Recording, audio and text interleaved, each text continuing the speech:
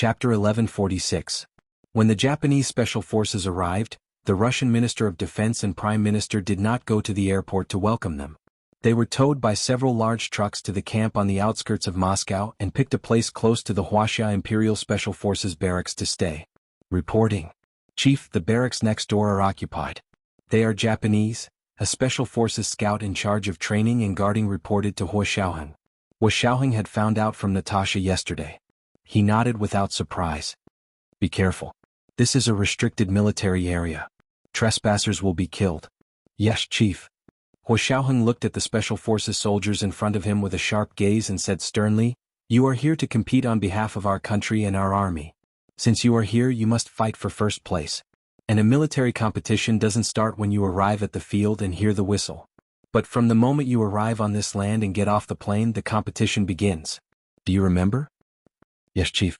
The Special Forces soldier's voice was so loud that even the camp next door could hear it. However, the Japanese soldiers were quiet as if there was no one there. After Hua Xiaoheng finished lecturing them, he walked to a small building in the barracks that was used as a sentry tower and observed the Japanese Special Forces. They didn't look very tall, with an average height of about 1.7 meters, but the expressions on their faces were still very sharp and vigilant. When they looked at people, their eyes flashed and they constantly looked around them to see if there was any situation.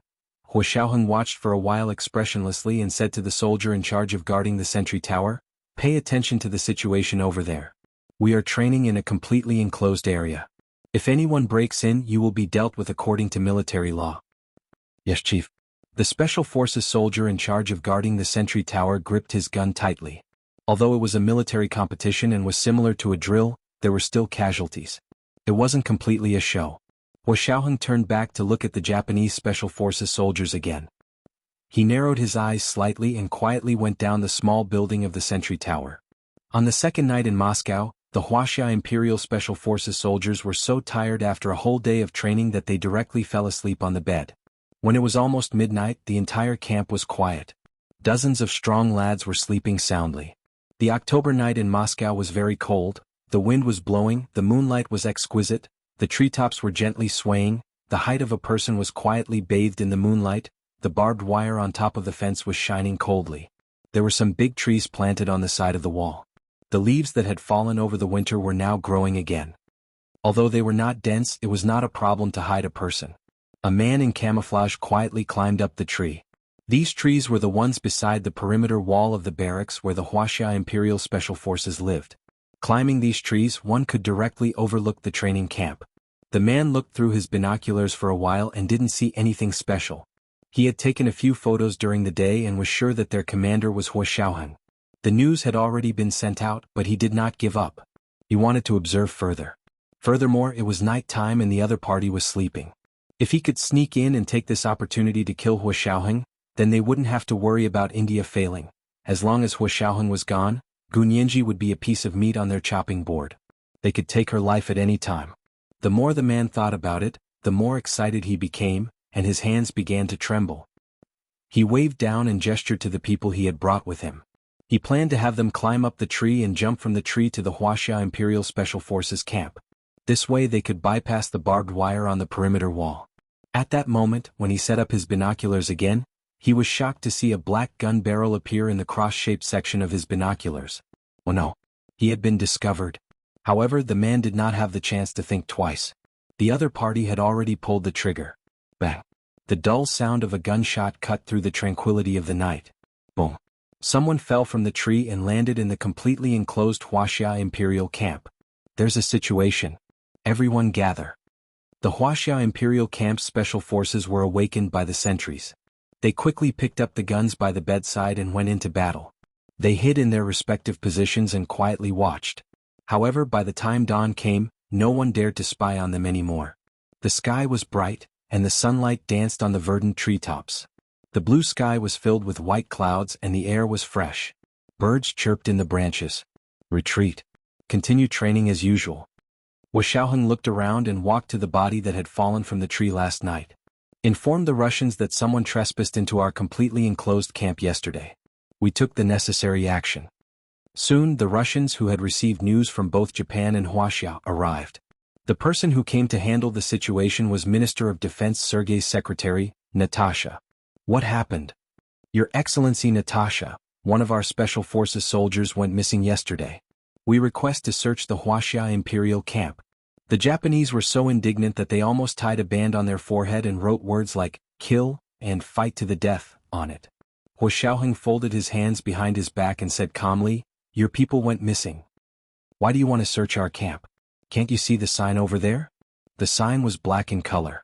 In addition to the words, completely enclosed training camp, military restricted zone written in Russian, Mandarin, and English, there was also a very eye-catching white skull drawn on it.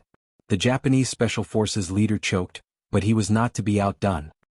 He waved his arms and said, but lives are at stake. The competition hasn't started yet. You can't detain our people. Detain? We never detain people who trespass into our completely enclosed training camp. Huo Xiaoheng looked up at the sky and said calmly, because people who trespass into our completely enclosed training camp are already dead. What did you say?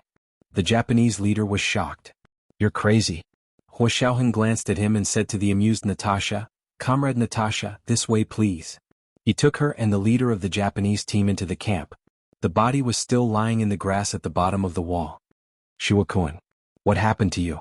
The Japanese leader saw his most elite soldier die in a foreign country. He rushed over and knelt in front of Huo Xiaoheng, crying his heart out. Huo Xiaoheng and Natasha looked at each other, speechless. Who killed him? The Japanese leader turned around and glared at Huo Xiaoheng. We're going to sue you. We're going to the International Military Court. Huo Xiaoheng curled his lips. The International Military Court only deals with war criminals who have committed heinous crimes, such as your Japanese Hideki Tojo. That's only one person dead. It's not enough to go to the International Military Court. You? The Japanese leader was so angry that his eyes were about to split open. He felt that the smile on Huo Xiaoheng's face was an eyesore. Natasha spoke up to be the peacemaker. It's a misunderstanding, a misunderstanding. I think it's all a misunderstanding. Casualties are inevitable during a military exercise. If it was a real competition, we'd accept it. But it hasn't even started yet, and they're trying to murder him. The Japanese leader pointed at Huo Xiaoheng angrily. Huo Xiaoheng spread his hands and drawled, I'm sorry, I didn't know it was the Japanese Special Forces. This is a completely sealed camp, a restricted military zone. Trespassers are killed without question. Our soldiers are only carrying out orders. If you want to blame someone, blame me. If Yin Shixiang or Zhao Liangzi were here, they would realize that Huo Xiaoheng's tone and expression were strangely similar to Gu Nianji's when she angered someone to death. How can you do this? You're doing this on purpose. The Japanese leader stomped his feet in anger and glared at Natasha. This isn't over. You have to give me an explanation. An explanation for what? Huo Xiaoheng spoke up to help Natasha out. Don't say that he trespassed into our completely sealed camp and deserved it. Even if it was a manslaughter, it's a friendly fire on the battlefield. It's a common thing in the U.S. military. They often kill and injure their own people and allies. If you have an opinion, go find out how the U.S. military handles friendly fire. Fires. Natasha suppressed her laughter and nodded. That's right. According to the international practice set by the Americans, friendly fire only needs a verbal apology. Huo Xiaoheng immediately followed. Sorry. Huo Xiaoheng immediately followed. Sorry. Here's the number and address of the crematorium. Natasha played her role as an all-around secretary and took care of the death, cremation, and burial. The Japanese leader could tell that the Russians were on the Wuxia Empire's side. He glared at Huo Xiaoheng and ordered the body of the Japanese Special Forces soldier to be taken away. The Japanese leader could tell that the Russians were on the Wuxia Empire's side. He glared at Huo Xiaoheng and ordered the body of the Japanese Special Forces soldier to be taken away. After they left, Huo Xiaoheng said to Natasha, Comrade Natasha, please help us inform all the participating special forces about this. The Wuxia Empire has always been a peace-loving people. I don't want to be friendly anymore. I don't want friendly fire anymore. Natasha's lips twitched. She was even more impressed by Huo Xiaoheng's ability to lie through his teeth. The Russians were at a disadvantage because of this. Although they usually fought if they didn't like it, they weren't good with words, so they were often suppressed by the Western public opinion. Okay, I'll inform all the participating teams. I hope you can have a quiet training camp. Natasha winked at Huo Xiaoheng. After that, all the participating teams knew that the Wuxia Empire's completely sealed camp was a true restricted military area. The Japanese Special Forces soldiers had already tried it and demonstrated it to everyone. No one dared to spy on the Wuxia Empire's Special Forces camp anymore. The next night, Xiaoheng lectured his soldiers for the last time. He said coldly, "There are only two ways to intimidate the opponent. One is to ask for money, and the other is to ask for their lives. We are soldiers. We can't ask for money from the other party, so we can only ask for their lives. You have to remember, kill the enemy if you can, and never show mercy." After the lecture, Xiaoheng returned to his barracks and began to pack his things. He wondered what Gu Nianji was doing in India at this time. Gu Nianji and Speaker Long arrived at the international airport in New Delhi, the capital of India, 2 days ago. The only person who came to greet them was the Speaker of the Federal House of Parliament of India, who was also the Vice President of India. However, everyone knew that the President and Vice President of India were just mascots, and the Prime Minister was the real power figure. However, Prime Minister Dimo was nowhere to be seen. The airport was also quiet. There was no honor guard to receive foreign VIPs, nor were there any domestic expatriates waiting. The corners of Gu Nianji's mouth twitched as she followed Speaker Long down the plane ladder. The Vice President of India greeted them with a smile, shook Speaker Long's hand and said, "I'm sorry, the Prime Minister of Japan is also visiting India today, but he is not coming to our capital. Instead, he is going to our Prime Minister's hometown, Gujarat. Our Prime Minister and the honor guard have gone to welcome them." It was the third watch. It was the third watch today. A reminder for everyone's monthly votes and recommendation votes. Yes, the third watch will be changed to 8 o'clock in the evening from now on. P.S. I've posted a small short play on Writer's Cambrian to test the waters. You can go take a look. Mwah. Chapter 1147. Gu Nianji didn't know how Speaker Long managed to cultivate his self-restraint, but he could still smile amiably after hearing such infuriating and perfunctory words. There was no one else like him. However, just because Speaker Long couldn't say it didn't mean that she couldn't.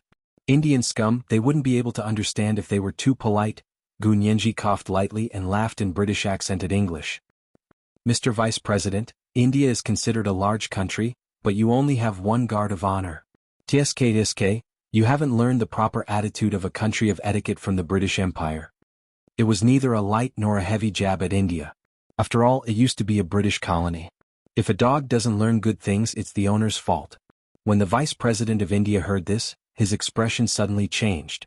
He said angrily, "Of course we have more than one guard of honor. Every state in India has its own guard of honor. The third strongest nation in the world is not just for show." "Is that so? So all of your honor guards went to Gujarat to receive the Japanese Prime Minister?" Gu Nianji asked with a smile and tilted her head. She looked eager to learn. "Of course not." The Vice President of India was confused by Gu Nianji's smile and blurted out, "No." After saying that, he realized what he had said. He laughed awkwardly and said, "But this time you came too quickly. We didn't have time to prepare." Haha. He was the one who invited him so urgently, and Speaker Long didn't want to embarrass him, so he agreed. In the end, he didn't expect the other party to turn the tables on him. Gu Nianji was about to explode. Speaker Long smiled and said, "Is that so? Since you don't have time to prepare, let's go back first. We will come again when you are ready." With that, Speaker Long turned around and returned to the cabin. This was the Wuxia Empire's private plane, so Speaker Long could leave whenever he wanted. The Indians couldn't do anything about it. The Vice President of India suddenly broke out in a sweat, knowing that he had gone too far. Originally, they only wanted to give the Wuxia Empire a show of strength and deliberately curry favor with the Japanese Prime Minister. In the end, the Wuxia Empire decided to cancel the visit. She didn't expect this old man to be so easy to talk to, but when he did things he was simply too unyielding. The Vice President of India quickly apologized. "It's my fault, my fault. The guards of honor will be here soon. We'll be there soon." Gu Nianji secretly gave Speaker Long a thumbs up in her heart. She followed him back to the cabin and quietly asked Speaker Long, "Are you really going back?" Speaker Long sat in the chair and closed his eyes. "You can't embarrass your family when you're away from home." It was said that Wuxia people cared about their reputation. In fact, if they didn't even have face, they wouldn't have anything. No one would be able to keep their face after losing face in public. If there was, then it must be a lie. Gu Nianji was even more impressed by Speaker Long. "Then what should we do?" The Vice President said to prepare a guard of honor.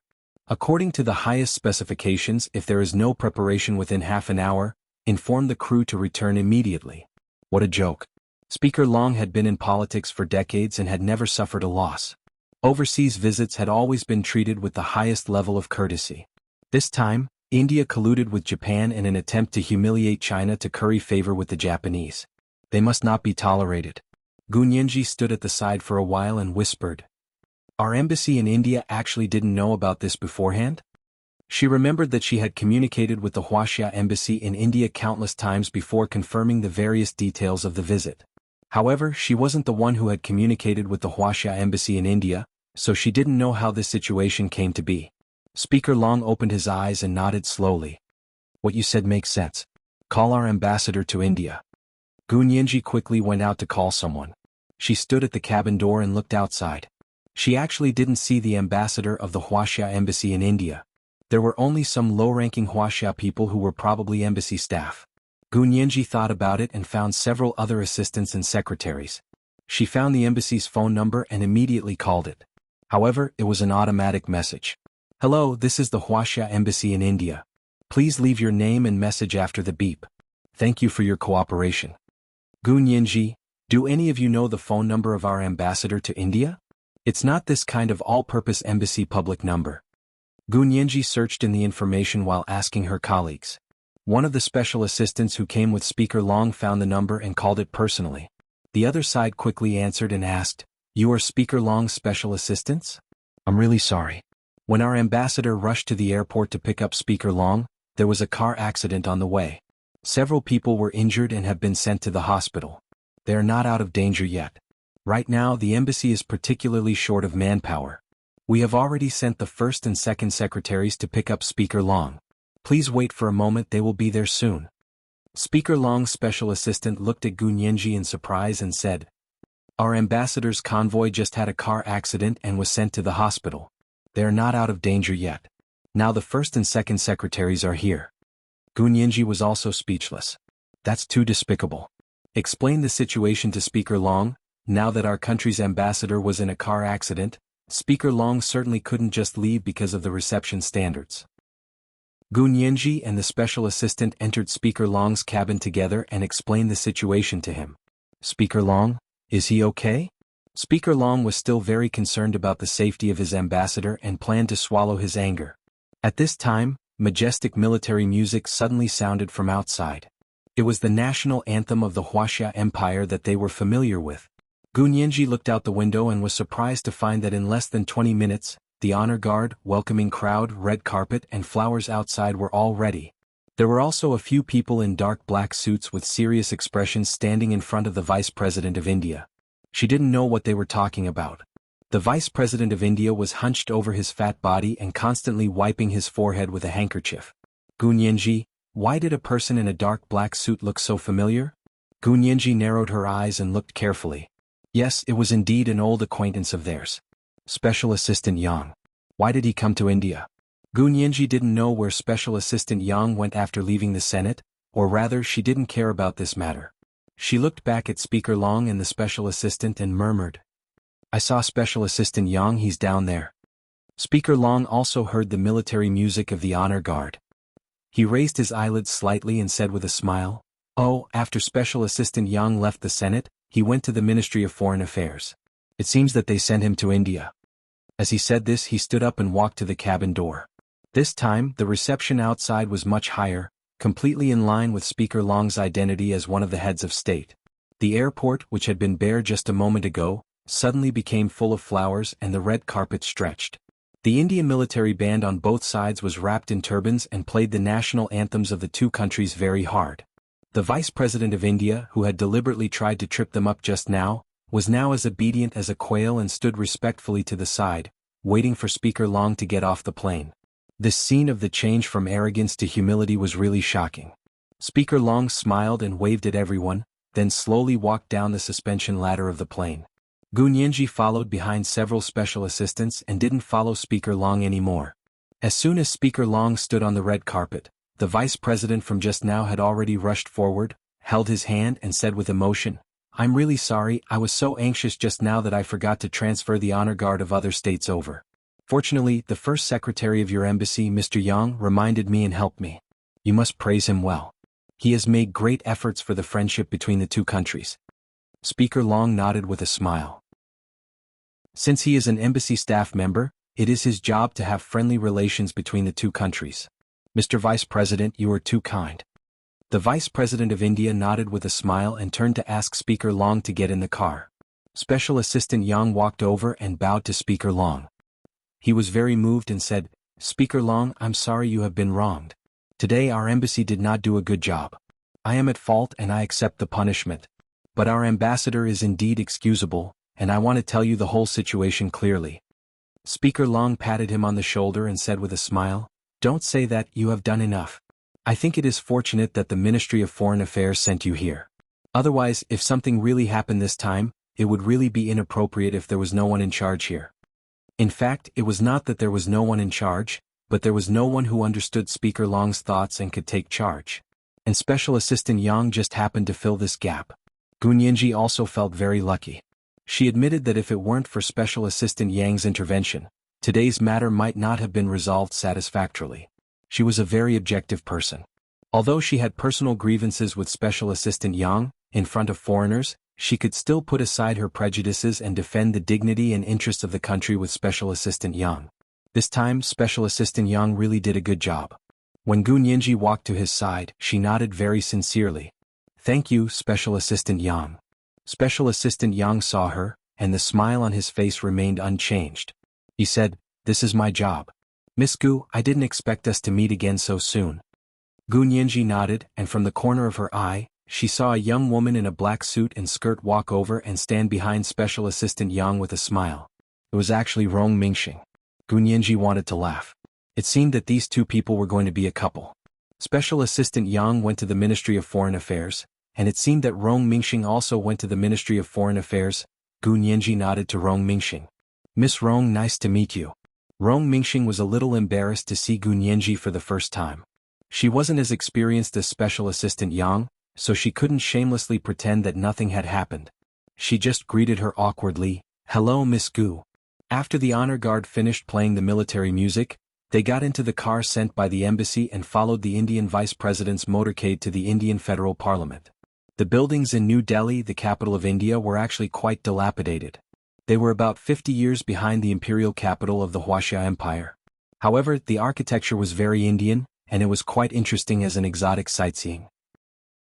There were also some huge billboards and big screens along the way. Without exception, they were all playing the welcoming ceremony of Japanese Prime Minister Baisan visiting Indian Prime Minister Dimo's hometown, Gujarat. It was indeed much livelier over there. The variety of sideshows that stretched for 8 kilometers was an eye-opener for Gunyanji. Rong Mingxing sat next to Gunyanji.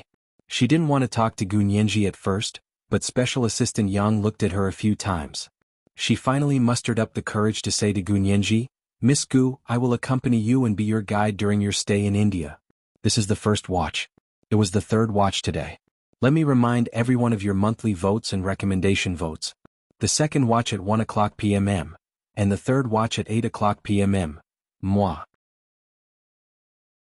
Chapter 1148. Gunyanji had been looking at the scenery outside the car window and was shocked by Rong Mingxing's sudden words. She looked back at Rong Mingxing a few times before smiling and saying, Thank you Miss Rong, but there's no need. I will follow Senior Speaker Long from here. Wherever Senior Speaker Long goes I will follow. I don't need an escort or a guide. She still had to be Speaker Long's companion and guide, so how could she have the time to waste on others? Rong Mingxing, on the other hand, felt relieved and took the time to pout at Special Assistant Yang. She thought to herself, Great, I don't want to accompany you anyway. She was the one who had tried to trip Gunyanji up and had been rebuked by Gunyanji on the spot. Even now, she was still angry and couldn't pretend that nothing had happened. Special Assistant Yang smiled and said to Gunyanji, Miss Gu, it wasn't easy for you to come to India, so you should at least see the scenery here. Let Xiao Rong accompany you. She's the only woman in the embassy, and the others are all men. If you need anything, it's more convenient to ask her. Gunyanji raised an eyebrow and glanced at Rong Mingxing. How long has Miss Rong been in New Delhi, India? Rong Mingxing paused, his eyes wandering, and said awkwardly, Not long. How long is not long? Gunyanji's expression calmed down, and her cold gaze shifted to Special Assistant Yang. Special Assistant Yang, how long have you been in India? Special Assistant Yang chuckled and said, I've been here for a week or two and Xiao Rong has been here for a week. You guys are also new here. How can I ask you to be my guide? Gu Nianji spread her hands, a hint of mockery on her lips. Besides, I'm accompanying Speaker Long to work, not on a public holiday. Special Assistant Yang, I appreciate your kindness but I really don't need it. Gu Nianji's eyes drifted over the celebrity's face, and the contempt and disdain in her eyes were undisguised. Rong Mingxing's face turned red. She couldn't stand it anymore. She turned her head abruptly and looked at the street on the other side, lost in thought. Special Assistant Yang finally smiled and shook his head. Nice to meet you, Nianji. Fortunately, we weren't in the same car as Speaker Long. If Speaker Long hears you talk about me and Xiao Rong like that, you're not giving us a way out. As the saying goes, cutting off one's path to wealth is like killing one's parents. Gu Nianji would feel bad if she caused more trouble and caused Special Assistant Yang to lose his job at the Ministry of Foreign Affairs. Therefore, as soon as Special Assistant Yang said that, Gu Nianji stopped talking and smiled faintly as she looked out the window. Speaker Long followed the Vice President of India to the Indian Federal Parliament building. Today he was going to issue a joint statement with the Vice President of India here. After getting out of the car, Gu Nianji, another special assistant, and a simultaneous interpreter followed Speaker Long. When Speaker Long went on stage to give a speech, Gu Nianji and his special assistant stood behind him at the same time. If it weren't for the fact that Gu Nianji looked so delicate and pretty, and the special assistant looked so refined, everyone would have suspected that they were Wuxia Imperial Security personnel. In fact, one was a legal consultant, and the other was an all-around assistant. The real security personnel were all hidden in the crowd. Very few of them appeared in public. After the joint statement was released, Gu Nianji looked at her schedule for the next few days. This included talks with Indian Prime Minister Dimo, talks with India's upper and lower houses of parliament, visits to public hospitals, schools, shopping malls and residential areas in New Delhi, the capital of India, and visits to India's historical sites, especially India's most famous Taj Mahal. Everything else was fine, but when she saw the Taj Mahal, her heart skipped a beat. She had wanted to pay for this place to see it herself. So was she really going to travel at public expense? Gu Nianji was a little uncomfortable, but the temptation of the Taj Mahal was too great. Ever since Reinitz had given her the note and she had seen the poem about the Taj Mahal, she had searched for a lot of information about the Taj Mahal on the internet. She had even hacked into a website for academic works related to the Taj Mahal. After reading so much information, Gu Nianji felt that she probably knew more about the Taj Mahal than the tour guide. Rong Mingxing said she would be her escort and guide? People don't know how big their faces are. The corners of Gu Nianji's mouth twitched. She put the itinerary in the calendar on her phone and added a reminder so that she wouldn't be flustered. According to the itinerary, she was supposed to have a meeting with Indian Prime Minister Dimo in the afternoon. However, the Vice President of India told Speaker Long apologetically, "I just received news that our Prime Minister is very busy these days. The meeting with you will probably have to be postponed." Very busy? Speaker Long said slowly and nodded. Gu Nianji fiddled with the remote control in her hand. She had just heard from a female staff member of the Indian Federal Parliament that the reason why Indian Prime Minister Dimo went back on his word and changed the previously agreed itinerary was to specially receive the Japanese Prime Minister. Gu Nianji couldn't help but ask the female staff member of the Indian Parliament in a gorgeous sari. "Since your Prime Minister invited the Japanese Prime Minister to visit India, why did you suddenly invite us at this time?" Look, because both sides were visiting at the same time, India was flustered. They didn't even know how to set off fireworks and there was no extra guard of honor. Of course, a prime minister couldn't appear in two places at the same time. So, the Wuxia Empire had to suffer. The female staff member blinked her big eyes and said with admiration, "We didn't invite the Japanese Prime Minister. The Japanese Prime Minister requested to visit us because our Prime Minister Dimo is so good. He is loved by all the heads of state and people on the blue planet." Gu Nianji, that Prime Minister Dimo really had a lot of fans. Gu Nianji really wanted to shake this young and beautiful Indian girl awake. She could be a fan of anyone, but why did she have to be a fan of the gray-haired Prime Minister? Of course, Gu Nianji didn't dare say these words out loud. The words that came out of her mouth were always like this. "So when the Japanese Prime Minister suddenly asked to visit you, you agreed and even forgot that you invited our leader, Speaker Long? Am I too picky or are you guys illogical?" Gu Nianji was merciful with her words and didn't say that they were brainless. The Indian girl was teary-eyed by her words. She covered her mouth with her hands and her big eyes were covered with heavy eyeshadow, just like panda makeup. It's our fault. The female staff member finally managed to say something, then ran out of the banquet hall.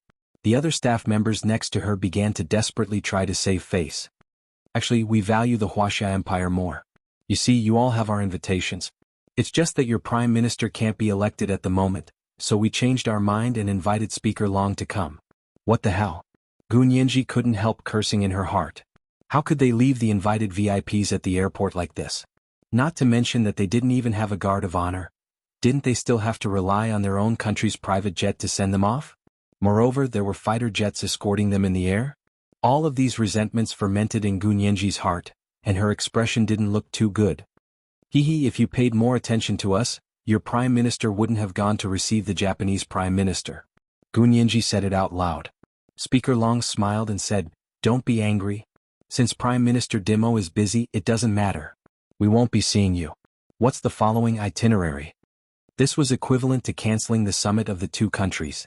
The Vice President of India felt that his vocabulary was not enough to persuade them. He had to desperately call their Prime Minister and ask him to hurry back to New Delhi. However, Prime Minister Dimo, who was known as the Light of India, turned a deaf ear to it. He peacefully entertained the Japanese Prime Minister Baisan in his hometown of Gujarat. The Vice President of India had no choice but to discuss with Gun Yanji.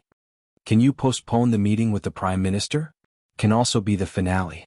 Gun Yanji remembered Speaker Long's words and smiled as she waved her hand. "There's no need to trouble yourself, no need to trouble yourself. Just let your Prime Minister and the Japanese Prime Minister get intimate. Don't worry about us. After all, it was the Senate who invited our Speaker Long, not the Prime Minister." "Ah, thank you." After the Vice President laughed a few times, he found a greaser and ran out to make the call himself. When Prime Minister Dimo heard that the Wuxia Empire actually wanted to cancel the meeting with him, his face showed a very confident expression. He said, "Don't be fooled by them. They just want to raise their status. India's national strength is comparable to theirs, so why should we be afraid of them? Don't pay attention to them. When my work here is done, I will return to New Delhi and talk to them." "Okay, Prime Minister." The Vice President looked at his phone and knew that there was no other way. On the first day in India, Gun Yanji followed Speaker Long from the airport to the federal parliament and had a full day of meetings with the members of the parliament. When they returned to the five-star hotel where they were staying, Gun Yanji was about to faint from exhaustion. But she couldn't sleep for the time being. She had to familiarize herself with the information, and she would visit the public hospital here with Speaker Long tomorrow. In the Wuxia embassy, Special Assistant Yang was instructing Rong Mingxing. "Little Rong, do you have the heart to watch Gun Yanji grow in the Senate and rise like a rocket in the future?" Rong Mingxing snorted. "So what? He has the ability. We're willing to admit defeat." "Admit defeat?" "Ah." Executive Assistant Yang laughed. "There's no such thing as admitting defeat in my dictionary." "What else can we do if we don't admit defeat?" Rong Mingxing's eyes widened. "Are we supposed to kill her?" "Of course you don't have to kill her, but don't you want to see her live a life worse than death?" Special Assistant Yang's voice was very soft, but the expression on his face was very stubborn. Rong Mingxing hesitated for a moment. You don't have to do that, right? We were the ones who wronged her in the past. Now that it's all in the past and she's willing to let bygones be bygones, let's just forget it." She really didn't want to deal with Gun Yanji anymore. It felt like she was asking to be humiliated. Special Assistant Yang pursed his lips and immediately changed the way he put it. "Actually, I was just joking. After all, both of us were defeated by her at the same time. I'm not happy about it. This is the second watch. It was the third watch today. Let me remind everyone of your monthly votes and recommendation votes. 8 o'clock in the evening. Mwah." Chapter 1149. Rong Mingxing bit her lower lip. That's right, who wouldn't feel indignant? She had worked so hard to get into the best university in the Wuxia Empire and studied a good major, but in the end, it was difficult for her to find a job. She wanted to stay in the imperial capital, but she didn't have a residence in the imperial capital. She couldn't even send her resume to the places she wanted to go. She almost couldn't get into the government jobs that allowed her to settle her household registration. It was all because of Gun Yanji that she couldn't get along with. His heart was definitely unbalanced. Why could she have a smooth-sailing life? Just because she had a powerful backer? She raised her head and quickly glanced at Special Assistant Yang, thinking that he was also her backer. But it didn't seem very impressive. Special Assistant Yang saw that Rong Mingxing's eyes were flickering and the expression on her face was unpredictable. She folded her arms and said with a smile, "I'm just saying, don't take it to heart. Anyway, I just don't like her. I just want to see her suffer and calm down. I won't really make things difficult for her. They were all from the same country, so why should they let outsiders laugh at them? Don't you agree?" Rong Mingxing nodded repeatedly. Yes, that's what I think. Xiao Rong is really a good person." Executive Assistant Yang stopped smiling and looked at her blankly for a while. He patted her head and got up to leave. He had been gone for a long time, but Rong Mingxing could still feel the warmth of his hand on the top of her head. When she woke up the next morning, she felt sticky and sweaty. The room was as hot as a steamer. It was only April, why was it so hot? Gu Nianji got up and looked at the temperature controller on the wall.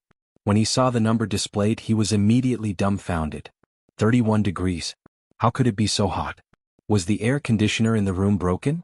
This was a 5-star hotel. Gu Nianji walked into the bathroom and pressed the switch on the wall. There was no response. That's more like it. It should be a power outage. She had done a lot of research on India before coming here, so she knew that power outages were one of the normal things in India. Whether it was in the countryside or in the big cities, there was always a shortage of electricity when it was time to use it. However, she remembered that the information stated that these large hotels and large organizations would have their own generators. Maybe the engine of this hotel was also broken? Gu Nianji wiped the sweat from her forehead and wanted to take a cold shower. There was no hot water at all. Fortunately, the weather was hot, so it didn't matter if he didn't have to bathe in hot water. Gu Nianji turned on the cold water and tested the temperature with her hand. It was quite warm. She took a quick shower and came out of the bathroom drying her hair with a large towel. Without electricity, she couldn't even use a hairdryer. But the room was so hot, and his hair would probably dry after sitting for a while. But after sitting for a while, his hair was dry, but his body was drenched in sweat. Gu Nianji gritted her teeth and went to the bathroom to wipe herself with cold water. Only then did she feel much better. Just as he finished cleaning up, he received a call.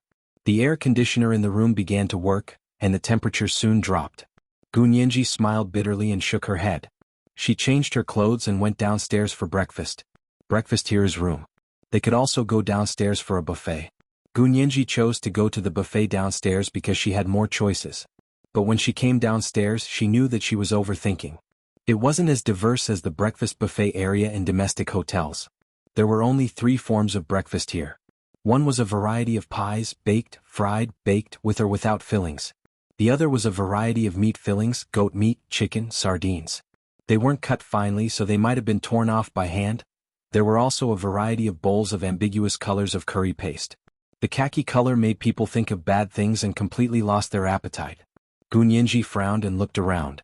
Finally, she took the smallest piece of pie with fillings, a cup of authentic Indian-style tea and a bottle of milk. She sat in the corner to eat. She only took 1 bite before giving up in pain. The taste wasn't bad, but it wasn't to Gu Nianji's taste. Leaving a small tip on the table, Gu Nianji left the breakfast buffet area and wondered if she should go out and find a Chinese restaurant to eat.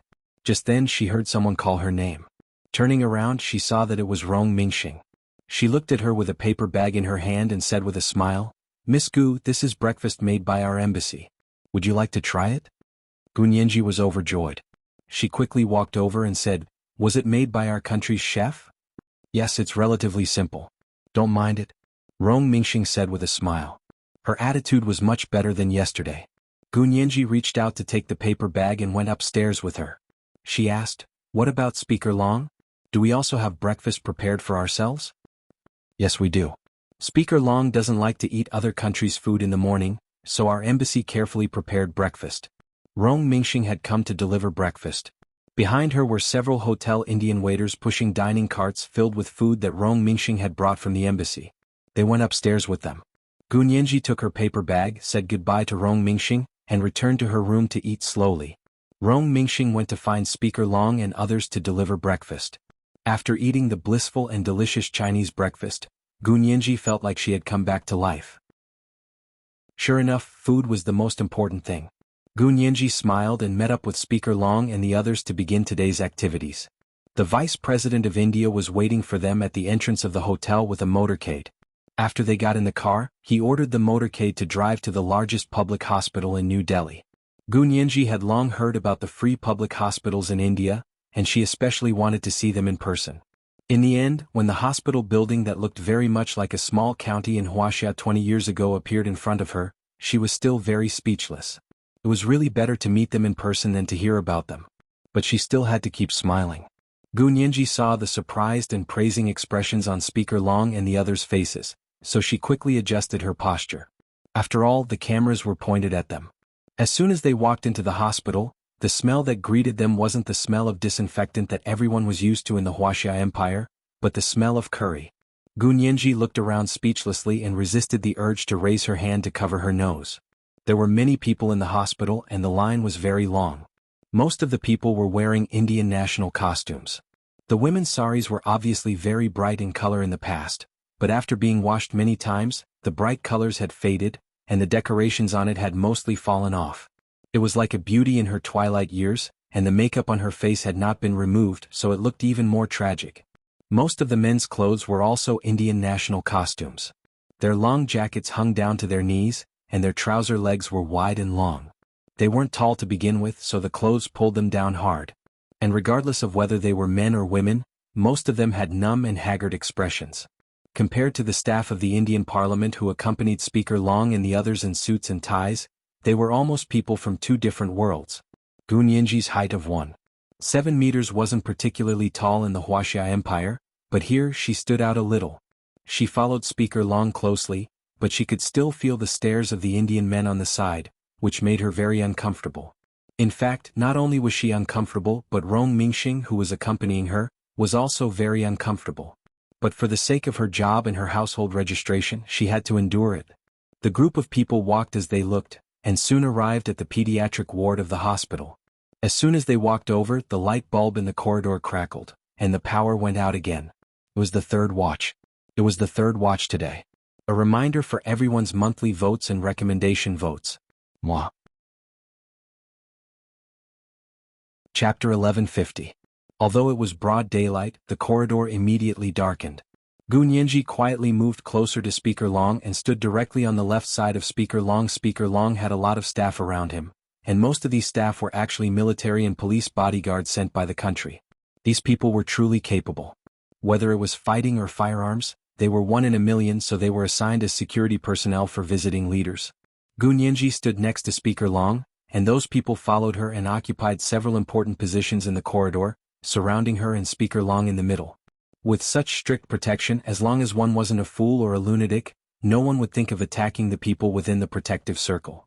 Because the ambassador, consul, and other key personnel of the embassy in India had a car accident, the only embassy staff accompanying Speaker Long this time were Special Assistant Yang and a few of his assistants. However, because he wasn't an ambassador-level person, he wasn't qualified to follow Speaker Long closely. Therefore, even he was excluded from the protection circle. Speaker Long also took good care of Gu Nianji. He reached out his arm to support her and whispered, "You stay by my side and don't go anywhere." Gu Nianji nodded. Of course, she knew that this time it wouldn't be peaceful, but just because it wouldn't be peaceful, she had to hide at home and not go anywhere? Ah, what a shameless person. She knew that as long as she stayed close to Speaker Long, she would be safe. Sure enough, when she and Speaker Long were firmly protected, several people who were about to squeeze in her direction quietly retreated. In a hidden place on the opposite building, several snipers found that no matter how they aimed, they couldn't circle Gu Nianji's head into their crosshairs. Gu Nianji didn't know that someone was aiming at her, but after following Hua Xiaoheng for many years, she roughly understood where to stand in order to avoid the sniper rifle's crosshairs when the situation was chaotic. For her, this wasn't a matter of improvisation, but a matter of common sense. The Vice President of India didn't expect that they would encounter a power outage while visiting the hospital. He couldn't help but feel very embarrassed and yelled at his entourage, "What's going on? There's a power outage. Is there no backup power here? The hospital should have backup power, which should be a necessity, right?" The entourage immediately said, "I'll call and ask." Not long after the call was made, the sound of hurried footsteps came from behind. They looked back and saw medical staff dressed in white rushing over. Someone shouted, "Make way for the people in front. Something had happened in the pediatrics ward. Please make way for us so that we can pass." Speaker Long and the others quickly moved to a spot against the wall and watched as the group of medics in white ran past them. Gu Nianji pulled Speaker Long to stand against the inner wall and deliberately avoided the outer wall. because she knew that the outer wall was not as safe as the inner wall. She didn't know how thick the walls of the hospital were, but she knew that if she stood close to the outer wall, an AMR could definitely blow up her head through the wall. Gun Yanji's judgment was very accurate. The sniper hiding on the opposite high floor tried several times and found that the target was getting further and further away from the outer wall. In the end, he simply walked to the other side of the inner wall. On the other side of the wall, there were many other unimportant people standing between them and their target. In this case, unless they used missiles to destroy the entire floor, they wouldn't be able to touch the target. The AMR couldn't be used at this time at all. Time passed minute by minute. It was impossible for the floor to be without power forever, and their people couldn't lead the target into a place where the sniper rifle could aim. Just when the power of the hospital building was finally restored, there was also a low order. Pull back. Withdraw. The snipers finally received the order to retreat. They hurriedly put away their sniper rifles and quickly evacuated from the opposite floor. Gun Yanji blinked. The power was back and the corridor was bright. Everyone almost cheered. The Vice President of India walked over with a big belly and said proudly, "Our power system is very efficient. You see, it only took 15 minutes for the power to be restored." Speaker Long nodded politely. "It's really good. But is there an operating room here? Is there a backup power supply in the operating room?" "There should be, right? How could there be no backup power supply in the operating room?" The Vice President of India said with a smile and walked forward with Speaker Long. At this moment, the doors in front of them were suddenly pushed open, and the medical staff who had rushed in just now walked out. Their expressions were very ugly. Speaker Long, the Vice President of India's expression also didn't look good. "What's wrong with you? This is the visiting Speaker of the Wuxia Empire's upper house of parliament. He came specially to see your superb medical skills." The faces of the medical staff turned red. The doctor-like man standing at the front said dejectedly, "Mr. Vice President, because of the power outage just now, there was a problem with the oxygen supply in several pediatric intensive care units." "There was a problem?" The Vice President of India frowned. "If there was a problem, then solve the problem. What's the use of telling me?" Speaker Long chuckled, turned around and said, "Let's stop here for today. Let's go somewhere else to see." It was obvious that there was a medical accident, and Speaker Long didn't want to get involved in the muddy waters of other countries. He had planned to take the opportunity to see the ambassador and embassy staff injured in the car accident, but now he had to change his mind. As a result, they hadn't walked far when they heard the doctor-like man say sadly, "We just found that 46 critically ill babies have died because of lack of oxygen." Gun Yanji shivered and didn't dare to look back. She followed Speaker Long even faster. The Vice President of India didn't expect to encounter this kind of thing, and immediately said, "Hurry up and call your director to deal with this matter. We still have distinguished guests to accompany, so we will leave now." After leaving the public hospital, the Vice President of India caught up with them and didn't mention what happened in the hospital. He took them to the public school. The public school in New Delhi, the capital of India, should already have the best facilities for them to visit, right? But when she saw the school building with grey walls, the garbage everywhere on the playground, and the children running around in dirty Indian costumes, Gun Yanji's impression of India was even lower in her heart. However, Speaker Long didn't look down on them at all. He patiently chatted with these children, gave them stationery and books produced by the Wuxia Empire, and finally took photos with the teachers and students here. Because Gun Yanji had been following Speaker Long closely, she also stood next to Speaker Long and took a photo with the teachers and students of this public primary school in India. Special Assistant Yang stood outside with the embassy staff to help them take photos. Rong Mingxing saw Gun Yanji's bright smile from the camera and sighed slightly in her heart. It seemed to be the first time the Vice President of India had come to this public school. The filth and mess here exceeded his imagination, and he couldn't help complaining to his entourage. "Why didn't you find a better school? How can such a school be presentable?" His entourage said awkwardly, "This is already the best public primary school in New Delhi, and other public schools are even worse." The Vice President glanced at him speechlessly. "Then take them to see a private school." They couldn't let these people from the Wuxia Empire look down on them. Soon after leaving the public school, they were taken to a middle school that was as clean as the top private schools in Europe and the United States. The school buildings here were snow white and were all tall European-style buildings. The lawns were green and the flower beds were scattered. The flowers in early summer were in full bloom, and bees surrounded and butterflies circled them. The boys and girls inside were all wearing British-style school uniforms. The boys were handsome and the girls were beautiful. From their appearance, they didn't look like typical Indians but more like white people. The Vice President of India said lightly, "We Indians are mainly of the Aryan race. We were originally white. As for those who are darker, most of them are Dravidians, not white people." Gunyenji raised an eyebrow and laughed, but didn't say anything. In fact, the Dravidians were the real ancient Indians.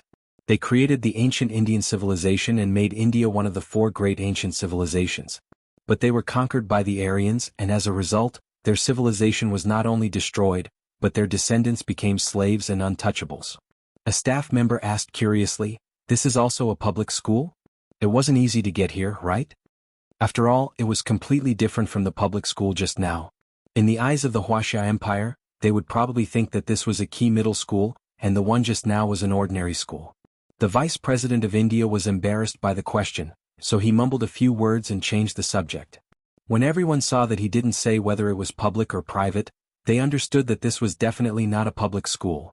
The Indian school staff had already rushed over at this time and accompanied the Vice President and Speaker Long here for the entire afternoon. When it was almost dark, the Vice President of India said goodbye to Speaker Long very apologetically. "Mr. Speaker, I am going to Gujarat to attend the state banquet held by the Prime Minister of Japan, so I can't accompany you for the time being. I will try my best to come back tomorrow morning and accompany you to continue the tour." Speaker Long's eyes narrowed slightly and he said calmly, "Please help yourself. We also have to visit the ambassador and staff of our country.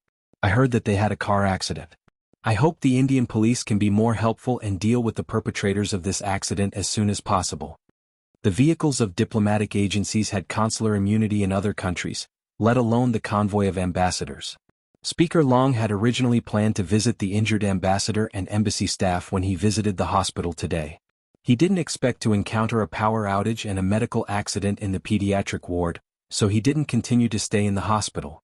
Now that he saw that India was obviously giving them the cold shoulder, Speaker Long's heart also softened. He planned to return home immediately after the embassy car accident was dealt with. The Vice President of India was stunned and quickly glanced at Special Assistant Yang. Special Assistant Yang quickly squeezed over and said to Speaker Long, "Speaker Long, I can take you to see the ambassador. I stayed with the ambassador last night and only left this morning." This was the first night watch. Today was the third night watch. Today was Monday and the recommendation ticket was particularly important. Remind everyone of the recommendation ticket. The second night watch at 1 o'clock in the afternoon and the third night watch at 8 o'clock in the evening. P.S. Thank you to Beth1211 for the 10,000 Chidian coins yesterday. P.S. India is third. This is what the Indian government itself believes. Our Wuxia Empire has a nickname called, "Specialize in Fighting the World's Third." Can you guys check what it means? Mwah. Chapter 1151. Well, you should do more work. Speaker Long nodded slightly and watched the Vice President of India leave. Special Assistant Yang had worked for Speaker Long for many years, so he was very familiar with Speaker Long's temperament and way of doing things. The only time he stumbled was when Gunyenji appeared. His disgust for this woman could no longer be described with words. But no matter how much he hated her in his heart, Special Assistant Yang didn't show it on his face. On the contrary, his attitude towards her was much better than when he was at home. He was courteous to her, even deferential. Gunyenji was originally angry with Special Assistant Yang and Rong Mingxing. But after staying in India for 2 days and understanding the conditions here, she still had some sympathy for them. From the bustling, advanced and developed imperial capital to the capital of India, New Delhi, which was 50 years behind the imperial capital, this was not a promotion but a banishment. Gunyenji calmed down when she saw the person who had harmed her suffer. She felt that she didn't have any irreconcilable hatred with them, so she didn't have to keep it in her heart. Therefore her attitude towards Rong Mingxing was much better. When she returned to the hotel for dinner that night, she no longer looked at Rong Mingxing with a straight face.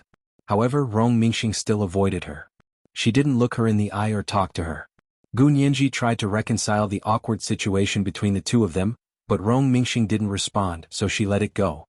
After dinner, Speaker Long took his people to the hospital to visit the ambassador and embassy staff who were injured in the car accident. Speaker Long, this way please.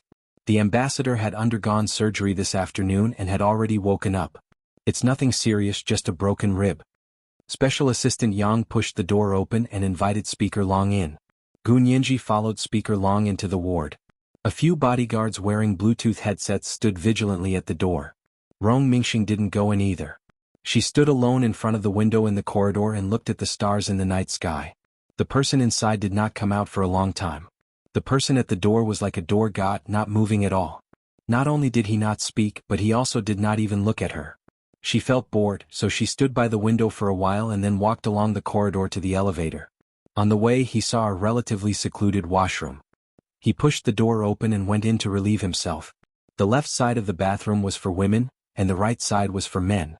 It was at the corner of the corridor in the elevator. If you didn't look carefully, you wouldn't be able to see that there was a bathroom here. She looked at herself in the mirror in the bathroom, put on some lipstick and turned to leave.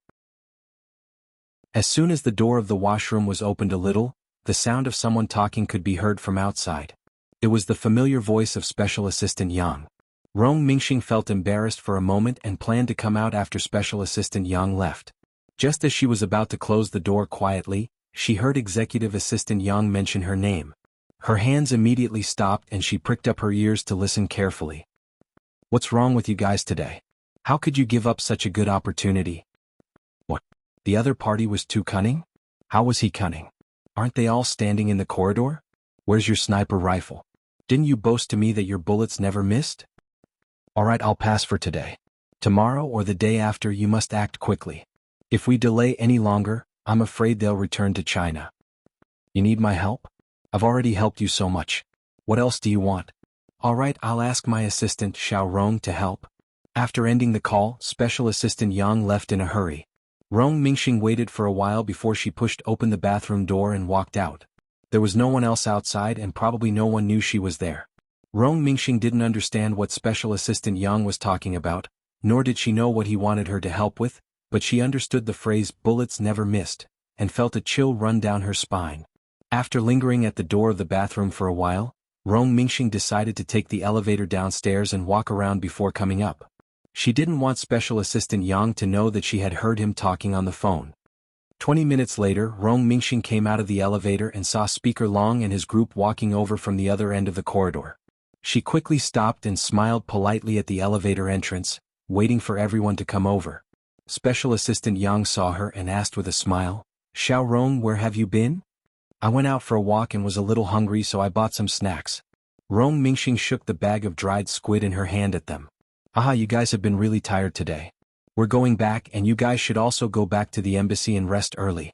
When the vice president comes over tomorrow morning, we'll talk to him about severely punishing the party responsible for the car accident." Speaker Long has never forgotten to seek justice for our embassy staff. Gu Nianji admired Speaker Long even more. She used to think that Speaker Long was pedantic, soft-hearted, and somewhat good-natured.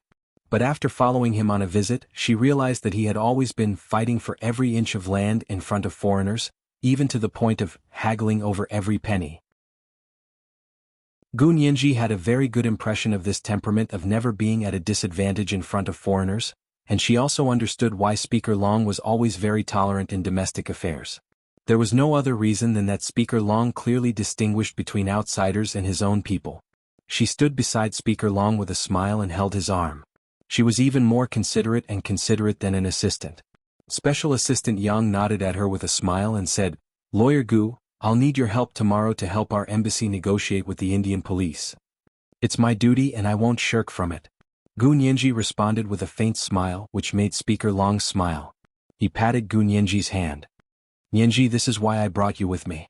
Although this girl was young, she was brave enough to take responsibility and was not afraid of making mistakes. As long as she was in the right, she dared to argue with anyone. This kind of courage to think and act was not something that ordinary people could have. Gu Nianji returned to the hotel, took out her laptop, and began to search for relevant laws in India. India's law was Anglo-American law, but in fact for this car accident, it was not so complicated. Because the party involved in the accident was the embassy's car, according to diplomatic practice and the principle of reciprocity, if it was our responsibility, then we could be exempted. If it was the other party's responsibility, then sorry, they must be severely punished. Gu Nianji had heard the whole story of the accident from her own people in the ward today.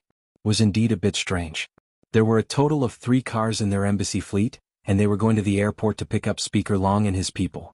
There was clearly a police officer on a motorcycle in front of them to clear the way. As a result, at a turning point, the police officer on the motorcycle took a wrong turn. At this time, a very sturdy Hummer SUV suddenly rushed out of a small narrow alley and directly overturned the ambassador's car in the middle. The car behind couldn't brake in time and rear-ended the car in front. The car in the front just happened to see a motorcycle with 5 or 6 people on it going the wrong way. In order to avoid it, our car hit the guardrail on the road, and the car also overturned and people were injured. Fortunately, no one was killed.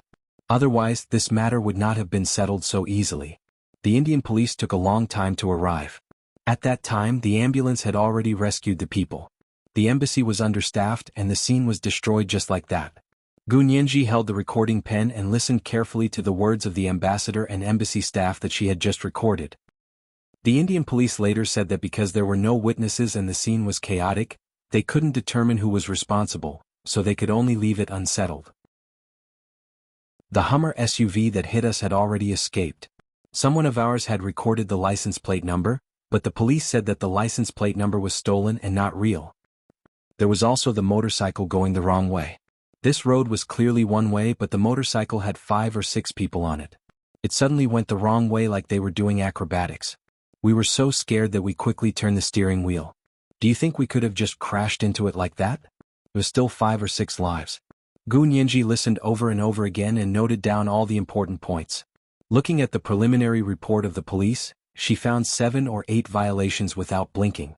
She had no interest in fighting a lawsuit in India, but she had to let the Indian police know that they could also speak with the law on their side, not just force them with diplomatic conventions.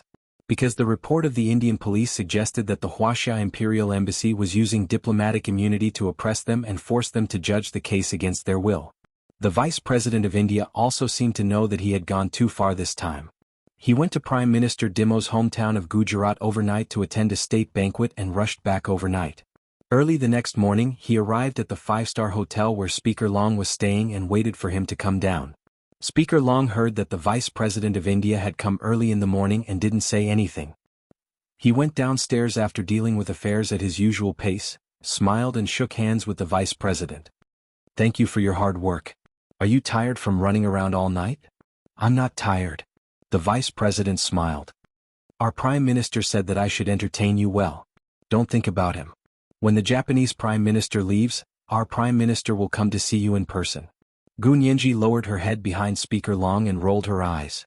According to Speaker Long's instructions, she coughed lightly, stood up and said, "Your Excellency, we have some questions about the New Delhi Police's handling of the embassy car accident. I wonder if we can go to the police station today and talk to the police about how many violations were in their report?" It was the second watch. Today was the third watch. Today was Monday and recommendation votes were particularly important. A reminder to everyone's recommendation votes. It was 8 o'clock in the evening. Moi. Chapter 1152. The Vice President of India was stunned. "You're going to the police station? But this isn't in our itinerary." He seemed to be blaming Gu Nianji for taking matters into her own hands and causing unnecessary trouble. Gu Nianji smiled and said, "But our ambassador got into a car accident, and it wasn't part of the itinerary. The Japanese Prime Minister's sudden visit to India wasn't part of the itinerary we agreed on. Are you blaming us for not receiving the Japanese Prime Minister?" The Indian Vice President's face changed. "How can you interfere in the internal affairs of our country?" "We have no intention of interfering with your country's internal affairs. I'm just stating the facts." Out of the corner of her eye, she quickly glanced at Speaker Long, wanting to know his reaction and opinion. Speaker Long's expression didn't change in the slightest, and he still looked at the Vice President with a smile. Gu Nianji relaxed. As long as Speaker Long didn't think what she did was wrong. She continued, "Should we take out the itinerary we agreed on and compare it? How many things have you done that aren't part of the itinerary?" Seeing that the Vice President of India's expression was becoming more and more unpleasant, Gu Nianji withdrew her request and no longer mentioned the matter of comparing the itinerary. She changed the subject and continued, "And we're not doing this for no reason. Even without the Japanese Prime Minister's visit to India, we must understand the progress of the car accident and seek justice for our embassy staff. They represent our country, and our country will not let them be harmed outside." Speaker Long nodded with satisfaction and said with a smile, "This is Lawyer Gu from the Senate. Her words are my will. Since even Speaker Long said so, the Vice President of India certainly couldn't refuse. He frowned and said, "Please wait a moment, I will go and arrange the itinerary for today." As he spoke, he hurriedly took out his phone and walked to the side to call the police station, asking them to arrange for someone to receive Speaker Long and his group. When they arrived at the police station in New Delhi, the capital of India, that handled the traffic accident at the Wuxia Imperial Embassy, Gunyinji and Speaker Long were invited to sit down in the conference room of the police station. Gunyinji clicked her tongue. The police station here is quite well built. The capital was 50 years behind the imperial capital of the Wuxia Empire, but the police department was only 20 years behind. Speaker Long nodded. It's all right. There's no harm without comparison. Gunyinji was flabbergasted. Speaker Long actually had such a venomous tongue. Seeing Gunyinji's eyes widen in shock, Speaker Long smiled and winked at her. What's wrong? Are you not used to it? Gunyinji quickly shook her head. No, you're fine like this. She liked people with sharp tongues.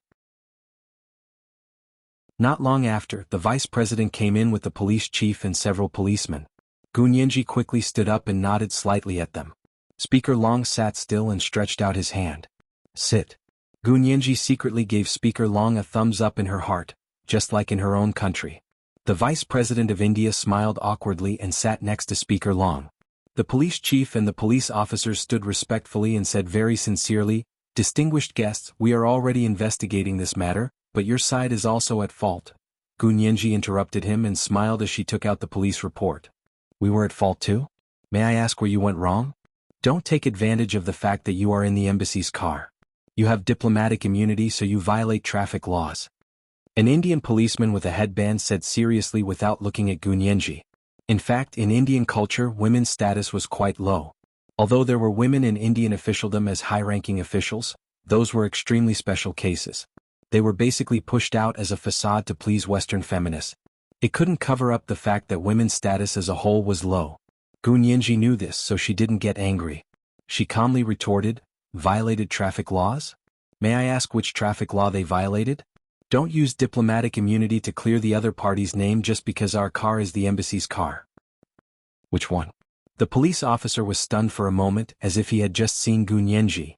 Which one? Isn't it written here? Can't you read? Gunyinji raised an eyebrow. It's because I can read that I can't understand your logic. Gunyinji flipped through the accident report. Look at this one. Our car was going straight on a one-way road and was hit by another car coming out of the fork. How did it become us not giving way? The car going straight has the right of other cars have to give way to it. Could it be that your traffic laws are unique? The Indian policeman. A straight one-way street? The other party asked, feeling a little panicked. That's right.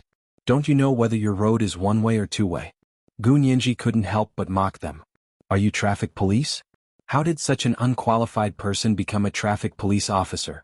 Also, where did the car that caused the accident escape to? Are you going to let it go just because the license plate is fake? Let alone the fact that the person injured inside is our ambassador, even if he's just an ordinary citizen, we won't let this go. But your car exceeded the speed limit. Another policeman saw that the situation was not good and spoke up for the former policeman. Speeding? Where's the evidence? Gunyinji was still smiling. Is there a speed detector recording? Are there any cameras? The Indian police looked at each other and a trace of panic flashed in their eyes. Gunyinji's heart skipped a beat. There really are cameras. Or was it recorded by the speed detector? Don't be so overbearing. We are saving face for you. The chief of the police station suddenly said fiercely, trying to gloss over the matter. Gunyinji stopped smiling and felt worse and worse. Even the country's ambassador would be slandered here. Who knew what other tricks they would play? This India was very unfriendly to the Wuxia Empire. In that case, there was no need to be polite to them. What do you mean? You have surveillance cameras that captured the car accident at the time? That's great. Hand it over immediately and use it as evidence in court. Gunyinji closed the accident handling report and said calmly, "We won't reason with you. Let's go to court." After saying that, she added, "If the Indian court is also unreasonable, we will go to the international court." Slandering the ambassador of another country is enough to be an international dispute. Speaker Long interjected appropriately, "If you really slander us, then we will withdraw the ambassador. Our people can't be humiliated in your country for no reason." At this point there was still a lawsuit. The Indian police couldn't handle it anymore. The chief of the police station wiped his sweat with his hand and stammered, "Please calm down. Calm down. It's just a simple traffic accident. There's no need to escalate it to court and international disputes, right?" He looked at his vice president eagerly. "Please help us say something." The vice president's eyelids twitched. "Why should I help you say something? You can't even handle a traffic accident. How are you the chief of the police station?" The situation had taken a sharp turn, and the Indian police really couldn't handle it anymore. After a moment of silence, they couldn't afford to damage diplomatic relations between the two countries. The chief of the police station finally said, "We will investigate again. Please calm down. The results will definitely satisfy you." "Wrong." Gu Nianji shook her finger. "You have to act according to the law. If it's our fault, we will definitely not cover it up and will bring them back to China to deal with it.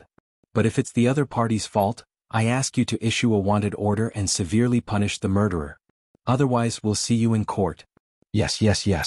We'll issue a wanted order right away." The chief of the police station was led by Gu Nianji and unknowingly led by the nose. The vice president of India was so angry that his nose was crooked, but he still had to maintain a smile. He was so angry. He glared at the police officers angrily. "Why aren't you going to work on the case? What are you waiting here for? All of you are like dumb geese." When Speaker Long and Gu Nianji came out of the police station, the police had already issued a wanted order to trace the car that caused the accident. Although they didn't expect India to really find the car, the other party's attitude had already been made clear. They couldn't continue to use this matter to smear their people. The law was only a means and politics was the reason.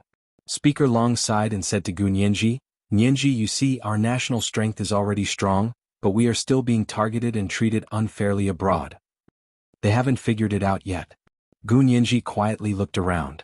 As long as we don't have the mentality of losing is taking advantage, their attitude will change. Simply put, they had to fight for what was right. Talking about morality and etiquette with foreigners was like playing the lute to a cow. These people believed that they should be stirred up even if they were unreasonable, let alone if they were reasonable.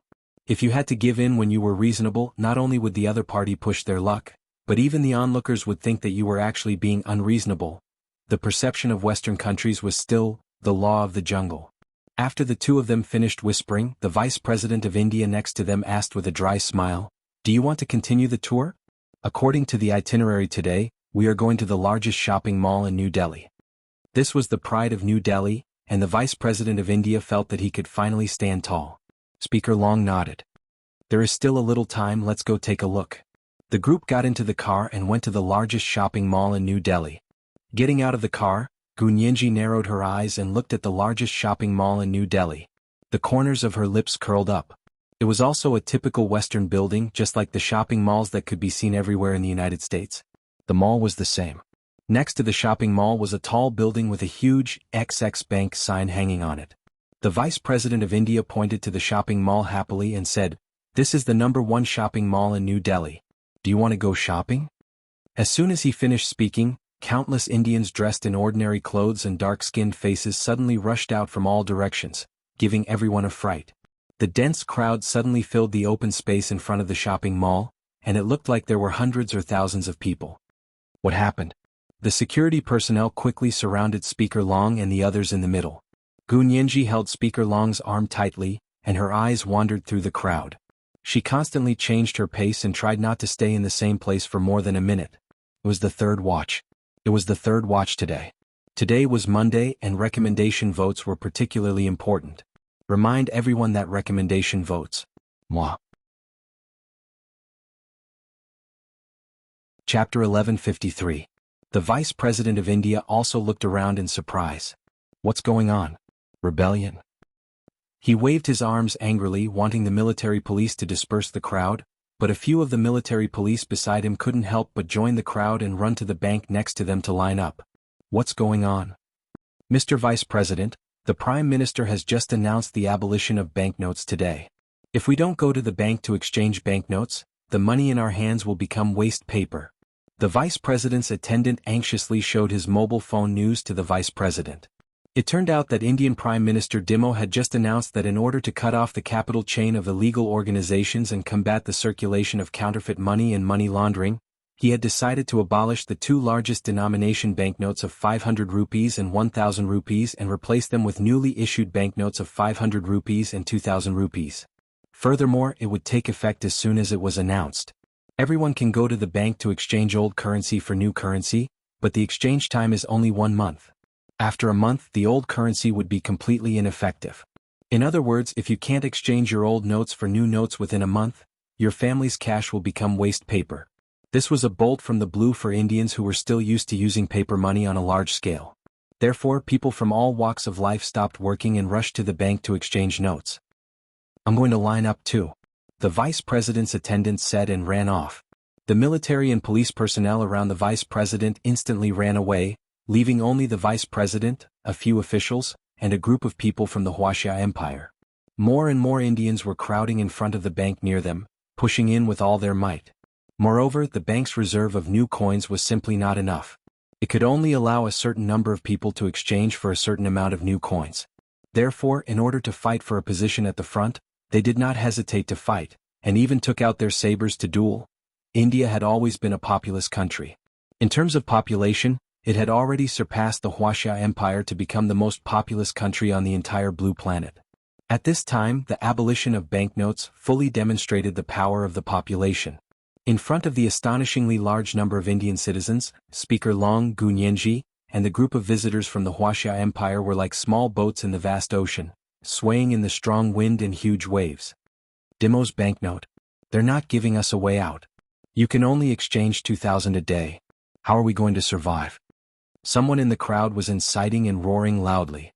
Soon, the people who had lost their rationality began to storm the bank. The bank was not to be trifled with. While they called the police, they sent their armed security guards out to maintain order. Someone suddenly picked up a brick and smashed it into the back of the head of one of the armed security guards. The man fell to the ground unconscious without a sound. His gun was snatched away in the chaos and someone fired a few shots into the air. Bang, bang, bang. The scene immediately became chaotic. "That's the vice president. Find him. Arrest him." "Yes. Grab him and ask Dimo. Why the F***ck did they abolish the banknotes?" A group of people suddenly found that the vice president of India was present and rushed to him while shouting, "Be careful." Speaker Long saw that the situation was not good and quickly asked his bodyguards to pull the Indian vice president. He couldn't just watch the vice president of India be killed by the angry crowd with bricks.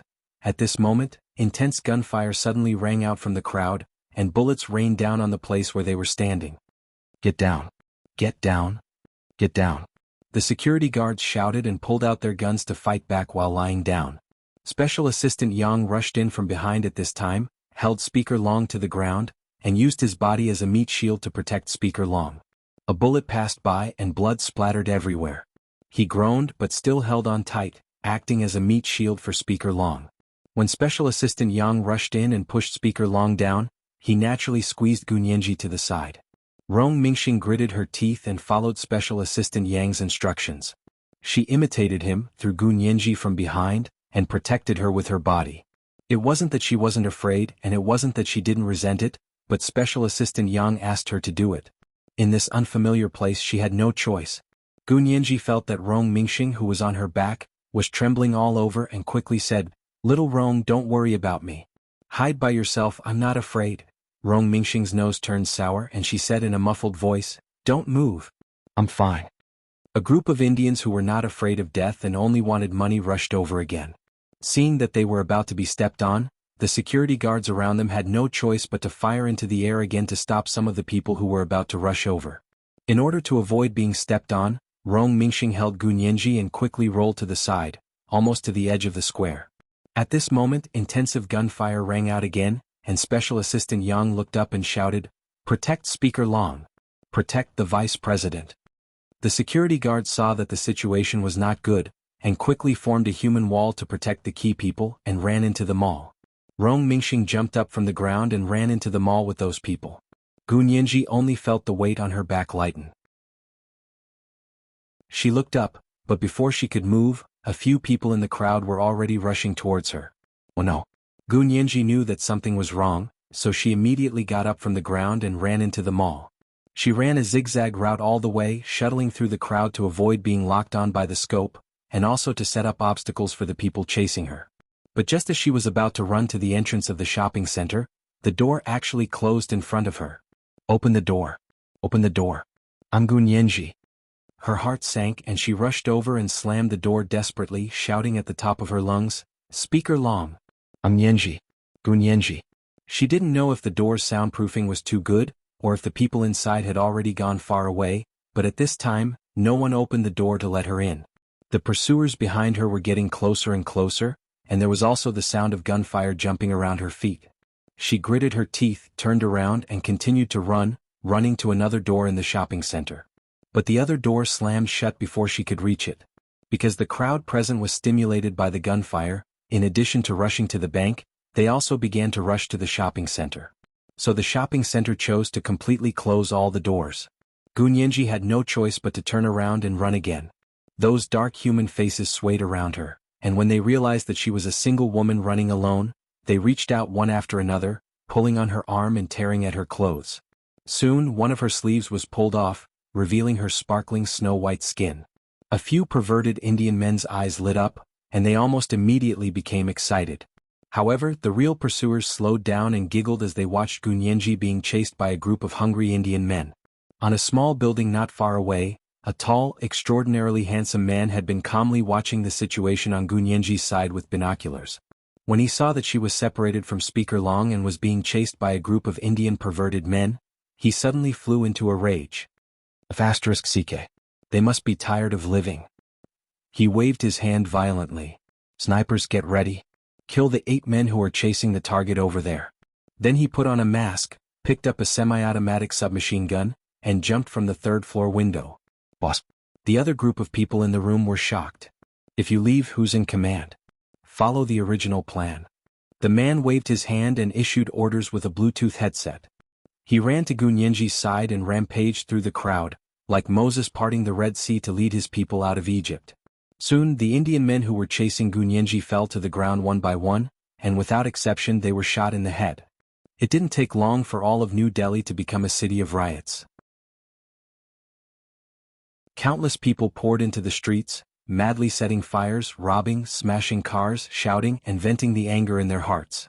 Thick black smoke curled up, burned cars and motorcycles blocked the road, and the streets were stained with blood. When Indian Prime Minister Dimo learned of the chaos in New Delhi, he immediately issued an order with an iron fist. The entire New Delhi would be cut off from power, internet, and communications. Until the riots ended and order was restored. Gunyenji ran aimlessly on the streets of New Delhi and was out of breath. When she was about to collapse to the ground, a hand reached out from the side and pulled her into an abandoned house. Gunyenji was so nervous that she was about to collapse. She thought it was another thug and she couldn't stop screaming.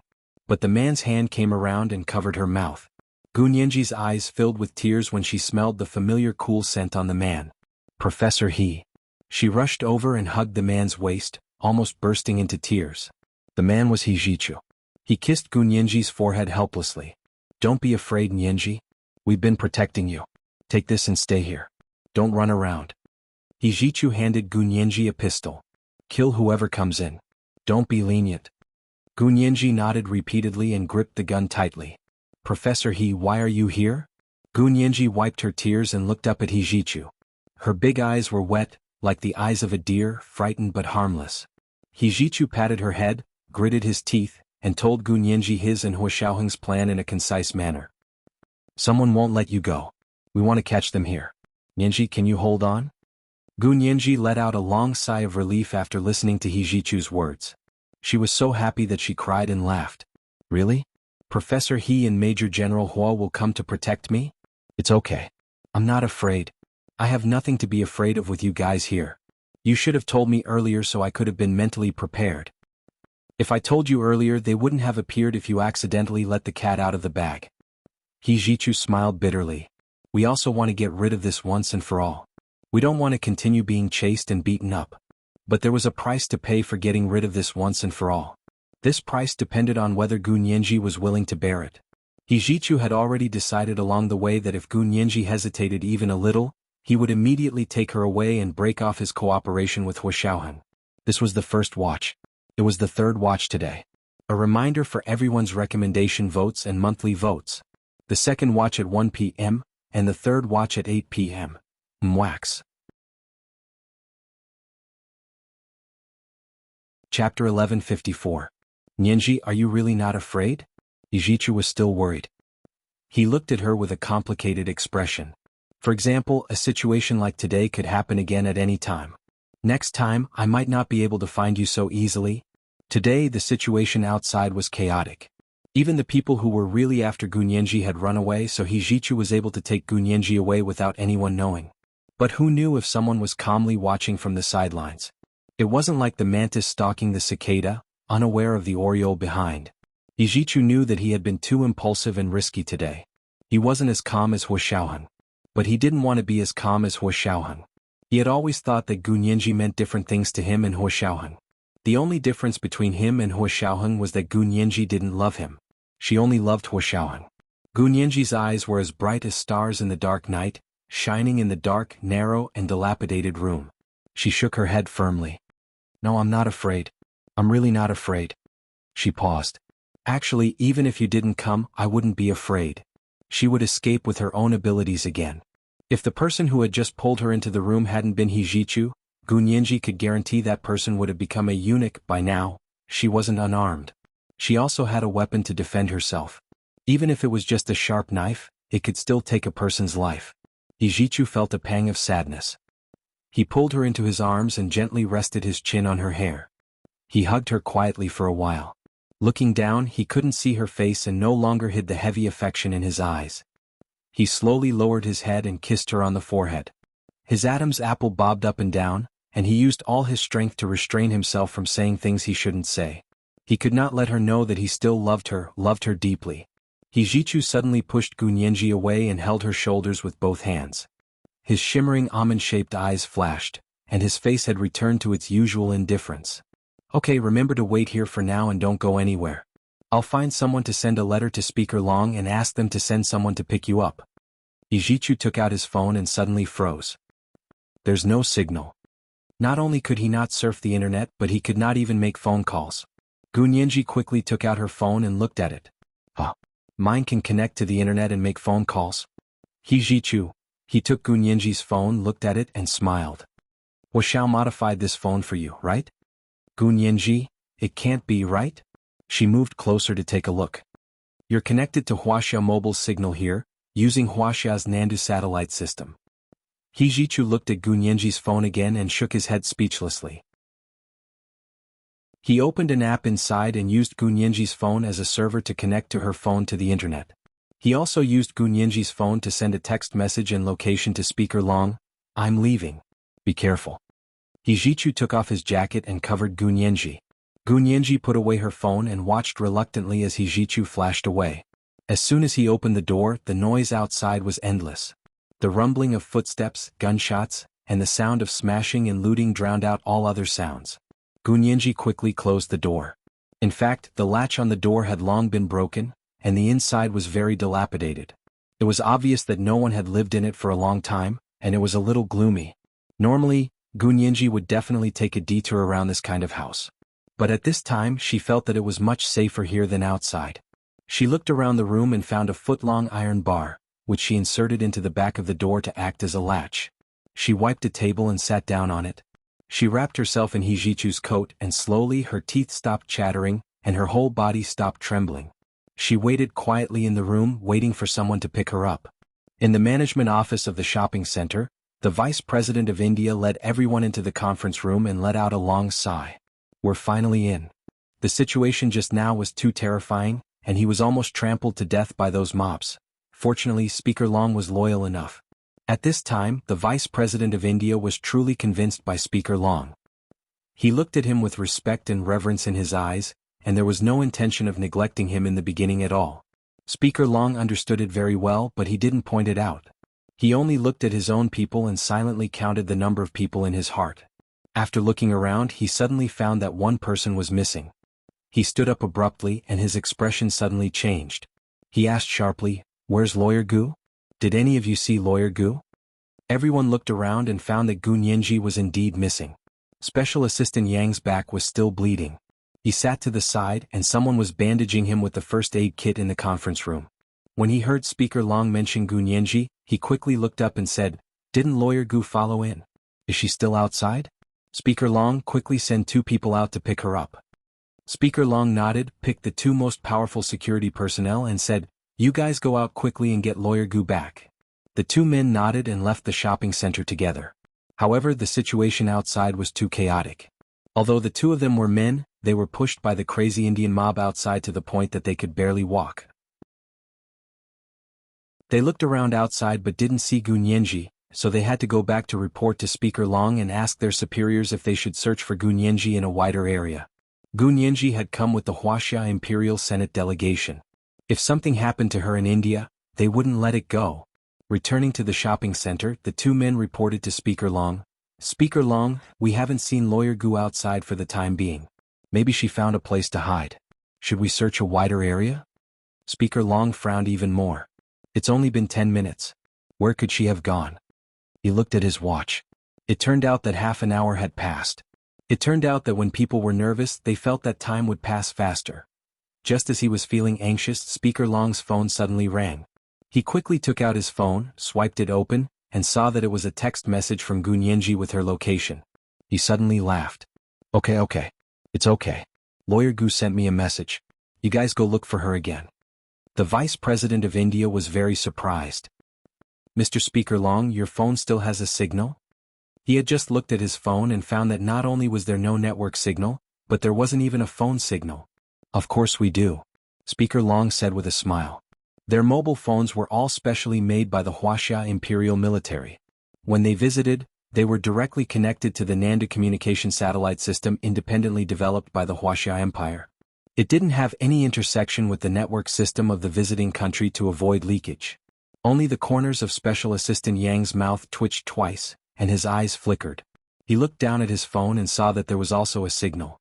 However, his cell phone network was neither provided by the Indian nor the Wuxia Empire's mobile phone network. The wound on his shoulder was bandaged. Special Assistant Yang said a few words to the people around him and said that he was going out to buy a set of clothes to change into. He was now covered in dirt, mud, and blood. It was a mess and very unsightly. After what happened today, Speaker Long had a much better impression of him. He waved his hand very kindly and told him to quickly go change his clothes. Special Assistant Yang gave Rong Mingxing a look. Rong Mingxing gritted her teeth and followed Special Assistant Yang out. Special Assistant Yang took her to buy clothes. Fortunately, it was in a shopping center, and it was the most luxurious shopping center in New Delhi. Special Assistant Yang hurriedly found a store that sold the world's top men's clothing and randomly ordered a set of Hugo's suit and shirt. He took them to the room inside to try them on. Rong Mingxing did not follow in, but stood outside the fitting room and waited. As soon as Special Assistant Yang went in, he changed his clothes and connected the Bluetooth headset to talk to someone. "Did you embarrass yourself? Gu Nianji has sent back her location. Later, 2 people from our side are going to look for her. You can just follow those 2 people. Yes, it's very easy to recognize. The bodyguards brought by Speaker Long are military and police officers. They all have crew cuts, sunglasses, Bluetooth headsets in their ears and black uniforms. I'll show you when we go out." Special Assistant Yang's voice was very low, but he forgot that the small fitting room was not sealed. The top and bottom were open and it was not soundproof at all. Rong Mingxing heard it clearly from outside. Her heart tightened and she felt even more guilty. "How many people did you find? Are they all from Japan? Or are they the elite field agents of the Tokyo Secret Service? Are you kidding me? I advise you to do it if you can. Don't mess it up. If you don't kill her, there will be endless trouble." "Nothing? You have a lot of people? Want to play? Up to you. But Gu Nianji is really beautiful and most importantly she has a good figure." Special Assistant Yang's somewhat wretched laughter came out in a low voice. When Rong Mingxing heard this, she couldn't stand it anymore. She glared at the half door of the fitting room and clenched her fists tightly. Special Assistant Yang actually cooperated with the Japanese? This was beyond what she could bear. Rong Mingxing originally didn't want to have anything to do with Gu Nianji anymore. However, Special Assistant Yang repeatedly persuaded her to just delay Gu Nianji for a while, so that she couldn't enter the door and would suffer a little outside. She didn't expect that what Special Assistant Yang wanted was not only to make her suffer, but also to take her life. No, she couldn't continue to help the wicked. Rong Mingxing turned and left the fitting room, quickly returned to the conference room where Speaker Long and the others were, and hurriedly said, "Speaker Long, I have something to tell you." Speaker Long looked up at her and was about to ask what it was, but Special Assistant Yang's voice was already heard. "Xiaorong, why did you come back alone? I thought you were lost too. You scared me." Rong Mingxing's face suddenly turned pale. She quickly changed the topic, turned around and said, "Special Assistant Yang, I want to go home. I want to tell Speaker Long to take me back with him this time. I don't want to be in the Ministry of Foreign Affairs anymore." This was the second watch. Today was the third watch. Remind everyone of the recommendation votes and monthly votes. It was 8 o'clock in the evening, the third watch. Moi.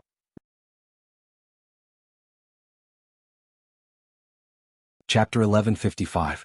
Special Assistant Yang looked at her with a smile and said in a threatening tone that only Rong Mingxing could hear, "Are you scared? It's okay. If you want to go back, I will help you apply to the ambassador to transfer you back to the country after this is over." "Thank you, Special Assistant Yang." Rong Mingxing nodded quickly and hurried to Special Assistant Yang's side, not daring to speak to Speaker Long again. Special Assistant Yang stared at her suspiciously for a second and turned to see that the other two security guards seemed to be gone. His heart tightened and he asked, "Speaker Long, have you sent someone to find Lawyer Gu? It seems to be even more chaotic outside." "Yes, they just left." Speaker Long nodded kindly and had a bad impression of Rong Mingxing. They were about the same age, but Gu Nianji was obviously more able to endure hardships. Rong Mingxing was still slightly inferior.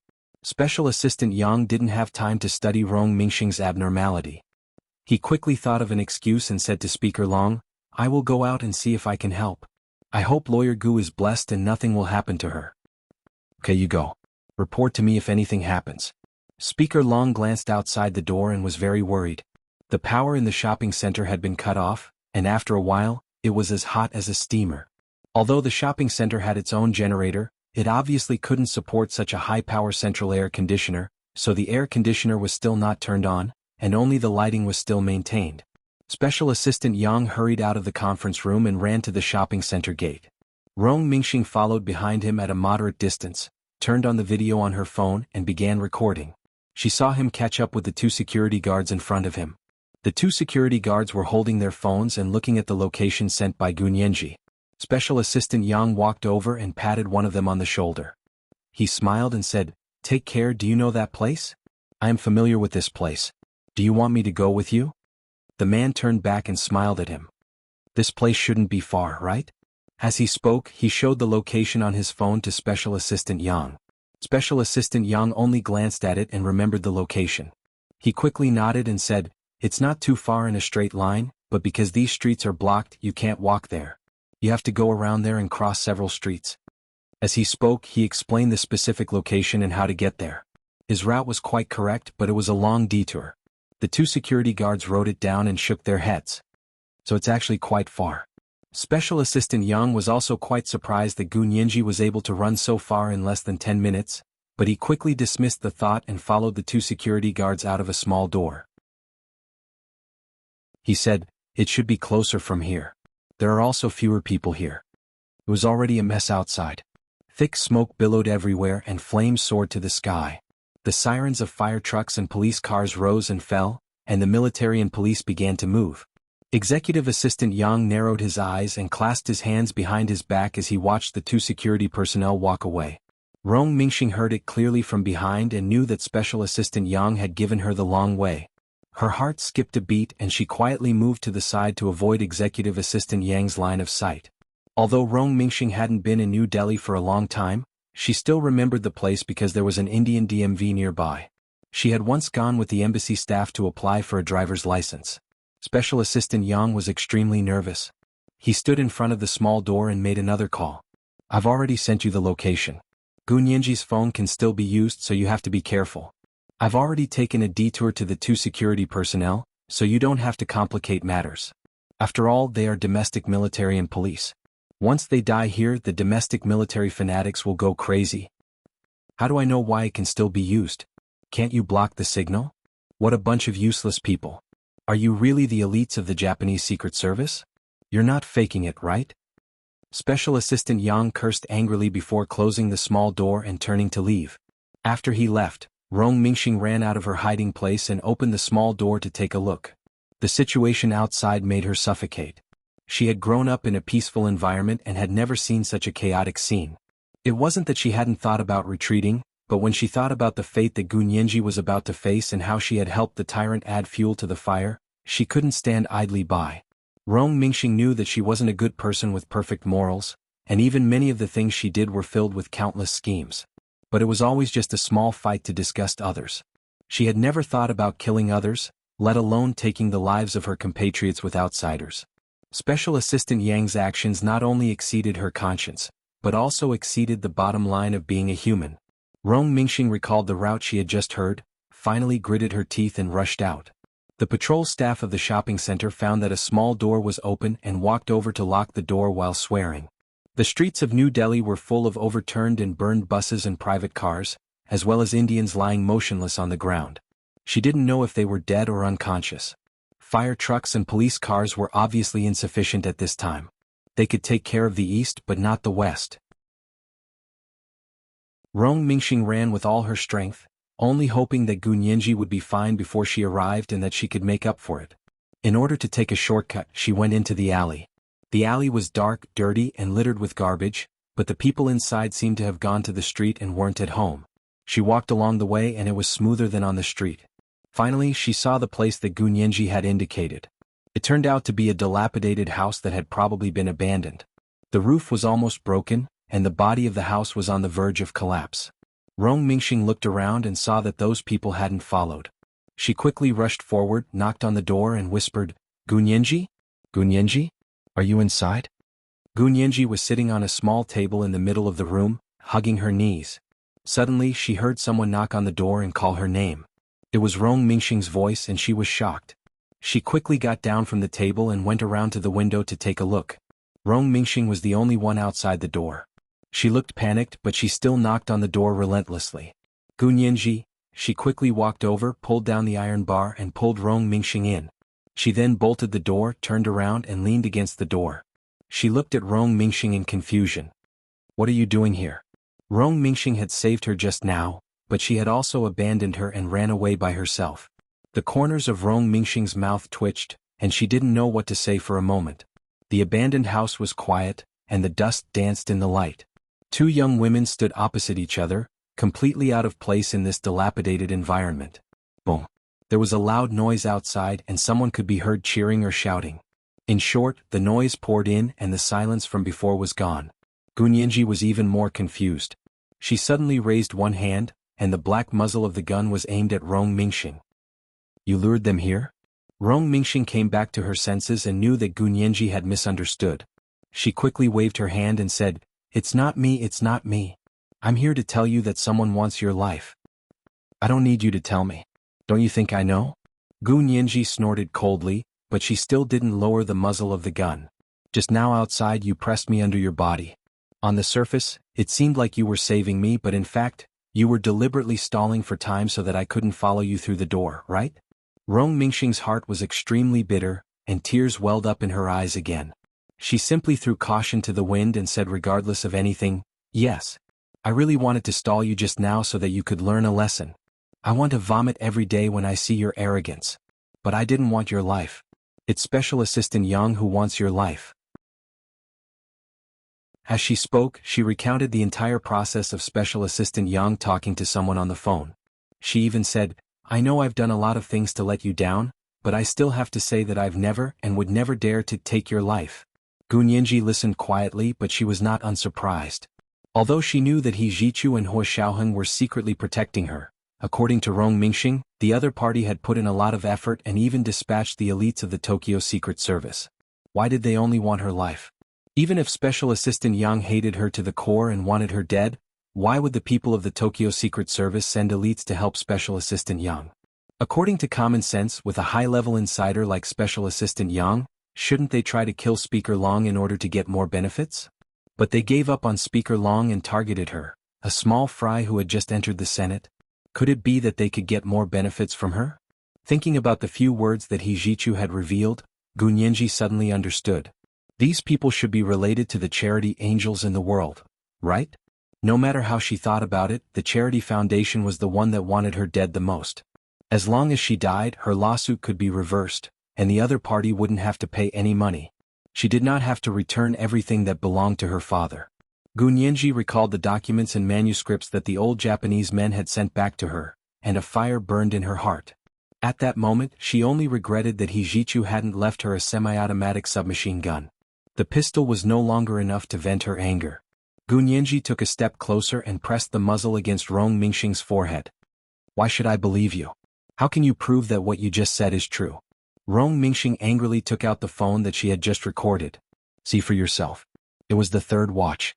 This month it's always the third night.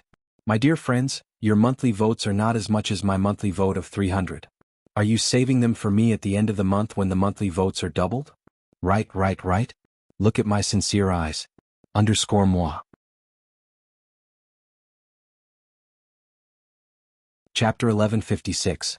Gunyenji didn't take the phone from Mingxing's hand calmly. She just raised her chin at her. Rong Mingxing rolled her eyes at her and played the video. Gunyenji looked down for a while. Special Assistant Yang's figure appeared on the phone screen. Soon his voice came out. The location has been sent to you. Gunyenji's phone can still be used. You have to be careful. I've already sent the 2 security guards far away. Don't complicate things. After all, they are domestic military police. If they die here, the domestic military fanatics will go crazy. How do I know why it can still be used? Can't you block the signal? What a bunch of useless people.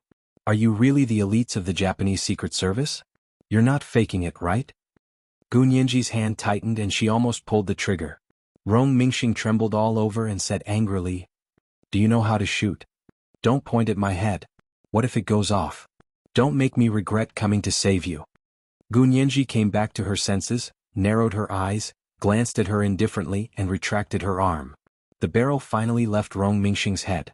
Rong Mingxing let out a long sigh and felt like her heart was about to jump out of her throat. She covered her chest and slowly squatted down. Looking at the dust on the ground, she wiped her tears and cried. Sob. I just wanted to teach you a lesson. I really didn't want to kill you. I didn't dare. I was afraid. I'm not a traitor. I'd rather die than conspire with the Japanese. Gunyenji, damn it. She was still crying. Did she want her to thank her for not killing her? Gunyenji held the pistol in one hand and walked around the table in the middle of the room in a somewhat irritated manner. Rong Mingxing was too upset. She only felt that the road ahead was long and hopeless. She had almost gone from being favored by the heavens to being a prisoner. Such a strong contrast almost broke her spirit. Gunyenji didn't want to persuade her. She could understand her anxiety, panic, and uneasiness. At this time, crying was the best way to vent. After crying, she felt relieved. It was useless to persuade her. Gunyenji simply walked over to the window and peeked through the gap between the wooden boards nailed to the window. The curtains on the window had long been torn into strips of cloth, hanging on the window. They were dirty and black, and their original color could no longer be seen. They looked like the ragged clothes of a witch. It was extremely horrifying. She stared out of the window and found that the noise outside was getting louder. Gunyenji's heart thumped. She thought that if the surroundings were very quiet, then if something happened to her here, it would be discovered very quickly. However, if the surroundings were already very noisy, then even if she screamed her lungs out, no one would hear her. Were those people coming? Gunyenji blew on the muzzle. She was actually a little excited to try it out. Rong Mingxing cried her heart out and dispelled the accumulated depression in her heart. She didn't feel so bad anymore. Wiping away her tears, she stood up from the ground and saw Gunyenji holding the gun with both hands. She leaned against the wall by the window and looked out. The window had actually been sealed with wooden strips, and the room was dark, so it was impossible to see inside from the outside. However, standing inside and finding the gap between the wooden strips, one could still see outside. There wasn't much furniture in the room. There was a square table in the center, like a square table in the Wuxia Empire. There was a cupboard in the corner of the room that was as tall as a person and looked very bulky. On the other side of the room was a bed, but it had collapsed as if it had never existed. Gunyenji was standing sideways by the window with her head at a certain distance from the wall. Her figure was straight, her long legs were separated, and the legs of her skinny pants were tucked into her marten boots. Her coat was a men's hunting jacket. The sleeves were a little long and she rolled them all up to her elbows. They were piled up there and she actually had a bit of a military vibe. Rong Mingxing looked at it and snorted disdainfully. She asked in a low, muffled voice, "You really know how to shoot? Where did you get the gun?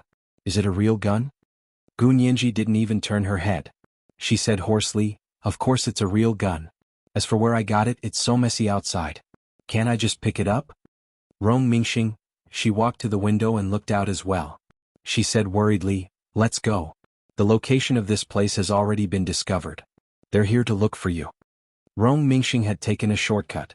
Even Special Assistant Yang wasn't as familiar with this route as she was. However, Gu Nianji was a little uneasy.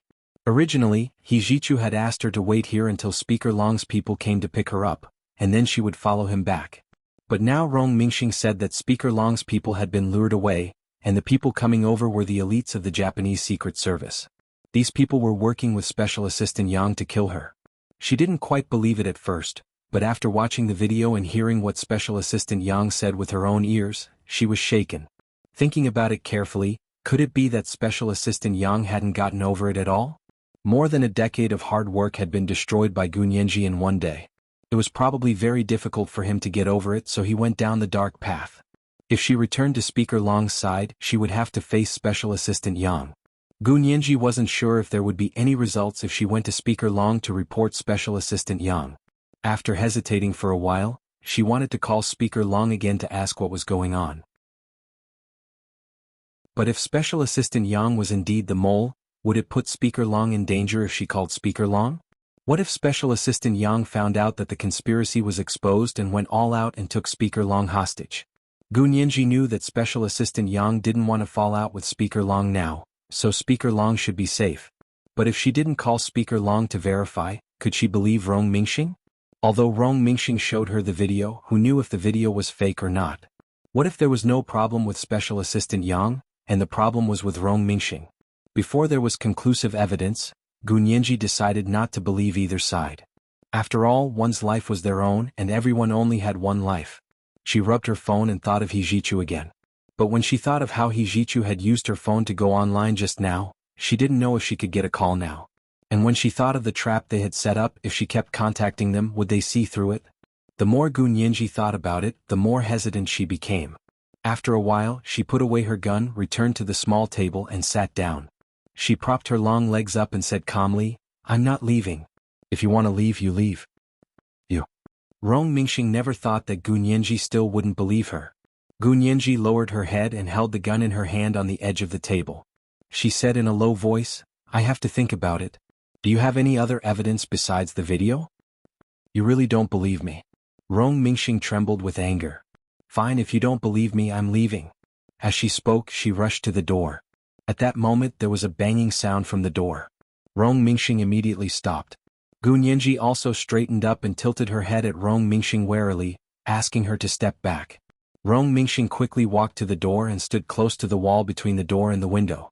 Gu Nianji didn't say anything either. She just held the gun with both hands and pointed it in the direction of the door. The person outside knocked for a while and began to call Gu Nianji's name. Miss Gu? Is this Miss Gu? We were sent by Speaker Long to pick you up. Open the door quickly. Speaker Long has already received your location text message. The person who knocked on the door spoke fluent Mandarin from the imperial capital. Just from the accent, it was impossible to tell which country he was from. Gu Nianji didn't speak. Her long eyebrows were slightly furrowed as she quietly listened to the conversation outside the door. She wanted to find a flaw that would either prove that the person outside was fake or that Rong Mingxing had ill intentions. The room was quiet, and the two of them deliberately slowed down their breathing. The person outside waited for a while and couldn't help but become suspicious when he saw that no one was speaking inside. He took a step back and exchanged a look with the person next to him. The other person understood and continued to knock on the door. Miss Gu? We were sent by Speaker Long to pick you up. Are you inside? If you are inside, please come out quickly, okay?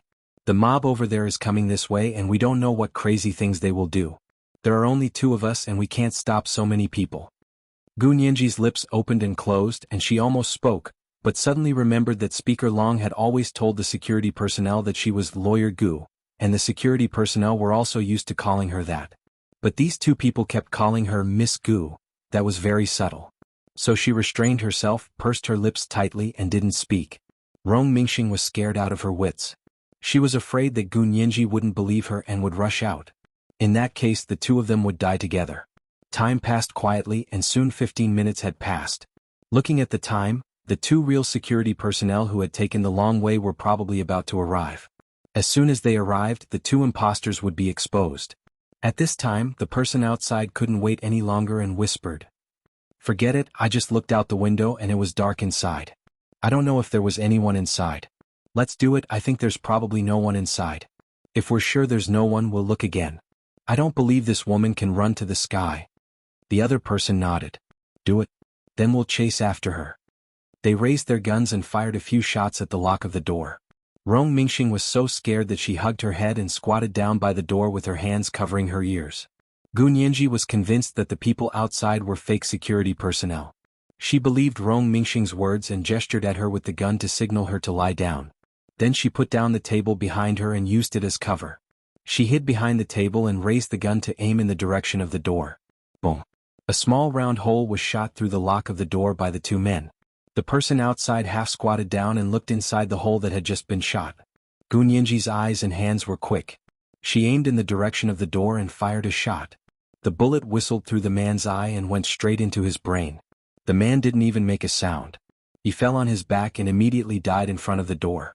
The other person was shocked and angry.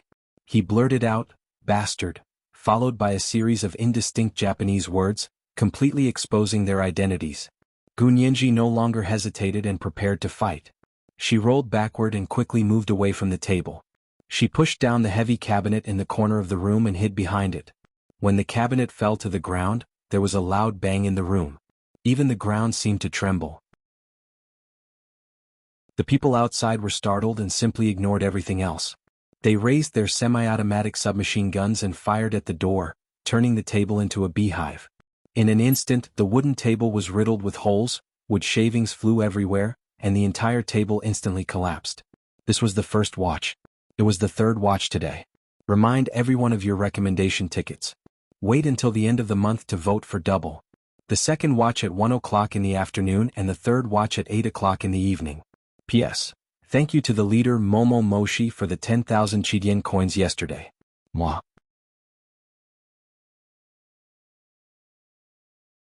Chapter 1157. Gu Nianji crouched in the narrow space between the cabinet and the inner wall, unable to lift her head from the fierce assault of the submachine gun. Rong Mingxing lay on the ground, not daring to move and almost fainted from fear. After a while the gunfire in front of the house stopped, or it might have been a jam. In short, there was suddenly no more popping sounds and her eardrums were not used to it. Gu Nianji slowly poked her head out from behind the fallen cabinet, took a quick look and shrank back again. The door had a fist-sized hole in it, but the door still did not open. Because the iron bar that Gu Nianji used as a latch behind the door was too powerful. The people outside also seemed to be wondering why the door had not collapsed after being shot to this extent. But they did not dare to rush in. The person inside had a gun and his marksmanship was very good. One of them had already died just now, and the second person did not dare to act rashly. After a magazine of bullets, he turned around and leaned against the door to reload the gun. Bang! A dull gunshot sounded in the distance. A bloody bullet hole suddenly appeared in the man's forehead. He opened his eyes and sat straight down. Both of them were elite field agents of the Tokyo Secret Service in Japan, proficient in Chinese, but they lost their lives in New Delhi, India. Their accomplices, who were lying in ambush in the dark, were stunned and hurriedly shot around, then crawled over and dragged the two bodies away. Gu Nianji and Rong Mingxing waited in the room for a while and found that there was no movement outside. Of course, the noise on the street not far away was still incessant, but no one in front of them continued to harass them. Gu Nianji crawled out from behind the fallen cabinet and moved towards the window. She looked out through the gap in the wooden slats of the window and saw those people crawling on the ground and dragging the two away. Gu Nianji knew that one of them had been shot by her, but how did the other also fall? She thought about it for a moment and concluded that it was Hua Xiaoheng or He Jichu who did it. Because they would hide in the dark to protect her. Just thinking about it made Gu Nianji feel 100 times more energetic and not afraid at all. She stood up from the ground, patted the dust off her body, then reached out to Rong Mingxing and said, "Get up." His voice and attitude were much gentler. Rong Mingxing originally didn't want to accept Gu Nianji's help, but she was so scared that her legs turned to jelly. She had no strength at all and couldn't stand up on her own. He could only hold Gu Nianji's hand and slowly get up from the ground. Her legs and feet were sore, so Gu Nianji had no choice but to half support and half carry her to sit behind the cabinet in the corner of the room. This was the safest place in the house. However, Gunyanji also knew that she probably couldn't stay here for long. The other party already knew she was here and they had powerful firepower. Gunyanji didn't know what Hijichu and the others had arranged, nor did she know if the people they were waiting for would appear. Gunyanji and Rong Mingxing sat side by side on the ground behind the cabinet. Gunyanji caressed the pistol with a gentle and beautiful expression. It was impossible to tell that she had just used the gun to kill someone. Rong Mingxing tried several times before she said hoarsely, "Do you believe me now?" Gunyanji nodded. "I was wrong just now. My attitude wasn't very good. But I can't just rely on your one-sided story and a video to completely believe you." Rong Mingxing was originally quite angry, but after hearing Gunyanji say this, she wasn't angry anymore. She smiled bitterly and said, "It's actually human nature for you to suspect me. If Special Assistant Yang hadn't appeared to stop me at that time, Speaker Long would probably have suspected me the same way when I said this to him. And at that time I didn't even have this video. Making such an accusation without any evidence, no matter who it was, they would be suspicious." Gunyanji nodded and looked at her in confusion. "Actually, you didn't have to come here. Those people were no match for me." Rong Mingxing, she suddenly felt that Gunyanji was still the arrogant Gunyanji that deserved a beating. She glared at her. "How would I know you had a gun in your hand? If I had known, I really wouldn't." Wouldn't she? Actually, she still would. Because she didn't know that Gunyanji was already suspicious of the current situation. Only suspicion would lead to caution. Gunyanji understood what Rong Mingxing meant, and her heart felt warm. She reached out to hold Rong Mingxing's hand and found that she was still trembling. She squeezed it hard. "Don't be afraid, I will protect you." Rong Mingxing, she silently pulled her hand out, leaned her back against the wall, and breathed slowly to regulate her breathing. The group of Japanese Tokyo Secret Service elites outside had just finished a phone call with Special Assistant Yang. Special Assistant Yang was also surprised. How could Gunyanji have a gun in her hand? And she refused to open the door? How could this be? Didn't she want to come back? Special Assistant Yang narrowed his eyes, looked left and right, and suddenly realized that one person seemed to be missing from their group. "Little Rong? Did any of you see Little Rong?" Special Assistant Yang quietly inquired about Rong Mingxing's whereabouts, and looked as if he cared about her very much. Everyone was worried about their own safety or the safety of Speaker Long, and no one paid attention to the life and death of a small embassy staff member. Special Assistant Yang became anxious at this moment. Could it be that Rong Mingxing had gone to find Gunyanji? If that was the case, he had to be ruthless. Since Rong Mingxing refused to get on his boat, she would drown herself. Special Assistant Yang sneered and sent another text message to the elites of the Tokyo Secret Service. "There should be 2 people in the room. Gunyanji and Rong Mingxing. Leave no one alive." At the door of the abandoned hut where Gunyanji and Rong Mingxing were, those people surrounded them again. There was not much time left, and they had to end the battle here before the 2 security personnel arrived. Since they didn't want to come out, they would die inside. A Japanese Secret Service field agent lay on the ground and shouted at the broken door, "The people inside, come out quickly. I'll give you 3 minutes to think about it. If you don't come out in 3 minutes, we will use the flamethrower immediately." In order to show that he wasn't bragging, the man waved behind him. Someone appeared with a flamethrower on his back and sprayed it at a crooked tree in front of the hut. The big tree was immediately burned black and thick smoke rose. But now that the streets of New Delhi were filled with smoke and fire, their side didn't seem out of place at all. When Rong Mingxing heard the words flamethrower, she was so scared that she couldn't speak. She leaned against the wall in a daze, her eyes glazed over, and she was completely dumbfounded. Gunyanji wasn't afraid because she knew that Hijichu and Hua Xiaoheng were secretly protecting her. They had just killed a person. If the other party really dared to use a flamethrower, Gunyanji was sure that the person wouldn't have had time to spray her hut before he would be buried in the fire. 1 minute. The countdown had really started outside. Rong Mingxing came back to her senses, and her pupils suddenly shrank. She suddenly pushed Gunyanji away, stumbled out from behind the fallen cabinet and walked to the window. Gunyanji didn't dare to speak loudly, so she had to lower her voice and call out to her, "Rong Mingxing, what are you doing? Come back." Rong Mingxing leaned against the wooden gap in the window and looked out, just in time to see the person spraying the tree with a flamethrower. The raging fire and the intense black smoke had a huge visual and psychological impact. Rong Mingxing, who had never experienced these things before, almost had a mental breakdown. She looked back at Gunyanji and smiled sadly. "Gunyanji, I owe you this. If I leave they will think I'm you. You can hide here and wait for them to leave before you go out. As she spoke, she walked towards the door. Gu Nianji was shocked and hurriedly jumped out from behind the cabinet and hugged Rong Mingxing tightly. Are you stupid? Don't you know the consequences of going out? I know. That's what I owe you. Rong Mingxing seemed to be possessed and insisted on going out to die. Of course, Gu Nianji wouldn't let her go out, but she also knew that Rong Mingxing's words made sense. The other party had already used the flamethrower. If she still stubbornly stayed here, she would be stupid. He Zichu and Hua Xiaoheng might not be able to rush over to save her from such a distance. He Zichu had also warned her before that such a situation might happen. Gu Nianji took a deep breath, grabbed Rong Mingxing and said, "Don't worry if you want to go out, let's go out together." Go out together? But they want your life. I think they want your life now too. Gu Nianji glanced at her. You are now an important witness in Special Assistant Yang's treason case. They will kill you. Rong Mingxing shuddered. Really, really? Gu Nianji nodded, her expression extremely serious. How can you joke about something like this? She was about to reconsider her plans when she suddenly felt her phone vibrate. She quickly took out her phone and swiped it open to find a text message. Get out of the hut quickly. There's a Hummer SUV at 9 o'clock to the Taj Mahal. It was a message from He Zichu. Gu Nianji perked up. You don't have to run out by yourself. Let's go together. It was the second watch. It was the third watch today. Remind everyone of your recommendation votes. Wait until the end of the month to double your monthly vote. It was the third watch at 8 o'clock in the evening. P.S. Please forgive the readers over there. There was a technical failure over there, and the technician is currently repairing it. The morning update didn't show. I don't know if you can see it at the second watch at noon. Moi.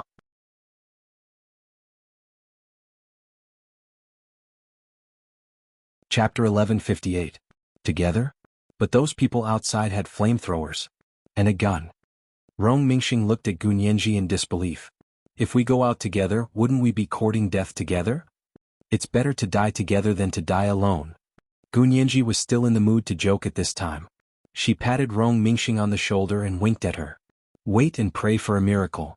Gu Nianji knew that since He Zichu had sent her this text, he would definitely create an opportunity for her to escape. She took Rong Mingxing to the broken door and looked out. Then very carefully she gently pulled the iron bar that was inserted into the door latch. Her gesture was so light that she tried not to make a sound. Boom.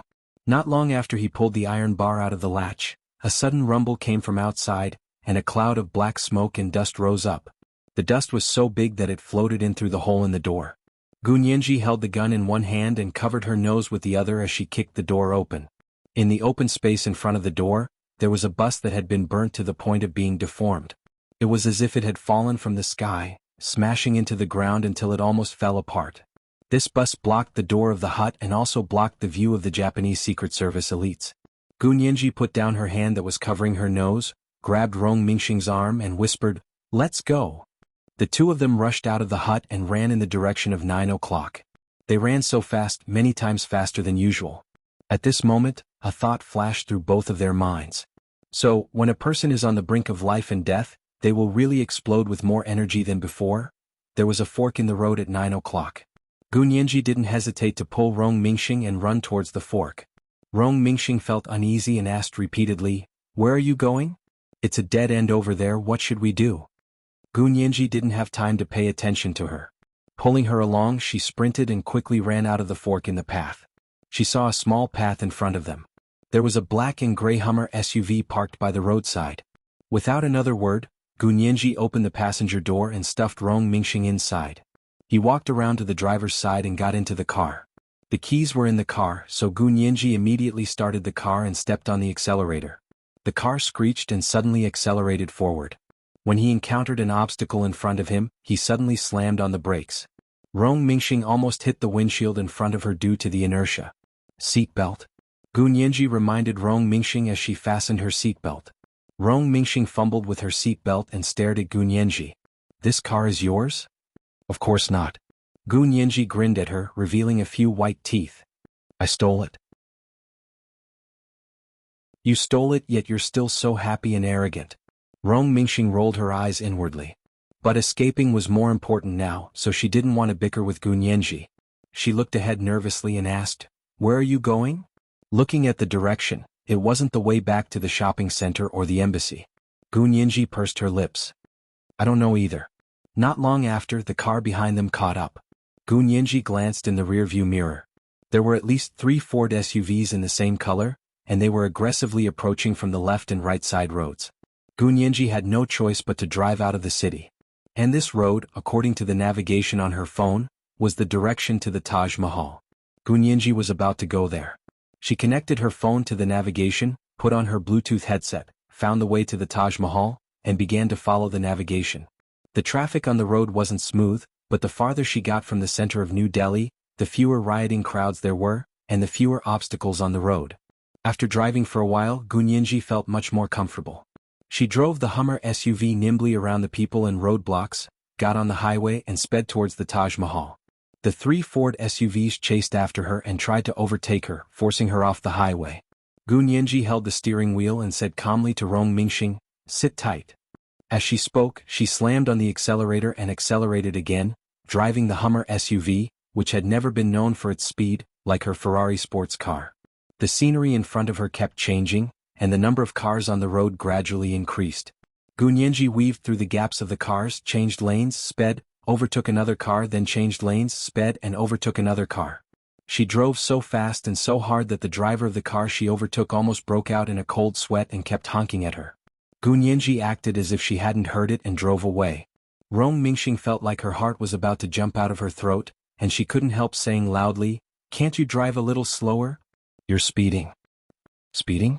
That's impossible. Gu Nianji smiled. "Come and catch me if you can." Rong Mingxing, she was still so annoying. She gritted her teeth and pulled the lever on the roof with one hand, swaying left and right with the car in fear. Bang! There was a loud noise behind the car and Gu Nianji's heart sank. They opened fire.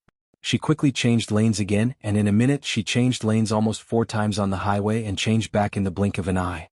It was as if he was drifting on an empty road. Rong Mingxing couldn't take it anymore, closed her eyes and screamed. Although Gu Nianji was wearing a Bluetooth headset, she could still hear Rong Mingxing's screams. At this time she couldn't tell her to shut up, because this was her instinctive reaction, unless she knocked her out or gagged her. Unfortunately, she couldn't separate herself, otherwise she really wanted to give it a try. Just as the road was bumpy, they finally approached Arag, where the Taj Mahal was located. Traffic jams were common on this road, and a 2-hour drive could be blocked for 8 hours. But there were very few cars on the highway today, and Gu Nianji guessed that everyone had gone to exchange money, so there were no cars on the road. They drove very fast, and it only took them an hour to see the white dome of the Taj Mahal. According to the route indicated by the navigation, Gu Nianji got off the highway and rushed to the Taj Mahal. In the 3 Ford SUVs behind her, the elites of the Japanese Secret Service were a little baffled. Where are they going? Why didn't they go back to the Wuxia Empire Embassy? This is the direction to the Taj Mahal. At this time they are still in the mood for sightseeing? The people in the car were puzzled by Gu Nianji's destination. They tried to fire on the way to block their way, but the driver was too cunning. He was almost constantly drifting parallel to them on the highway, so they couldn't hit him even if they wanted to. Originally, they thought it was just a simple task, but they didn't expect to encounter a difficult one. These elites of the Japanese Secret Service were a little unconvinced, but they had to be convinced. You haven't even touched their hair, and they have already killed 2 elites on your side. They felt that at this time, they could no longer look at the word elite directly. Seeing the Hummer in front of them get off the highway and slow down, they hurriedly took out their guns, aimed and continued to shoot. At this time it was not so convenient to change lanes. Gu Nianji felt that the back of the car seemed to have been hit, and there was a slight vibration, but it was not obvious. She also felt a little strange. Along the way, those cars seemed to be stopping her from going to the Taj Mahal. Was going to the Taj Mahal not the purpose of these Japanese Secret Service elites? Could it be that the goal of He Jichu and Hua Xiaoheng was not these Japanese Secret Service elites? It was the third watch. Today was the third watch. Remind everyone of the recommendation votes. The monthly votes will be doubled at the end of the month. P.S. I just found out that the chapters are being blocked again. Both Nianyang and Shuku read less than 11 chapters. I am revising it and preparing to send it to the editor for replacement. Tears flowed.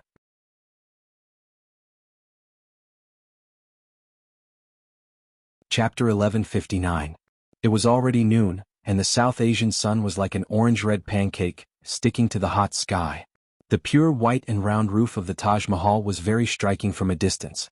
Gunyanji narrowed her eyes and looked over, thinking that she had actually arrived there earlier than Speaker Long. For India, the Taj Mahal was too famous. It was more than 200 kilometers away from New Delhi and located in the city of Agra.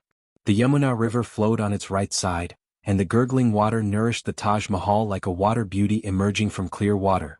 The tall white palace, the quaint bell tower, and 4 white minarets surrounded and guarded it. There was also a rectangular pool in front of the mausoleum, sitting on a 4-story white marble base. It was elegant and solemn, and indeed had the style of an Indian emperor's favorite concubine. In fact, the Taj Mahal was indeed the mausoleum of a favorite concubine. It was built by the Mughal Emperor of India, Shah Jahan, after the death of his beloved concubine, Taj Mahal. This mausoleum was not so much the highest achievement of Mughal architecture and a perfect example of architectural art, but it was more like a testimony to a shocking love. The emperor, who loved his concubine, spent a lot of money and almost paid the price of his own dynasty to build such a mausoleum. Because the Taj Mahal had just been built, the emperor was overthrown by his own son and imprisoned until his death. It was said that after he was imprisoned he only did one thing every day, and that was to stare at the reflection of the Taj Mahal outside the window. Gunyanji had fully understood the history of the Taj Mahal before coming to India. However, she understood the history of the Taj Mahal not to prepare for the visit to India with Speaker Long, but purely for the poem on the note that Reinitz had given her. Only let this any teardrop glisten puri upon thee cheek time. Translation: At the curtain call of love, tears shine on the cheeks of eternity. This poem was an ode to the love between the Mughal emperor and his favorite concubine. Little girl needs daddy was a bit out of place. Gunyanji had been puzzled, but later she saw Gu Xiangwen's manuscripts and letters that the Japanese old men had sent back and found that the handwriting on them was exactly the same as the handwriting on the note, so her interest was rekindled. Now He Jichu and Hua Xiaoheng also wanted her to go to the Taj Mahal. Was there really a secret here? Gunyanji thought about it as she turned the steering wheel violently. The Hummer SUV roared and made a 180-degree turn on the road along the river, speeding towards the other side of the road. The 3 Ford SUVs chasing after them were not so lucky. To make such a sharp turn, not only did the driver have to be very skilled, but the car's performance and quality were also required to be very good. Although the Ford off-road vehicle was stronger than the Japanese car, it was still a far cry from the Hummer. Gunyanji swooped onto the path leading to the Taj Mahal, while the 3 Ford SUVs almost flipped over when they turned onto the path. 2 of the cars even scratched each other's bodies. Fortunately, the drivers were strong and quickly drove away, avoiding killing each other. The Taj Mahal is a famous tourist attraction in India. But this time, because India suddenly abolished banknotes, almost all Indians ran to the bank to exchange banknotes. There were only foreign tourists here. Gunyanji drove off the highway and parked in the parking lot outside the Taj Mahal. She looked around and saw that the 3 Ford SUVs driven by the Japanese Secret Service elites hadn't arrived yet, so they should be safe for the time being. Rong Mingxing's face was pale all the way, and she was so stunned that she couldn't speak. Gunyanji stopped the car, and when she opened the door to let her get out, she pointed to her stiff legs and couldn't walk at all. Get out. If you don't leave, are you going to wait for the Japanese to blow up the car? Gunyanji glared at her. You have to get out even if you have to. Rong Mingxing was provoked by her, and she threw herself out of the car. When she landed, her legs were so weak that she almost didn't kneel on the ground. Gunyanji caught her in time, closed the door with one hand and remotely locked the car. She then carried Rong Mingxing and ran to the other end of the Taj Mahal parking lot. Because the area of the Taj Mahal was for sightseeing, one could only walk and not drive in. The corridors inside were all cultural relics, and in some places one had to take off their shoes to enter. The ground was covered with thick carpets with ancient Persian dahlias patterns, which were complicated and magnificent. It was a stark contrast to the noble and snow-white lines of the Taj Mahal. Gunyanji grabbed Rong Mingxing and cheered her on. Quickly stand up and walk by yourself. If you keep dragging your feet like this, they'll both catch up to us. Do you want to fall into the hands of the Japanese? Rong Mingxing shivered and seemed to feel a little strength in her legs. She held Gunyanji's arm, tested the ground with her feet, and slowly stepped on the ground. That's right. Gunyanji breathed a sigh of relief. If Rong Mingxing really couldn't even walk, Gunyanji really had to think of other ways. Rong Mingxing panted, looked at Gunyanji awkwardly and whispered, "You're really amazing. Thank you for not abandoning me." Gunyanji, she tilted her head to look at Rong Mingxing in amusement. Now you're not saying I rely on men? You see, it's not easy to be me. Rong Mingxing, for the first time she realized that Gu Nianji's smugness wasn't annoying at all. Instead, it gave her more confidence. In such a harsh environment and dangerous conditions, Gu Nianji didn't panic. Instead, she was full of confidence. She could go to court to argue against the law, and she could use a gun to kill her enemies. It was only right for a girl like her to have more opportunities than others, right? Although Rong Mingxing was a little petty, she could only be sincerely convinced when she met a strong person like Gu Nianji. Okay, don't worship me too much. I'm not a legend but reality. Gu Nianji winked at Rong Mingxing proudly. The corners of Rong Mingxing's mouth twitched. You're 3 years younger than me, why are you talking about me? Little brat. Are you really a man to talk about age? I've experienced more things than you've crossed bridges. Gu Nianji smiled. Rong Mingxing looked up at the sky speechlessly and asked her, what are we doing here? Are we going to the Taj Mahal for a tour? Gu Nianji shook her head. Don't go yet, we have to wait for a few people. The two of them sat under the shade of a tree at the other end of the parking lot. In front of them was a row of cars blocking their view.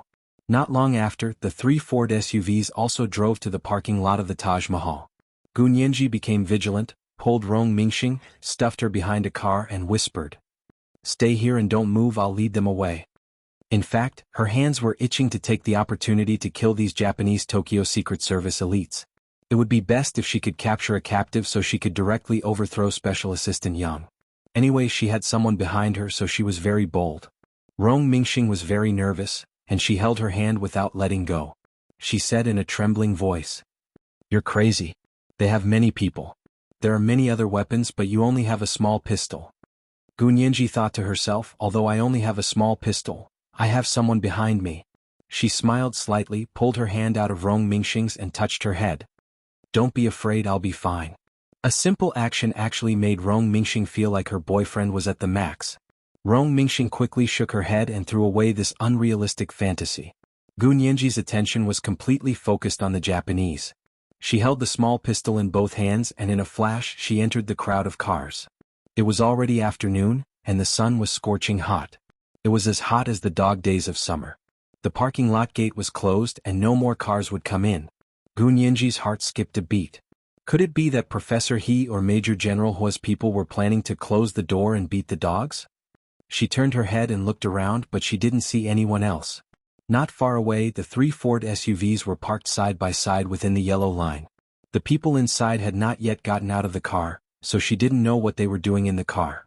Gu Nianji waited quietly for a while, and silently counted to 5 in her heart. Then she took a deep breath, bent down and quickly turned around. She raised her gun and aimed at the wheels of the 3 Ford SUVs and fired 3 shots. Puff. The front wheel immediately deflated at a speed visible to the naked eye. After Gu Nianji fired, she immediately turned back and found another place to hide. As expected, the people in the Ford quickly pulled out their guns and fired a few rounds in the direction that Gu Nianji had fired from earlier. Gu Nianji had already run away, but the cars in the original spot were unlucky. The windows were broken and the bodies of the cars looked like honeycombs. Most of the cars here were luxury cars. As soon as the bodies of the cars were shot, the automatic alarms in the cars immediately screamed one after another. The parking lot was filled with jubilant car horns, and it even drowned out the rumbling of gunfire. The Japanese Secret Service elites in the Ford SUVs swooshed out of the cars at this time. More than a dozen people were holding guns, and they surrounded Gu Nianji's direction. Gu Nianji took aim at the person furthest to the side in front of her amid the deafening sound of the car horn in the parking lot. She fired with a bang and hit the person's shoulder. The man's hand shook and he couldn't hold the gun anymore and it fell to the ground. He was also strong and he didn't care about the wound on his shoulder. He quickly lowered his head and picked up the gun with his other hand. Gu Nianji aimed another shot at his head at this time. Bang! Another Japanese had fallen. Several other Japanese Secret Service elites saw this and immediately returned fire in Gu Nianji's current position. Their movements were also fast enough, and the bullets almost brushed past her. Gu Nianji quickly turned around and stuck close to the car to avoid the bullets. Following the sniper's principle of changing positions after firing a shot, Gu Nianji ran from the back of the car to the other side. In the large parking lot, she fought with more than a dozen Japanese Secret Service elites alone, and she didn't fall behind. Her pistol was the Glock 18 pistol given to her by Hijichu. It could hold 33 bullets and it could be fired continuously. It had high lethality and accuracy, and it was generally equipped with special forces guns. That was why she dared to fight with these Japanese armed with live ammunition. It was a pity that she didn't have a magazine to reload, so she had to use it sparingly. Otherwise she would have killed these people a long time ago. Not far away, Hijichu, who was watching the situation in the parking lot with binoculars, saw this scene and was both angry and amused. "She's so naughty." His cold and indifferent voice carried a touch of affection, and his shimmering peach blossom eyes were full of affection. His eyes followed Gunyenji's figure, and after a while he raised his hand and said, "Send some bullets in for her." This was the first watch. It was the third watch today. Remind everyone of your recommendation votes. Wait until the end of the month to double the monthly vote. The second watch at 1 o'clock in the afternoon, and the third watch at 8 o'clock in the evening. P.S. Yesterday's third watch, Chapter 1151, their target, has changed some details. You can download it again. Mwah.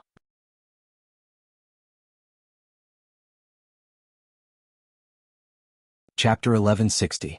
Gunyenji bent down and shuttled through the gaps between the vehicles. She was slender and agile, and she ran and jumped in the parking lot like a deer. Rong Mingxing quietly poked her head out from behind the car she was hiding in. She watched Gunyenji wander around the parking lot in a coquettish manner, and she secretly admired her. She had always thought that this woman relied on her looks and men to climb up, but she had finally changed her opinion. She was prettier, smarter, more hardworking and riskier than you. What reason do you have to feel sorry for yourself? Rong Mingxing clenched her fists and secretly thought that when she went back, she must find a good job and be a down-to-earth person. She would no longer want to take shortcuts. Gunyenji's figure swayed between two red luxury cars, and she immediately attracted the attention of the Japanese Secret Service elites. Over there. They glanced at each other and dispersed tacitly. Relying on their numbers, they planned to outflank her from 4 directions. Gunyenji suddenly found that there were several fewer people in front of her, and she immediately knew that something was wrong. They must have split up and planned to surround her. Gunyenji quickly looked around and didn't see anyone else. She thought for a moment and immediately made a prompt decision. She lay on the door of a blue car, holding her Glock 18 pistol in her hand, and aimed at the 4 gunmen in front of her. Her eyes narrowed slightly and her fingers clenched lightly. There were a few gunshots and 3 of the 4 gunmen in front of her fell. The remaining one immediately raised his gun and fired back, but Gunyenji had already squatted down and used the car as a cover to avoid the other party's counterattack. The car's automatic alarm also began to blare. Gunyenji felt like she was going deaf. She squatted down and glanced around. Suddenly, she saw a few legs approaching her from a few cars away. Damn. So they were waiting for her here. Gunyenji immediately rolled on the ground, raised her Glock 18 pistol, and shot at the approaching legs from the bottom of the car. Ah. Long cries of pain and screams came from all directions from Gunyenji. The Japanese Secret Service elites who tried to outflank Gunyenji from the back, left, and right were shot in the legs by her several times. They suddenly lost their ability to move and fell to the ground. Gunyenji couldn't help but smile. She wanted to give herself a few likes. She held the gun in both hands, arched her body, and moved forward diagonally, approaching the Japanese Secret Service elites who had been shot in the legs by her from behind. She was very careful, afraid that those people would imitate her and shoot her leg from the bottom of the carriage. She kept walking in a direction where they couldn't see her in a straight line. But when she was about to reach those people, Gunyenji suddenly realized that her gun was out of bullets. F***ck me. This really isn't the right time, Gunyenji gritted her teeth in hatred. She glanced at the entrance of the parking lot and thought regretfully that she couldn't catch all of them in one fell swoop. If she was given another magazine of bullets, she could pry open the entire blue planet. Gunyenji was almost amused by her own imagination. She took a step back and suddenly tripped over something. She turned around and was instantly dumbfounded. Just behind her feet, there was a small square wooden box lying steadily. As soon as she saw the symbol on the box, she saw that it was a bullet. Oh my God, she got what she wanted. Just when she wanted to doze off, someone sent her a pillow. Gunyenji hurriedly opened the wooden box with her pistol and looked inside. There was indeed a neatly arranged box of magazines inside. She counted and found that there were actually 6 magazines. This meant that she had 198 bullets to use. She compared it with her own gun and found that it was a perfect match. She immediately confirmed that Hijichu had sent it to her. She happily waved to somewhere in the distance and mouthed, "Thank you, Professor He." Hijichu saw Gunyenji waving to the air through the binoculars and saw her mouthing the words. The corners of his lips curled up, and his shimmering almond-shaped eyes flickered as he revealed a faint smile. Gunyenji, who had a magazine, was like a tiger that had grown wings. She took the 6 magazines out of the wooden box and found that they were connected with a belt. It was obviously a standard magazine that could be tied to the waist or carried diagonally across the chest.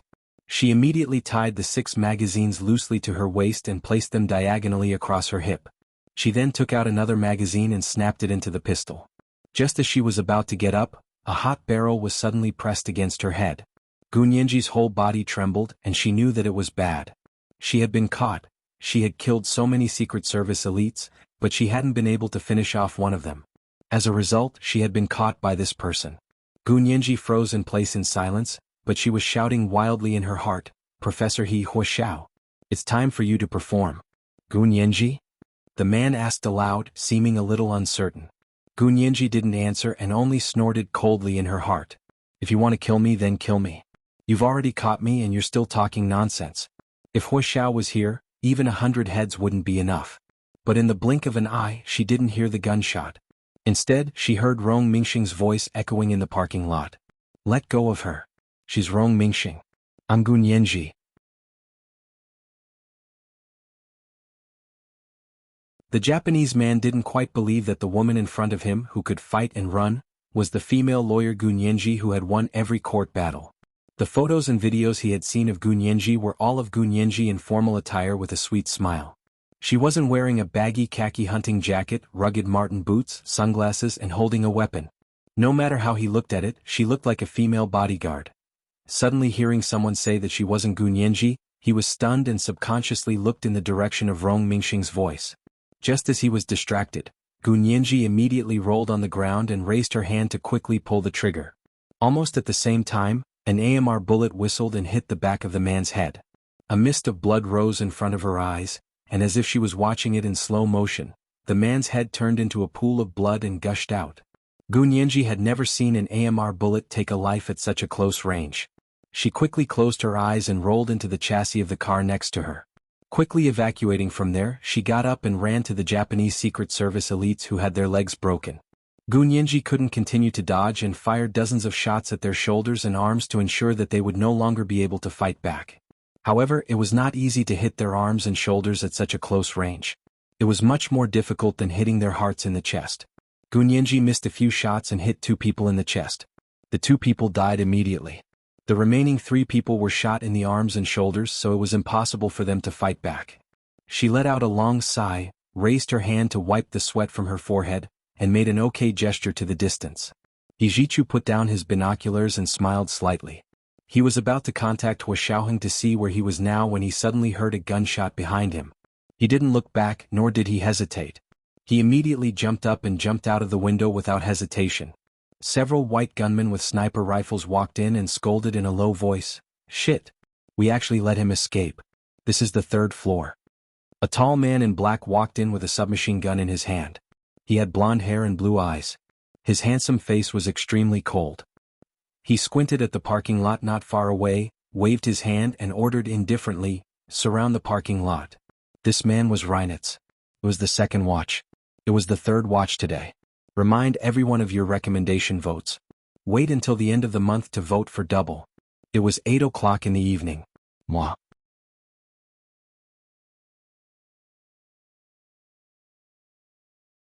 Chapter 1161.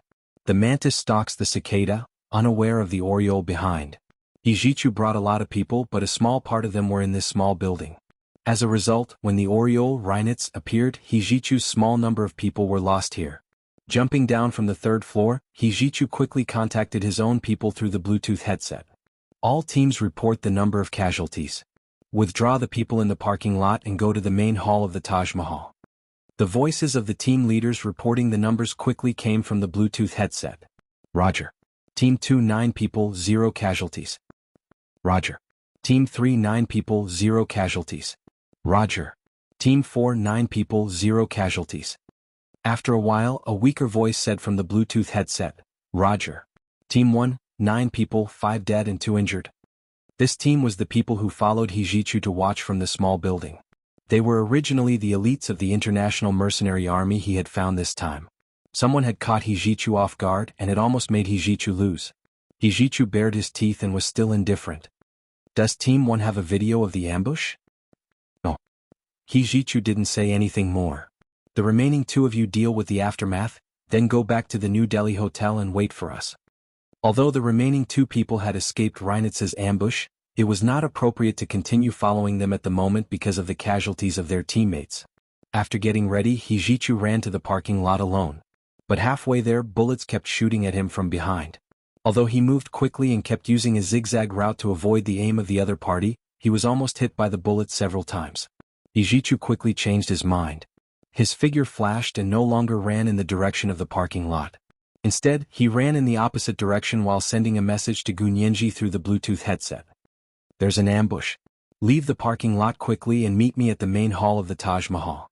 At this time, Gunyenji was questioning the Japanese Secret Service elites who had their arms and legs broken by her. Rong Mingxing trembled as she filmed the video to use as evidence. Who sent you? The people lay on the ground with their eyes closed and didn't speak. Gunyenji raised the gun in her hand. Not talking? Pretending to be tough and unyielding?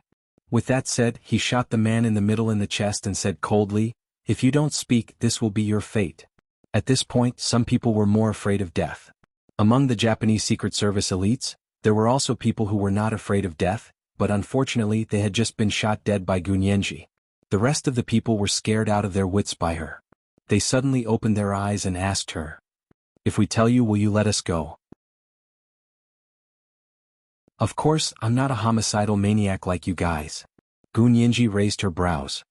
Don't try to figure me out with your dirty thoughts. The Japanese snorted and looked at each other. Finally, one of them pushed out and said, "You ask him." Gunyenji held the gun in one hand and opened the recording on her phone with the other. She continued to ask, "Go ahead." The man hesitated for a moment and said, "Our information came from Special Assistant Yang." Why him? What information did he give you? What conditions did you offer in exchange? Gunyenji's question was extremely sharp and to the point. The Japanese was still hesitating. Gunyenji was worried that he was stalling, so she went up and kicked him. "Hurry up and speak. Are you dilly-dallying to get shot again?" Since he had already spoken, the Japanese made up his mind and glared at Gunyenji. Why not him? How could he be willing to be expelled from the Senate? Think about it with your brain. As for what information he sent, won't you find out by investigating him? As for the conditions for people like him, money is naturally the most important. It seemed that those who were dissatisfied with their profession and superiors were also the targets of foreign spy agencies.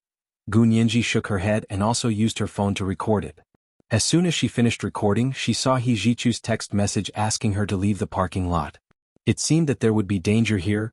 Gunyenji regretted that she couldn't capture him alive. But on second thought, there was no loss.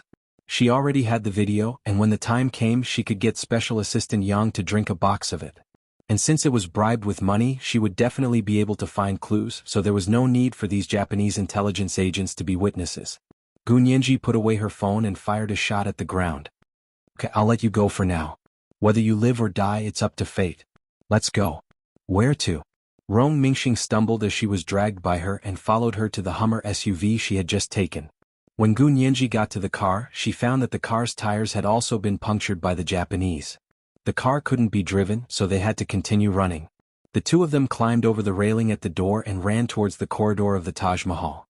The Japanese Secret Service elites who had their arms and legs broken looked at each other and couldn't believe that they had escaped. But soon they found that they had been overthinking. Several tall and burly white gunmen appeared in front of them, took out large-caliber M1911As expressionlessly, and killed them with one shot each. Reinitz rushed to the parking lot with his men and only saw the bodies of the Japanese Secret Service elites. "Where are they?" he asked the white gunman who had arrived first. "Am I talking about the woman in the khaki hunting suit?" The white gunman shrugged. "We didn't find them. We only found these East Asians. We saw that they were in pain, so we helped them get out of it." Reinitz, it had only been 15 minutes at most to run from that small building.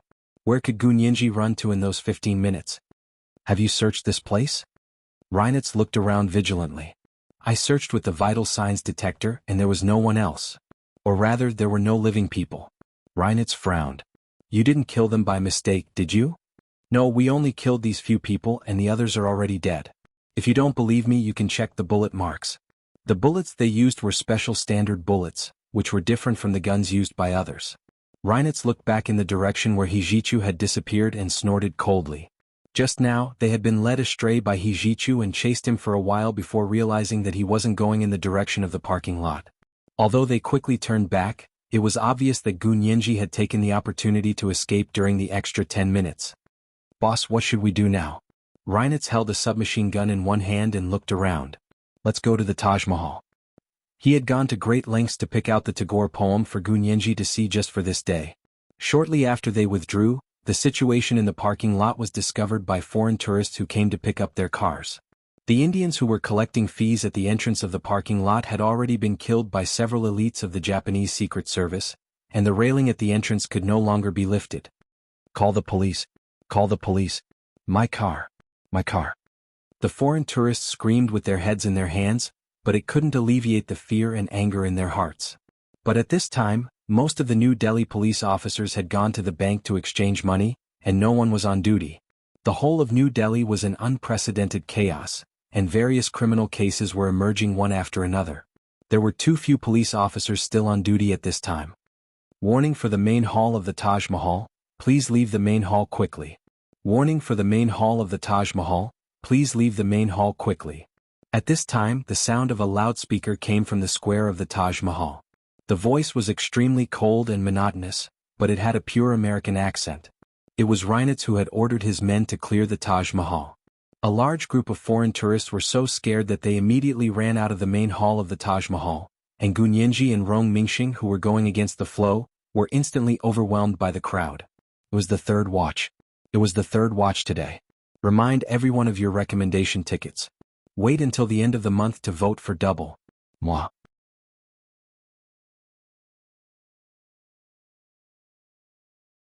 Chapter 1162. Gunyenji. What was going on? They're going to clear the place. You're still going? Rong Mingxing said with trepidation. She grabbed Gunyenji's arm tightly to prevent her from going any further. Gunyenji looked at the crowd of tourists running out of the main hall of the Taj Mahal and hesitated. Should she go or not? Hijichu had asked her to go, but the notice from the direction of the Taj Mahal to clear the area made her very uneasy. She felt that Hijichu shouldn't have issued such a notice at this time. But if it wasn't Hijichu, who could it be? It was better to be careful. Gunyenji only hesitated for a second before turning around and running out with the tourists. But just as she turned around, a tall figure had already passed through the crowd and stood in front of her, blocking her way. Before Gunyenji could take out her gun, the man grabbed her wrist and said affectionately, "Serious, we really are fated to meet again in such a remote and desolate place." He spoke pure Hanoverian German, sonorous and powerful yet infinitely gentle. Gunyenji looked up in surprise to see Reinitz standing in front of her with a familiar gentle smile on his face. He looked at her lovingly. "Let's go. I'll take you to the Taj Mahal." Gunyenji, there seemed to be something wrong. But she couldn't tell what was wrong. There was a voice in her heart saying, "Don't go, don't follow him." Gunyenji stood rooted to the ground and refused to go with Reinitz. Reinitz didn't use much strength in the beginning, but when he realized that Gunyenji wasn't moving, he turned around to look at her. "What's wrong? Serious, why aren't you leaving?" Rong Mingxing stood to the side in a daze. At that moment, she felt that Reinitz looked familiar and said in surprise, Aren't you that guy from Germany?" Reinitz seemed to have just noticed Rong Mingxing and smiled gently at her. "I have a little friend." He raised his chin slightly. Rong Mingxing didn't have a chance to say a second sentence before she was knocked unconscious from behind. A Caucasian man dressed as a tourist came over and carried Rong Mingxing, who had fainted. Like a couple, he led her forward. Gunyenji's heart sank. It was over. Rong Mingxing was being taken away by them. How could she not follow? Gunyenji quickly looked down at the tunnel on the ground. She didn't want Reinitz to see the look in her eyes. Reinitz squeezed her hand and whispered in her ear, "Serious, I like obedient girls. Your little friend has already left obediently. Why don't you leave? Are you going to abandon your little friend?" Gunyenji closed her eyes and took a deep breath. She decided to show her weakness first. She felt that Reinitz was someone who could be persuaded by reason but not cowed by force. Gunyenji blinked twice and tears rolled down her cheeks. She raised her head and looked at Reinitz with teary eyes. She choked out, "Reinitz, I beg you, let my friend go. She has nothing to do with this. I got her into this. Good girl, don't cry." Reinitz took out a small pack of beautifully wrapped tissues from his pocket and pulled out a wet tissue that was as soft as silk. He gently wiped her tears and said patiently, "As long as you behave, your little friend will be fine. But I'm so scared. Let her go, okay? I promise I'll behave." Gu Nianji grabbed Reinitz's hand and begged him softly. Her frightened eyes were as pitiful as a deer's. No one should be able to resist Gu Nianji like this, right? Unfortunately, she was wrong. Reinitz tilted his head and took a good look at Gu Nianji's rare tear-stained face. He laughed and said, "All right, serious, who are you pretending for? Our good girl was killing everyone in the parking lot just now. Do you think I'll believe you just because you show your weakness and shed a few crocodile tears?" Gu Nianji, she cried for nothing. Gu Nianji immediately stopped sobbing and rudely took the entire pack of tissues from Reinitz's hand. She took out another one to wipe her face and said expressionlessly, "I'm sorry Director Hohenzollern found this embarrassing. But since you took my little friend away and didn't listen to my advice, then I won't be polite anymore." "How are you going to be polite?" Reinitz suddenly pulled Gu Nianji with force. Gu Nianji stumbled a few steps and couldn't stop herself. She fell into his arms. Reinitz's other hand also came around and hugged her slender waist. He said gently, "This is what you mean by being rude? I don't mind. Go ahead and be rude." Gu Nianji couldn't help but roll her eyes. She used her hand to push Reinitz away and frowned. "Reinitz, what's wrong with you? Why do I feel like you've suddenly changed?" Gu Nianji's German wasn't very good, so she used English to express the meaning of suddenly changed. "Suddenly changed? You've never really tried to get to know me, right?" Reinitz chuckled. He closed his hands and hugged her even tighter. He whispered in her ear, "Tell me, if I treat you like this, will the person behind you explode in anger and jump out immediately?" At that moment, Gu Nianji felt like her heart had stopped beating. Her ears were filled with the sound of her blood rushing. Thump, thump, thump. She felt dizzy. How did Reinitz know? However, although her heart was in turmoil, she still maintained a calm appearance. She still frowned and looked impatient. She twisted her neck and said coldly, "Let go. I'll count to 3. If you don't let go, I won't be polite anymore." Reinitz felt like Gu Nianji was a tiny African hedgehog baring its fangs and brandishing its claws. She looked like she was covered in spikes, but in reality, every spike was soft. She didn't know how charming she was when she was angry. He looked at her almost intoxicated as she nestled in his arms. He murmured, "You can count to 100. "I don't mind." As soon as he finished speaking, Gu Nianji suddenly lowered her head and slammed into Reinitz's chest. Reinitz calmly arched his body back to avoid the collision above her head. Gu Nianji now had space to move. She immediately raised her long leg and kicked Reinitz's crotch even harder. Reinitz's expression instantly changed. In the nick of time, he quickly pushed Gu Nianji away to avoid her hitting his vitals. "Boss." Reinitz's subordinates had been on guard the entire time. When they saw Reinitz being attacked by Gu Nianji, they immediately rushed over and clamped down on Gu Nianji's arms. "This girl knows how to shoot and she's pretty good at it. Boss, take off her arms so she doesn't have to hold a gun again." Reinitz's subordinates didn't have tender feelings for women. They didn't have any feelings for Gu Nianji, so they were much stricter with her. Gu Nianji's face instantly turned pale, but she didn't pretend to cry like before. Instead, she looked at Reinitz coldly and said, "Come on, just kill me if you have the guts. Why are you taking off my arms? If I want to die, even if you knock me out, I'll still die in front of you." Reinitz's subordinates were amused by Gu Nianji's shameless boasting. They all slapped their thighs and rocked back and forth with laughter. One of the subordinates laughed. "How will you die if I knock you out? Will you faint?" Gu Nianji glared at him. "Try it if you don't believe me. Knock me out and see if I'll die in front of you." Reinitz's subordinates didn't believe Gu Nianji's threat, but Reinitz was dubious. This was because he knew Gu Nianji's physique wasn't that of an ordinary person. Perhaps she really could commit suicide even after being knocked out? Reinitz folded his hands behind his back. His eyes were unreadable and his mind was in a fierce struggle. It was as if he could see Gu Nianji being electrocuted by ALS. She was still unyielding under extreme pain. But when he saw Hua Xiaoheng's video, he suddenly broke down. At that moment, Reinitz deeply envied Hua Xiaoheng. Only this man would be able to move the iron-willed heaven's proud daughter in front of him. He didn't want to examine his own heart. He didn't want to know how much he cared for her and how much he loved her. He didn't even want to think about when he started to have special feelings for her. In their line of work, hypocrisy was common. Only when one couldn't tell the real from the fake would they be considered a master. How could they not be able to tell? It was just that their self-control was so strong that they could lie to others and themselves. When they truly met someone they cared about, they could tell what was true and what was fake. Even in their line of work, Reinitz's mind raced with countless thoughts in an instant. His subordinates saw that he didn't speak and thought he was tacitly agreeing. Just as they were about to dislocate Gunyenji's shoulder joints, Reinitz suddenly raised his hand and pushed the man to the side. His face darkened as he said, "I didn't say anything yet. Who told you to act on your own?" "I'm sorry, boss." The man was shocked by Reinitz's expression. His heart pounded as he quickly lowered his head and apologized. Reinitz was usually very gentle, but it was this kind of person who was usually gentle that was the most terrifying when he was angry. His subordinates also knew his abilities and had long been convinced by him. As soon as he raised his eyebrows, they would immediately listen to his orders. Reinitz pulled Gunyenji from the hands of the two subordinates and took her hand again.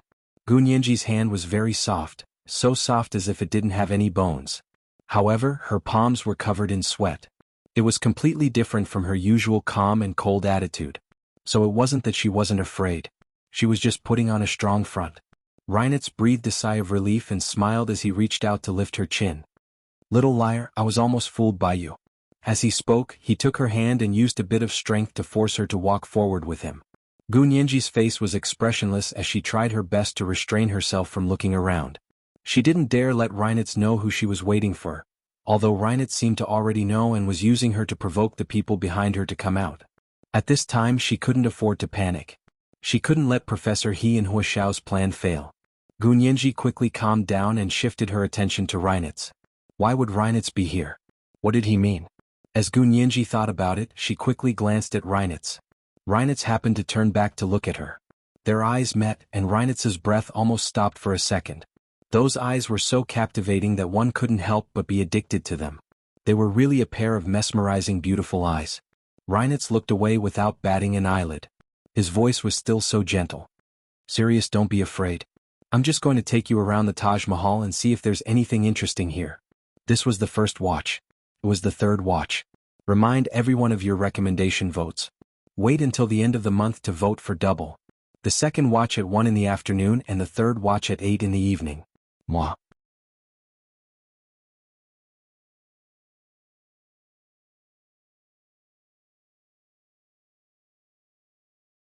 Chapter 1163. Gunyenji glanced at Reinitz and sighed in her heart again. The so-called angel's face, devil's heart, should be like Reinitz, right? She silently allowed Reinitz to lead her forward step by step. There were fewer and fewer tourists rushing out of the Taj Mahal, and most of them had gone to the parking lot. And in the parking lot, Gunyenji didn't dare to think about it anymore. She did have a good time killing inside just now, but that was under the condition that her life was strongly threatened. Now that she thought about it, that scene. TSK, it was indeed a bit too much. Gunyenji didn't regret killing the elites of the Japanese Secret Service, but she regretted not cleaning up the scene. What if she scared the children? After all, there were also minors who came here. Gunyenji thought about it and looked back at the parking lot. Reinitz seemed to understand what she was thinking and said gently, "The bodies there have been removed." "Gunyenji, where did they move them to?" Reinitz smiled, and his eyes quickly swept over her face. "Of course they were thrown into the small ditch outside the parking lot. We don't have time to give them a grand funeral." Gunyenji, in any case, she was still relieved. But soon, seeing Reinitz's hand that didn't let go, Gunyenji knew that he wouldn't let it go this time. In the German Alps, Reinitz beat her at her own game, set up a trap, and almost succeeded. In fact, Gunyenji still didn't understand why Reinitz let her go in the end. Then this time he set a trap to lure her into it. Was he regretting letting her go last time? Actually, he didn't have to go through so much trouble, right? Gunyenji tilted her head and simply poked through the window paper. "Reinitz, actually, if you want to deal with me, you don't have to do it so openly." "Oh? Then what do I have to do?" Reinitz looked back at her with a smile. His eyes flashed and the corners of his eyes seemed to be hooked. His blue eyes had a bewitching power. Gunyenji also looked at him with a smile. "Competing with him? I'm a professional." She squinted her black glass-like eyes, her gaze like silk. She said softly, "You just have to tell them what I did on your intranet."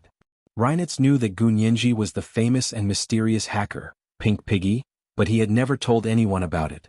Gunyenji also knew that the things she had done in Reinitz's department were dangerous enough to be executed by a firing squad. But the light in Reinitz's eyes instantly disappeared. Like a starless and moonless night sky, it was so dark that not a single ray of light could be seen. "Hehe, you think I want to deal with you? Isn't that the case?" Gunyenji shrugged and raised her hand. "Look, you're still holding onto my hand. Are you afraid that I will run away? You can do what your subordinate said just now, break my arms or break my legs." "Oh no. If you break my leg, you'll have to carry me on your back." "That's not good." Gunyenji frowned and rejected her own suggestion. Reinitz couldn't help but laugh. That's a good suggestion. If I break your leg, you'll have to rely on me. Whether I carry you, it's all up to me." Gunyenji was speechless. His words didn't sound right. Gunyenji had never thought of flirting with Reinitz. In her eyes, this person was like a poisonous black spider, a poisonous widow. Whoever fell in love with him would be eaten by him in one bite. "So why did you use that poem to lure me to the Taj Mahal?" Gunyenji coughed and changed the topic. "Also, was that note personally written by my father? Or did you guys forge his handwriting?" Reinitz gave her a sidelong glance. "Now you know it's a trap? You don't seem to be afraid." As he spoke, he moved closer to Gunyenji and whispered in her ear. "Or are you sure that no matter what you do, I won't hurt you?" The German word for do was not the same pronunciation as do, so Gunyenji understood very well that Reinitz was mocking her. Gunyenji quietly moved to the side and said, "How can I be sure? I'm scared to death. It's fine if you beat me to death, but what you're most afraid of is not killing me and torturing me every day. I'm telling you, I'm very afraid of pain." "You're very afraid?" Reinitz looked her up and down with a teasing look in his eyes. "Why can't I see it at all? What's the point of being afraid? Will you let me go just because I'm afraid?" Reinitz said, "Of course not." But he would treat her better. Gunyenji shook her head and smiled. "So why should I act like I'm afraid? No matter what, you won't make it easy for me. I might as well be happy. I'll be happy when you see me hurt." Reinitz looked away expressionlessly. He wanted to take back what he said just now. This girl didn't need anyone to treat her well. Her mouth could anger him to the point of having a heart attack.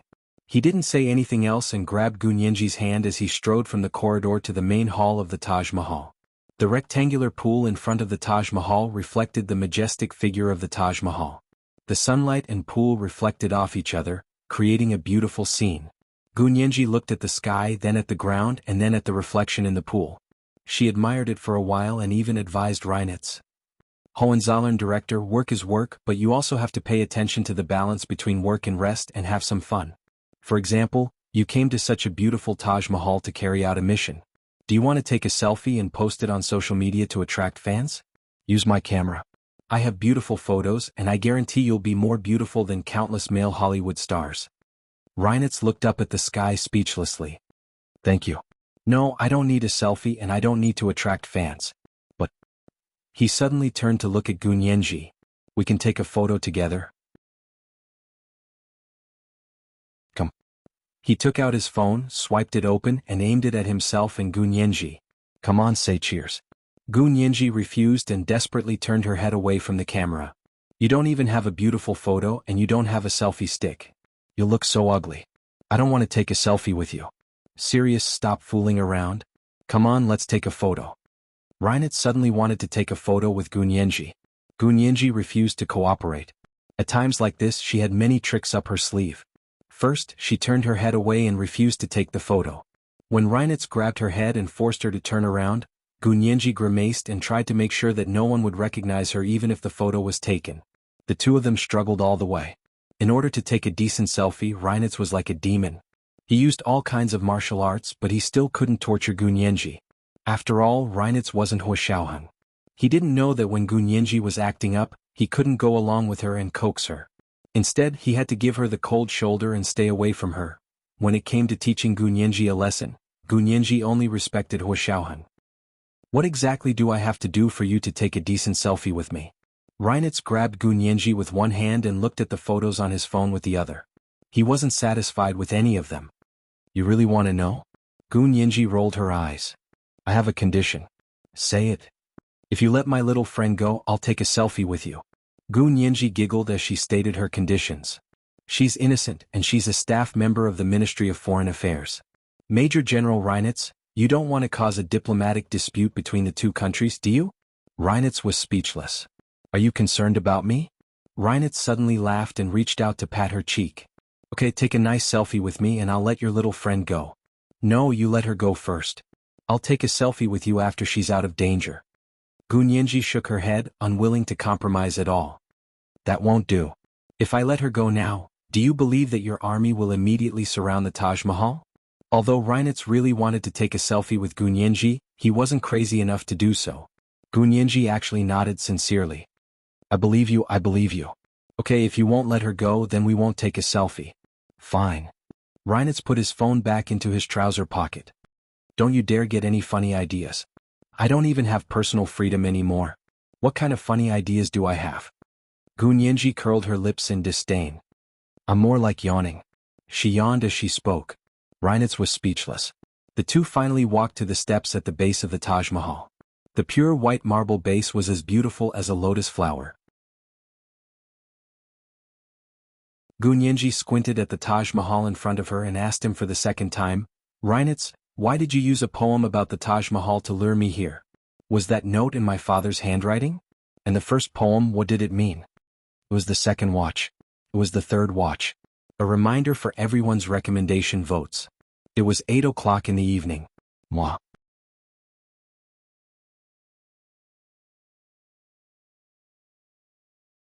Chapter 1164.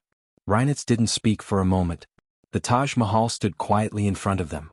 Looking up, under the blue sky and white clouds, the pure white building was spotless. It was like a heavenly garden with an otherworldly beauty. 500 years ago, an emperor's love for his lover was all poured into this mausoleum. Unlike other famous buildings in the world, the Taj Mahal was born out of love. The pain of not being able to ask for it and the regret of not being able to be together for a long time were all reflected in its silent beauty. Reinitz let out a soft sigh of relief. The corners of his mouth twitched as he smiled and said, What? Why do you think? He glanced at Gun Yinji and saw that her big attractive eyes were full of wariness and doubt. He felt slightly bitter, but there was nothing he could do. He had his responsibilities, his ideals and ambitions. Just like he swore on the day he started working, he would be loyal to his country and his career. Even if it went against his own heart, he would choose to give up. Life is beautiful, death is painful. Responsibility is on the body and there is no turning back. Enemies in front, companions behind, heaven on the left, hell on the right. Faith is eternal, strength is inextinguishable, no regrets, no love, no hate. Gun Yinji's eyes wandered over Reinitz's face and didn't miss the complicated look in his moving blue eyes. No way? Did he really have feelings for her? Furrowing her brows, Gun Yinji shook off the thought that had suddenly surfaced in her mind. How was that possible? Even if he did, it wouldn't stop him from lying to her, scheming against her and hurting her. So what was the point of this kind of feeling? It was better to be hostile and not give him any leeway. Gun Yinji looked away and said calmly, If you don't want to say it, fine. Then let's guess. She looked up and followed Reinitz slowly up the marble steps of the Taj Mahal. You brought me to the Taj Mahal, so first of all, you have to eliminate personal factors. Why do you have to eliminate personal factors? Reinitz smiled faintly. Maybe it's personal factors? Maybe it's my selfishness? Gun Yinji looked at him calmly. Because personal factors don't matter here. Even if they do, they can't influence your will, right? Reinitz's smile faded and he laughed self-deprecatingly. Yes, that makes sense. The two of them went up the steps at the base and walked into the big arch of the Taj Mahal. It was a typical Persian architectural style, filled with a lot of repetition, radiation, and rhythmic stripe patterns. The high colonnades were conical, and at each entrance were arches of brick, framed by long foliage that flowed down from the top. However, in Gun Yinji's eyes, the patterns here were too complicated and made her dizzy. She silently followed Reinitz to the hall where the coffin was placed. It was said that the favored concubine and the emperor were sleeping here. Reinitz stood in front of the coffin and quietly looked at it for a while before asking, Tell me, is it worth it for that emperor to lose his throne for his woman? Gun Yinji smiled. You'll have to ask him about that. Feelings are like drinking water, only you know whether it's hot or cold. There was another saying only the feet would know if the shoes fit. With his hands behind his back, Reinitz paced in front of the coffin and said slowly, "Didn't you want to know if that note was real or fake?" Gu Nianji pricked up her ears and looked over. "Okay, go ahead. But you didn't ask me where I got that note." Gu Nianji froze and immediately asked, "If I'm not even sure if it's real or fake, why would I ask you where you got it?" Reinitz was speechless. What kind of counterattack was this? But it sounded reasonable. If I asked you where you got the note, wouldn't that mean that the note is real? Since it's real, why would I ask if it's real or fake? Don't you think it's contradictory? Gu Nianji laughed. Reinitz, I've taken all of your information. Although I don't have the ability to see all the content, I also know that your department has top-secret information about me. Reinitz was very surprised and turned to look at her. He thought to himself that she was able to find top-secret information from the system so quickly. This kind of ability seemed to be even higher than they had imagined.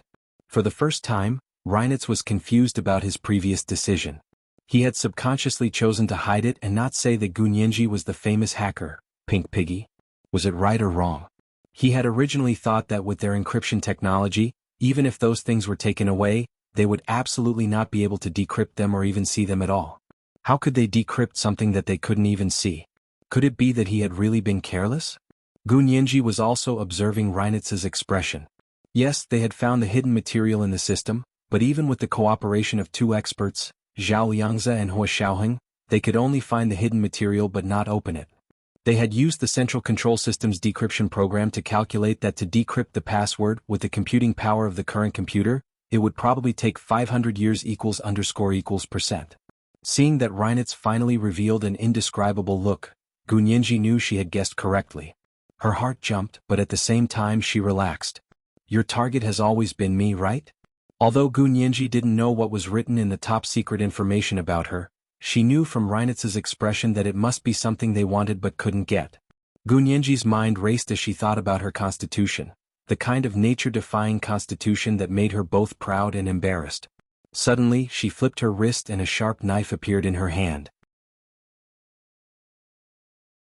Reinitz suddenly reached out and grabbed her wrist with lightning speed. He said in a low voice, "What are you doing? Are you trying to commit suicide? With me here, do you think you can hurt yourself in front of me?" Gu Nianji slowly opened her lips to reveal a mysterious smile. She lowered her voice and said, "Why don't you think I'm going to do something to you? If I take the knife, it could be to cut you." Reinitz was speechless as he looked at the knife in Gu Nianji's hand. It wasn't even the size of his palm. Although it was very sharp and the blade gleamed coldly, would a grown man be afraid of a fruit knife? Cut me? Use your fruit knife? You might as well take out your nail clippers. I'll be even more afraid.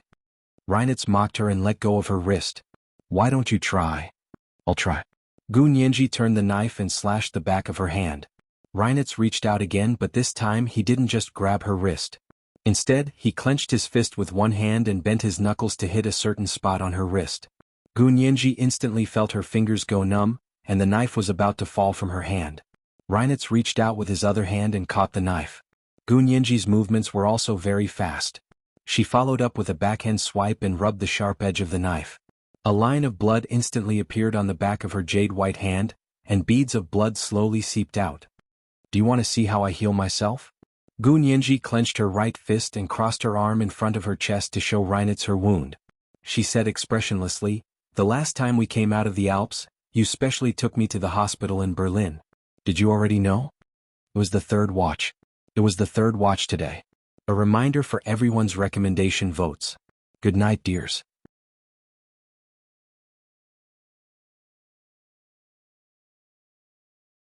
Chapter 1165. Are you crazy? Reinitz quickly grabbed Gu Nianji's wrist and looked at the beads of blood seeping from the back of her hand. His heart ached as if someone had suddenly stabbed it with a needle. He lowered his head without hesitation and kissed the back of Gu Nianji's injured hand. The tip of his tongue wrapped around the back of her hand and quickly licked all the blood from the wound. Gu Nianji felt a chill and quickly pushed his head away. She quickly put her hand behind her back and frowned. "What are you doing? You're the crazy one."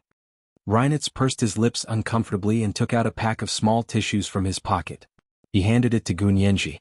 "This kind of tissue can disinfect and stop bleeding." He paused and then said, "I didn't mean anything by it. It's just to stop your wound from bleeding."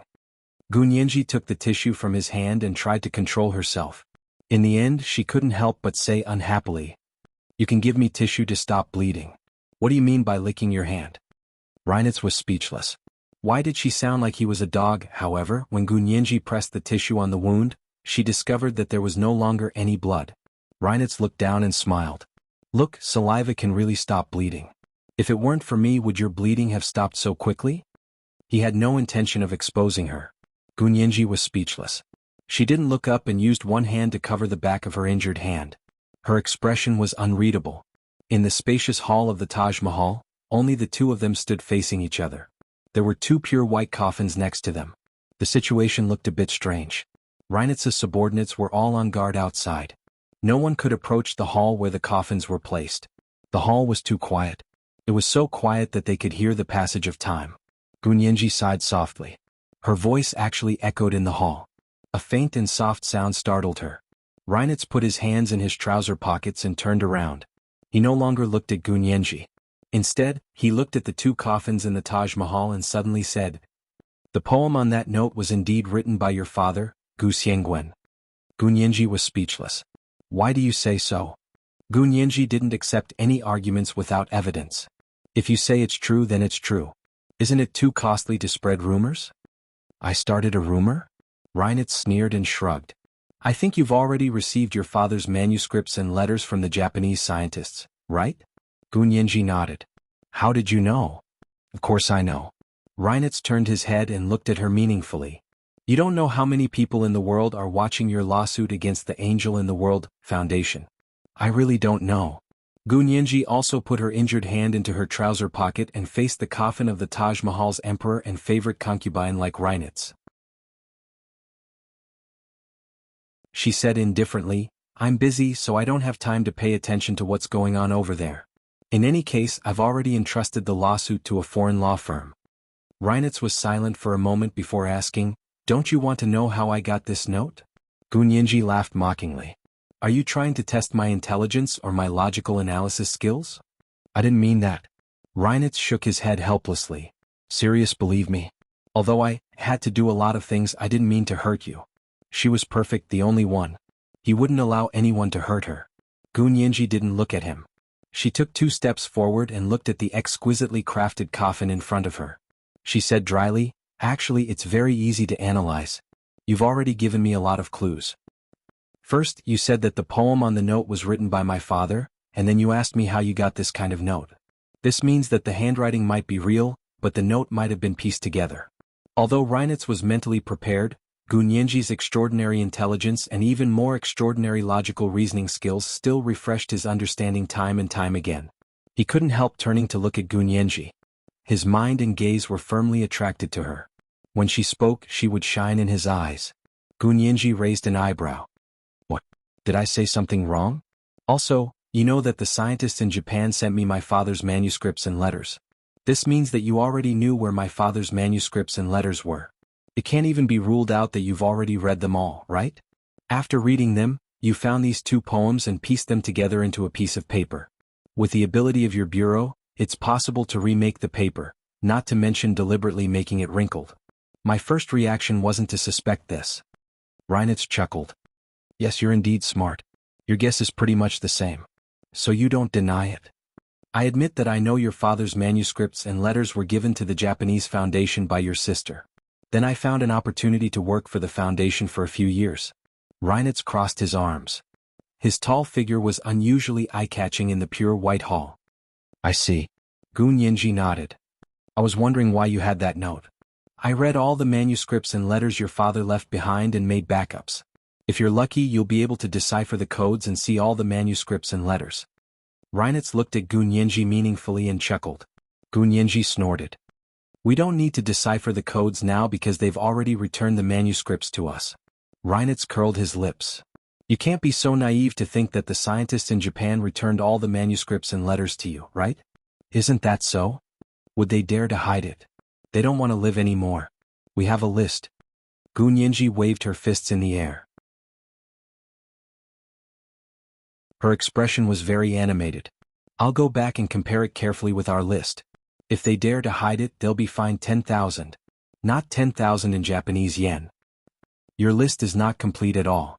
Reinitz seemed to be very clear about the list Gu Nianji had prepared. Your sister Gu Yenran's assistant Yi Xian helped you prepare it, right?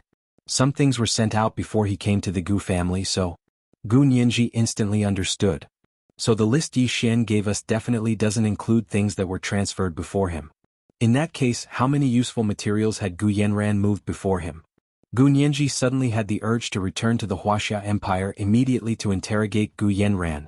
Reinitz nodded and said with a smile, "But you actually already have all the materials.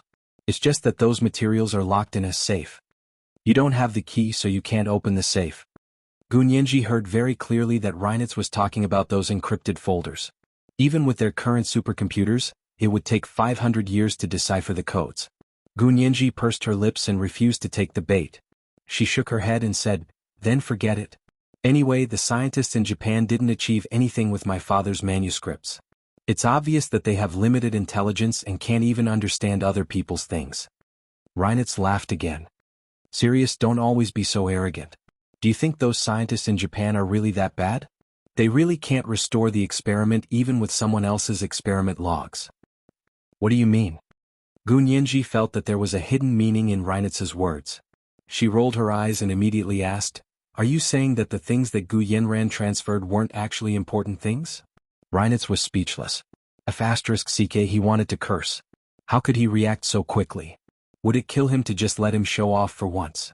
Gu Nianji looked at Reinitz's suddenly stiff expression and clapped her hands happily.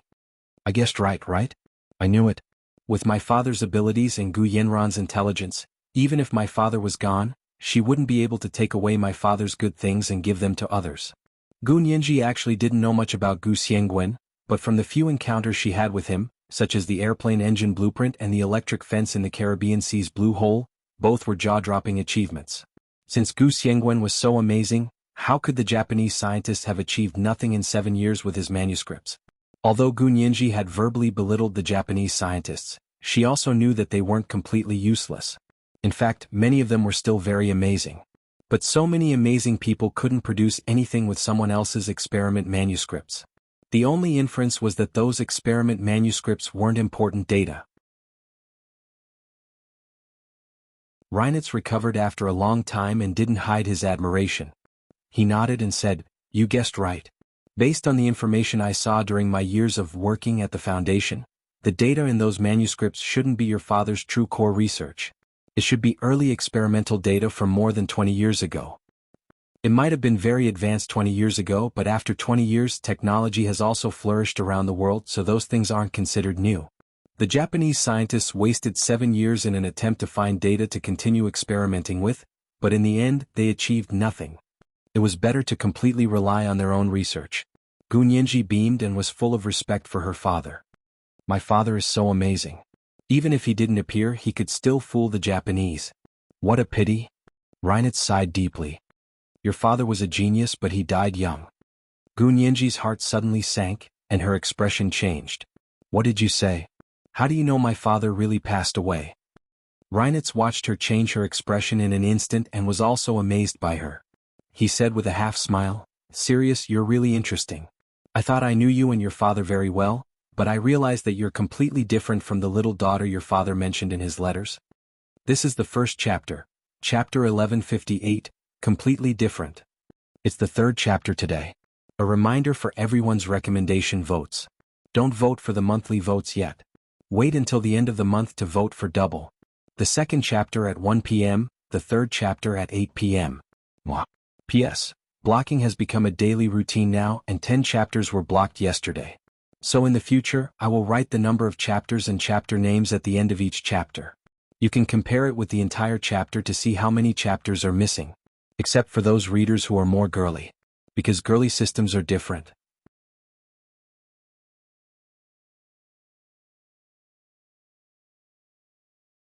Chapter 1166.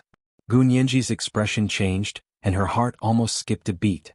My father mentioned me in his letter? She knew it was a trap, but she still couldn't help jumping in. She was too desperate to know about her father.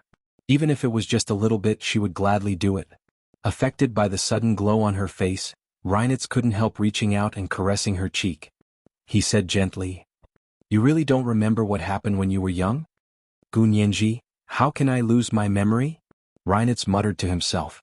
It sounded like a question but also like a rhetorical question. It shouldn't be. Gu Nianji pushed Reinitz's hand away with a look of disgust and stepped aside. Speak properly and don't touch me. Reinitz withdrew his hand and narrowed his charming blue eyes. Didn't the Wuxia Empire treat you? They don't have a good psychiatrist? Treat what? Gu Nianji became wary. Don't stray from the topic. What did my father say about me in his letter? Reinitz looked away and looked at the two white coffins in front of him. He said dryly, of course it's amnesia. As long as you regain your memory, do you still need to ask about your father's situation? Gu Nianji's eyes reddened when she heard that.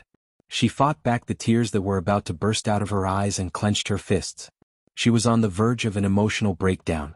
She screamed hysterically, it's fine if you don't want to tell me, but don't keep bringing up my amnesia.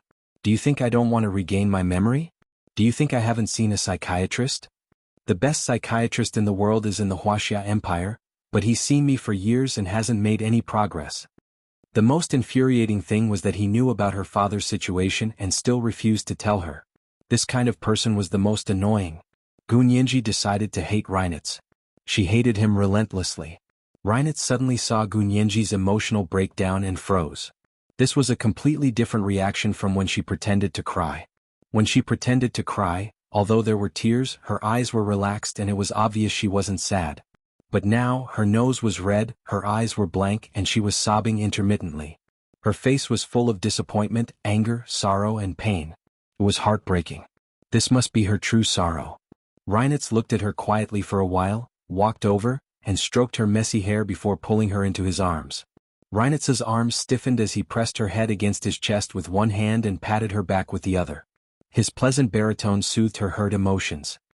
All right, I didn't say I wouldn't tell you. Aren't you always so calm and collected? Why can't you keep your cool when I mention your father? He coaxed her softly and whispered in her ear. Don't be like this. People will know your weakness and use it to threaten you. Gu Nianji felt terrible and couldn't help retorting, you don't have to pretend to be a good person. My weakness? Don't you know what my weakness is? Yes, my father is my weakness, but he is also my most powerful support. If my father finds out that you guys are bullying me like this, hurt me. He definitely won't let you off. Gu Nianji struggled angrily and shouted at the top of her lungs, even if he's gone, he must have a way to keep me safe. She was shouting for Reinitz to hear and also for the people behind her to hear. She didn't know what He Jichu and Hua Xiaoheng had planned. But since He Jichu had asked her to come to the Taj Mahal, he must have made preparations. Perhaps there was a pinhole camera installed in an inconspicuous place that could be synchronized with the internet. Reinitz didn't expect Gu Nianji to be so strong when she struggled. He had to let go in the end and said helplessly, Sirius, don't be like this. I won't hurt you, I swear. Don't just stay away from me. Gu Nianji finally broke free from Reinitz and retreated cautiously. What do you want? Didn't you see all of my father's things? But as soon as she said it, Gu Nianji realized Reinitz's true purpose. It was probably her father's research results, right? But it should be the latest results, not the old stuff from more than 20 years ago. Reinitz sighed and looked up at the high vault of the Taj Mahal. He didn't know what to say. For the first time, he realized how difficult it was to pretend that nothing had happened after his heart belonged to someone else. Not to mention that he still had to carry out the mission. Every minute was torture. Now was the time to test his acting skills. Reinitz used all the training and hard work of his career to be able to act nonchalant. He said nonchalantly, yes, I've seen it all, so I want to see more. Just as I expected. Gu Nianji pointed at Reinitz. You also want my father's latest research results. Yeah, why else would I put in so much effort? Reinitz spread his hands. He smiled charmingly on the surface, but his heart was bleeding. When you really love someone but have to lie to them, it's worse than death. Reinitz looked at Gu Nianji with a smile, but he thought to himself, the Oscars owe me a Oscar. With such flawless acting skills, would God forgive him for lying in front of the girl he loved the most? But I'm sorry, I know less than you. Gu Nianji shrugged and said regretfully. She had wanted to get some real information from Reinitz, but she didn't expect him to know more than she did. Sirius, did you know that your father repeatedly said in his letters that his greatest achievement in life was you? Gu Nianji's heart sank and she began to swear. Reinitz, what the F*** do you mean? If he dared to say that she was Gu Xiangwen's test tube baby, she would definitely smash his head. Reinitz immediately knew that Gu Nianji had misunderstood and shook his head in amusement. Don't overthink it. Your father meant it as a metaphor. He meant that the person he loved and valued the most was you, not his research achievements. Really? Gu Nianji breathed a sigh of relief and looked at Reinitz suspiciously. You're not lying to me? You know that lying to me at this time won't end well. Reinitz shrugged nonchalantly. In our line of work, no one has a good ending. What you said is what everyone agreed on, so it's not a threat. Gu Nianji's heart instantly ached. She couldn't help but think of Hui Xiaoheng. He had the same type of work as Reinitz. Could it be that he would also have a bad ending? As soon as she thought of this possibility, Gu Nianji felt her heart, liver, spleen, lungs and kidneys hurt. She clutched her chest and squatted down with a pained expression. You don't have to be so sad. Reinitz saw that Gu Nianji was so sad about his ending, and the haze in his heart suddenly dissipated. The sun shone brightly, and he could even hear birds chirping outside the Taj Mahal. I'm not sad for you. I'm sad for myself. Gu Nianji tugged at the corner of Reinitz's shirt. Are you sure that my father didn't mean what he said? Of course not. Reinitz shook his head. Let me finish. Your father's manuscripts contain a lot of information about your mother's pregnancy. Your father even personally wrote a maternity diary for your mother. Gu Nianji? Mother? Maternity diary? She glared at Reinitz and felt like she had opened the door to a new world. This was the second watch, chapter 1159, opening the door to a new world. It was the third watch today. A reminder for everyone's recommendation votes. Don't vote for the monthly votes yet. Wait until the end of the month to vote for double. It was 8 o'clock in the evening. Mwah.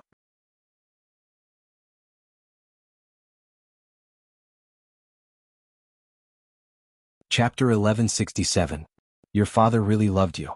Of course he probably loved your mother too, Reinitz said slowly. Do you really not remember anything about your childhood? Gu Nianji was getting impatient. I don't remember anything. If I remembered, would I have been tricked by you to come here? Reinitz was speechless. Okay, that sounded reasonable.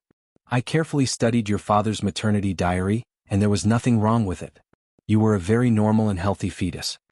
This was something Reinitz had never understood. There was nothing special about her, so why was she different from other people? He looked at Gu Nianji in confusion, as if he wanted to see a trace of something different on her face. Gu Nianji couldn't deny that she was relieved. This question had been in her heart for a long time, and it was like the sword of Damocles hanging over her head. Now that she heard Reinitz say that her pregnancy was really no different from other children, she felt the urge to cry again. She didn't want to be different. She was just a normal person, and as for her constitution, Gu Nianji shrugged. Isn't it good to be normal and healthy? Why do you sound so disappointed? Reinitz shook his head slightly. I wasn't disappointed at the time, but I'm very confused now. Gu Nianji asked. Confused about what? Reinitz's hand rested on Gu Nianji's perfectly shaped chin again, and he gently lifted it up with his fingers. Gu Nianji was forced to look up at Reinitz, who was a head taller than her. You should be normal like other children, and because of your family's genetic defect, your innate constitution shouldn't be very good. Reinitz was very insistent on the word should. He looked Gu Nianji up and down. How did she look like she wasn't born with any innate constitution? Gu Tian's situation was normal. Gu Nianji was so healthy, how did she look like she had a genetic defect? Gu Nianji was nervous again. Then why did you mention my mother? What about her? What kind of person was she? This was the first time she had asked a question about her mother. Moreover, she had never thought that she would be able to get these questions from Reinitz about her past. She had always thought that only Professor He knew about her past, but he obviously didn't want to talk about it and always changed the topic. So after she tested him, she didn't ask again. Reinitz, on the other hand, was different. From Gu Nianji's perspective, Reinitz obviously had a motive, and this motive was closely related to her father. For this, he did not hesitate to pay any price and weaved an inescapable net to gain her trust. As the saying goes, you can only be used if you have a request. Gu Nianji was also using Reinitz's mentality to lure him into saying so much. Although he was also stuttering, the information he revealed was shocking enough. Your mother was a very smart person. She was also very beautiful and healthy. There's nothing wrong with her. Reinitz raised his wrist out of habit and looked at the time. Also, your father mentioned at the beginning of the pregnancy diary that the Gu family has a genetic disease caused by a genetic deficiency. Moreover, this missing gene is on the male X chromosome, and it is only passed on through the father to the daughter. Normally speaking, this kind of congenital genetic deficiency should be visible in males and recessive in females. But the situation in the Gu family is very strange. Your father specifically mentioned that this genetic disease is recessive in males, but it is visible in females. Because of this, your mother was also selected by him in hopes that there wouldn't be any problems. The result was regrettable. You and your aunt both have this congenital genetic deficiency. Gu Nianji looked up at Reinitz and wasn't very surprised. She had already known about this when she and Gu Yanran were fighting over the inheritance. Chen Lai had deduced this from Gu Nianji's aunt, who was also her father's only biological sister, Gu Tian's medical records. At the time, Gu Nianji had been a bit worried that if she gave birth to a child, it would cause the same genetic disease as her aunt, Gu Tian. Indeed, you already know all this. Reinitz also nodded.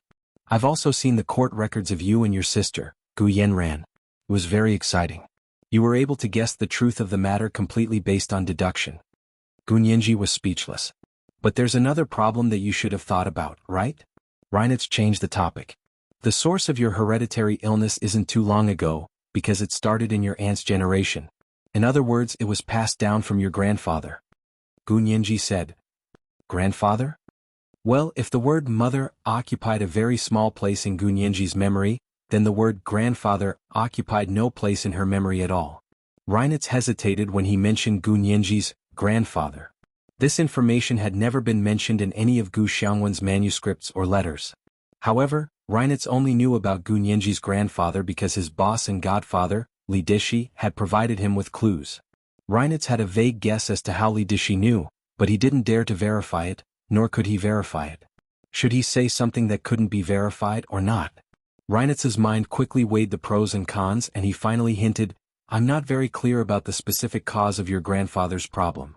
But what I can be sure of is that there's something wrong with his genes, which caused you and your aunt to have genetic defects. However, Gu Nianji's situation was different from Gu Tian's. After that time in the Alps, Li Dishi observed Gu Nianji and found that she was almost perfect and didn't have the genetic defects that the genetic disease showed. Therefore, not only did Reinitz think so, but even Li Dishi believed that Gu Xiangwen had already overcome the problem of genetic defects and successfully cured his daughter. Also, his treatment wasn't like Gu Tian's attempt to treat the symptoms by exchanging Gu Jing's bone marrow for blood. Instead, it was truly a treatment at the genetic level. For the human body, this method was truly treating the root cause, and was the divine skill that countless scientists dreamed of. Gu Nianji thought about the cause of her aunt Gu Tian's death and her own abnormal physique, and she also had a guess. She glanced at Reinitz. Reinitz was also looking at her. There was undisguised amazement in his eyes, but there was also a hint of indescribable emotion. It was too complicated and deep for her to understand. Gu Nianji calmly looked away and looked at the arched door of the Taj Mahal hall. She calmly said, Is it because you think my father cured my illness so you're relentlessly pursuing me? You want to take me back to be a lab rat for you to experiment on? Naturally, Gu Nianji thought of Hua Xiaoheng again. He was probably the first person to know about her special physique, but he had always carefully protected this secret and absolutely wouldn't allow anyone to use her as a lab rat. At that moment, Gu Nianji was extremely grateful that she had met Hua Xiaoheng when she was 12 years old and not someone else. This was the third watch, chapter 1160, Treating the Root Cause and Treating the Symptoms. It was the third watch today. A reminder for everyone's recommendation votes. Don't vote for the monthly votes yet. Wait until the end of the month to vote for double. Good night, my dears.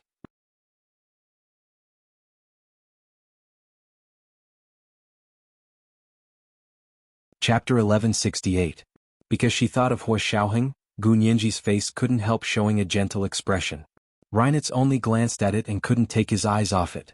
He had seen the stubborn Gu Nianji, the strong Gu Nianji, the sly Gu Nianji, the generous Gu Nianji, the hardy Gu Nianji, and the cute Gu Nianji, but he had never seen such an affectionate Gu Nianji. There was so much affection in her eyes that it almost overflowed. Reinitz couldn't bear to speak for a moment. He walked to Gu Nianji's side and stood side by side with her. He suddenly took out his phone and raised it high. He moved his head close to Gu Nianji's side and took a selfie. Gu Nianji came back to her senses and glared at Reinitz. You still want to take it? She had been distracted just now and felt that she looked like a wooden chicken. What was so good about taking a picture? Therefore she didn't care. She raised her hand to tuck her hanging hair behind her ear and said disapprovingly, "I advise you not to waste your time. Don't even think about capturing me to be a lab rat. I'd rather die than live in dishonor." Reinitz glanced at his phone and found that the photo was taken very well. Gu Nianji's eyes were very beautiful, especially when she was affectionate.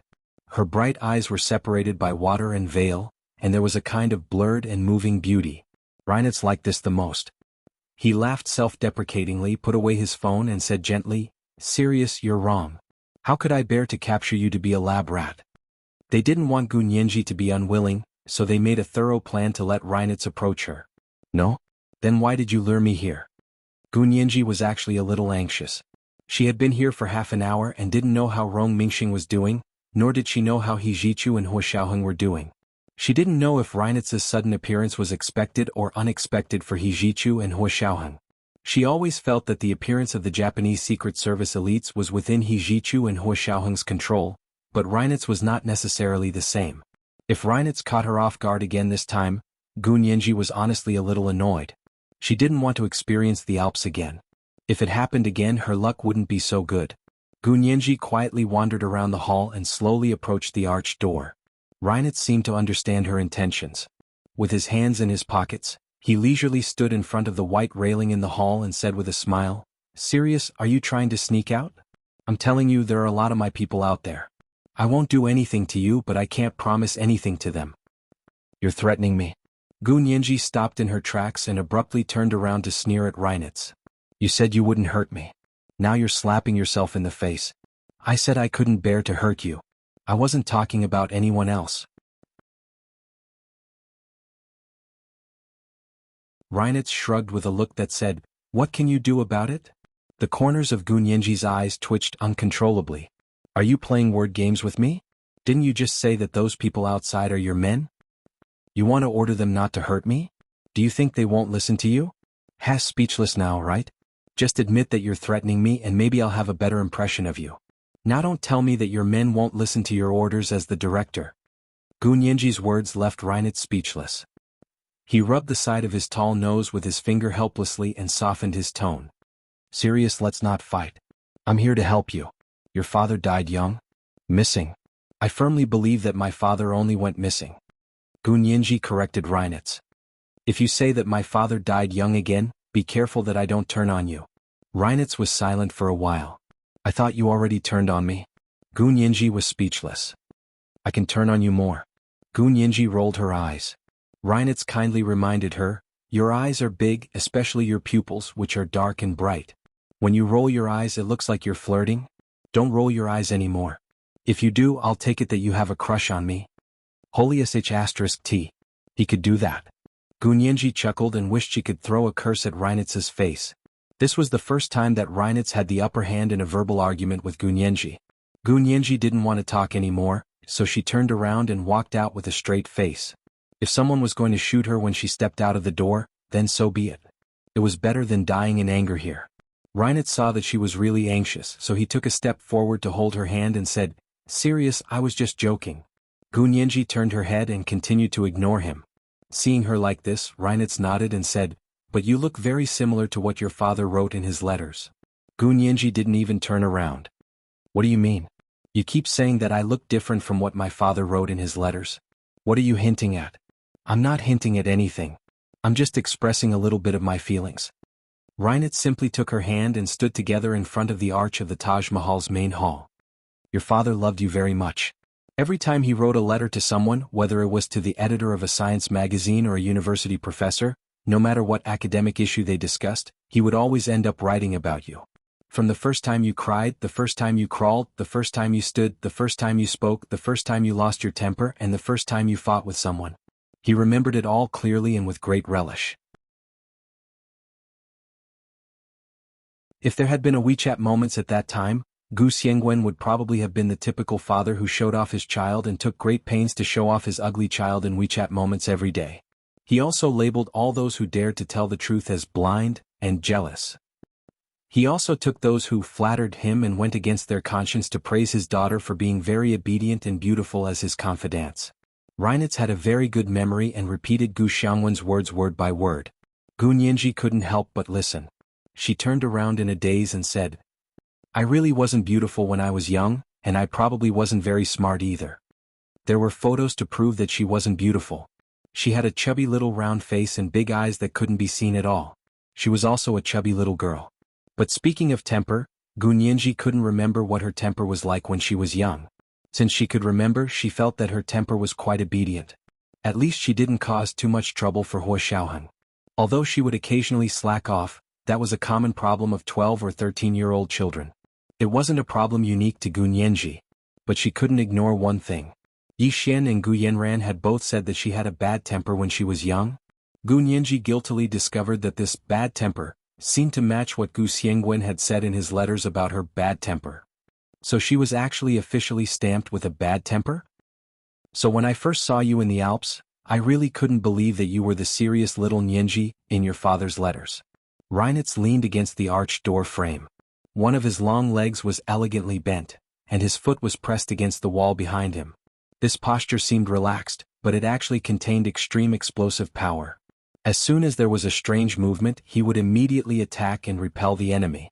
From Gu Nianji's angle, she could see his powerful and beautiful figure. It was like a slightly drawn bow, or like a sail fluttering in the wind on the sea. Gu Nianji narrowed her eyes and looked away. She said disapprovingly, "What's so strange about that? A girl changes 18 times between childhood and womanhood. What questions do you have? Who's exactly the same as when they were young? Even personality and temper can't be said to be exactly the same as when they were young, right? For example, when we were children we would cry if we wanted to. We wouldn't think about whether it was ugly to cry, or whether it was embarrassing to cry in front of others. We learned to be patient and courteous. But we can't say that people have changed just because they look different, right?" Reinitz was silent for a while, then nodded. "That makes sense. That's right." Gu Nianji clapped her hands and nodded. "Is there anything else? If not, I'm leaving. It's getting late and I'm hungry." "Where's my little friend? Can you give her back to me? You want to leave?" Reinitz grabbed her arm and said with a half smile, "I worked so hard just to have a chance to be alone with you, and you're so heartless?" Gu Nianji was speechless. "We never had any feelings for each other, okay?" Gu Nianji pushed Reinitz's hand away forcefully. "I said last time that you lied to me and I dealt with you, so we're even. But this time you owe me one again. You're the one who obviously owes me." Reinitz didn't bat an eyelid and took responsibility for dealing with the Japanese Secret Service elites. "If it weren't for me, you would have died at the hands of the Japanese. How is that possible?" Gu Nianji glared at Reinitz. "How could you be the one who saved me? Who else could it be?" Reinitz didn't let up and deliberately asked, "Did someone else save you?" Gu Nianji opened her mouth but found she couldn't refute Reinitz's words.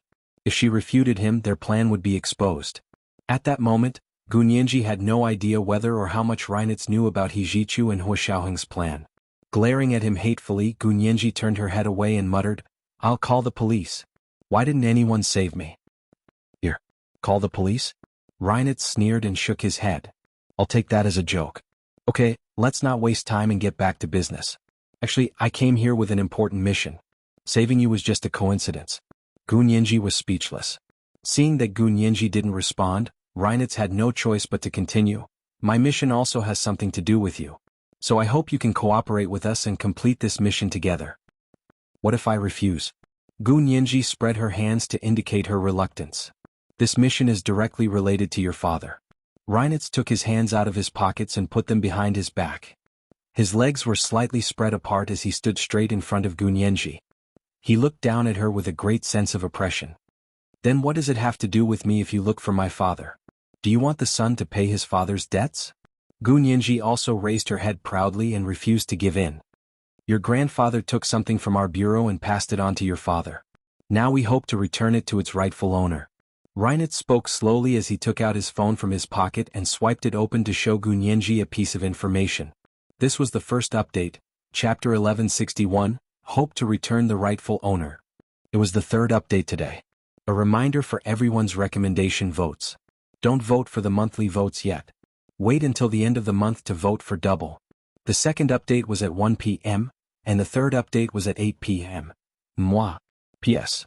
Thank you Beth 1211 for tipping 10,000 Chidian coins yesterday.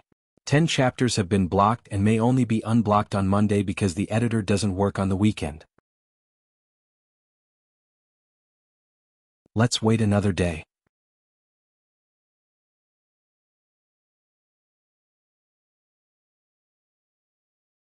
Chapter 1169. Gun Yenji's expression was very subtle. My grandfather took something from your bureau? You want me to return it to you? Gun Yenji wanted to stick out her tongue in disdain. You seem to have forgotten that everything from your bureau was taken away. Gun Yenji looked at Reinitz with amusement. How do you want me to return it? I don't have anything I want, but I have my life. Reinitz smiled. To be honest, we actually have backups of everything that was taken that time. At most, we just need to change the keys and the information can be shared as long as those people can crack our passwords.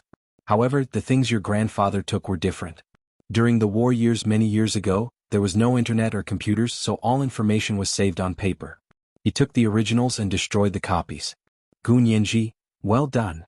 Gun Yenji blinked with a smile and said playfully, Oh, I'm really sorry.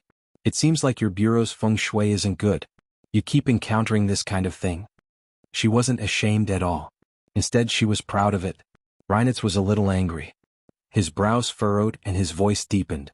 Serious, this is very important. Don't try to change the topic. I'm not. Gun Yenji spread her hands and made up her mind not to agree to Reinitz's request. According to Reinitz, her grandfather took the things many years ago during the war. Based on her age, it should be during World War II. During World War II, someone who could take the originals from the German Gestapo and destroy the copies was no ordinary person. And something that the Gestapo had been searching for half a century must be even more impressive. Gun Yenji's eyes flickered slightly and she also said seriously, Okay, since this is very important, let's have a good talk. Reinitz breathed a sigh of relief and his tone softened. Serious as long as you know, however, Gun Yenji changed the topic. You said my grandfather took something from you, so you have to prove that it belongs to you first. Otherwise, how can we talk about the ownership of an item? Reinitz? He could understand every word that Gun Yenji said, but when they were strung together, he suddenly didn't know what she meant. Ownership? Yes. Gun Yenji spread her hands. You can't expect me to immediately believe that my grandfather took something from you and think that my grandfather is a thief, right? You know, I'm a lawyer, so I'm very concerned about the legal ownership of things. You want me to prove that this thing belongs to our bureau? Reinitz's eyebrows twitched as he suppressed the shock in his heart. After all, Gun Yenji had really hit the nail on the head and pointed out the essence of the problem. They had been searching for it for so many years, but they had never been able to bring it to the table. Because that thing involved a lot of secrets during World War II, it couldn't be disclosed to the public. Gun Yenji nodded solemnly. I can help you, but you must prove that this thing belongs to you. If you can't prove it, I can't help you. I'm already aggrieved that I can't speak up for my grandfather. If I were to follow you and accuse my grandfather, would I still be human? Before formulating the plan, Reinitz had thought of many scenarios and even thought of many possible reasons for Gun Yenji's refusal to cooperate. He had come up with countermeasures one by one. However, he had never thought that Gun Yenji would find him for evidence that could prove that the thing belonged to them. Reinitz was silent for a while, then said with difficulty, Of course there is evidence, but I'm afraid it's not good to show it to you. Then I really can't help you. Gun Yenji leaned against the arched door and crossed her arms. If you can't show me evidence, please don't say that my grandfather took something from you.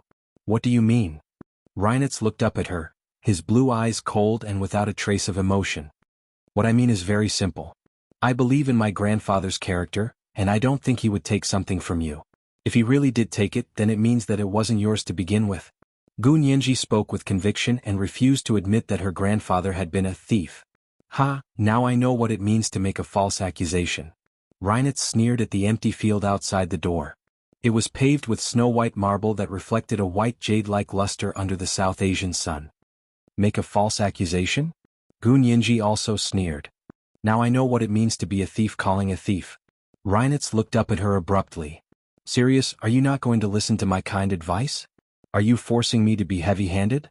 Heavy-handed. Gun Yenji sneered disdainfully.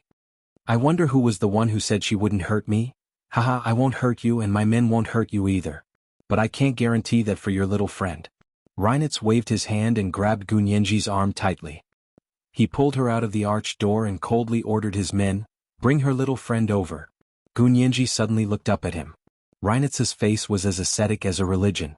He was extremely handsome but also extremely cold. Soon, two masked men with guns pushed a woman whose hands and feet were tied up and whose mouth was taped with tape as they stumbled over. Rong Mingxing was already awake, but she seemed to have suffered a little.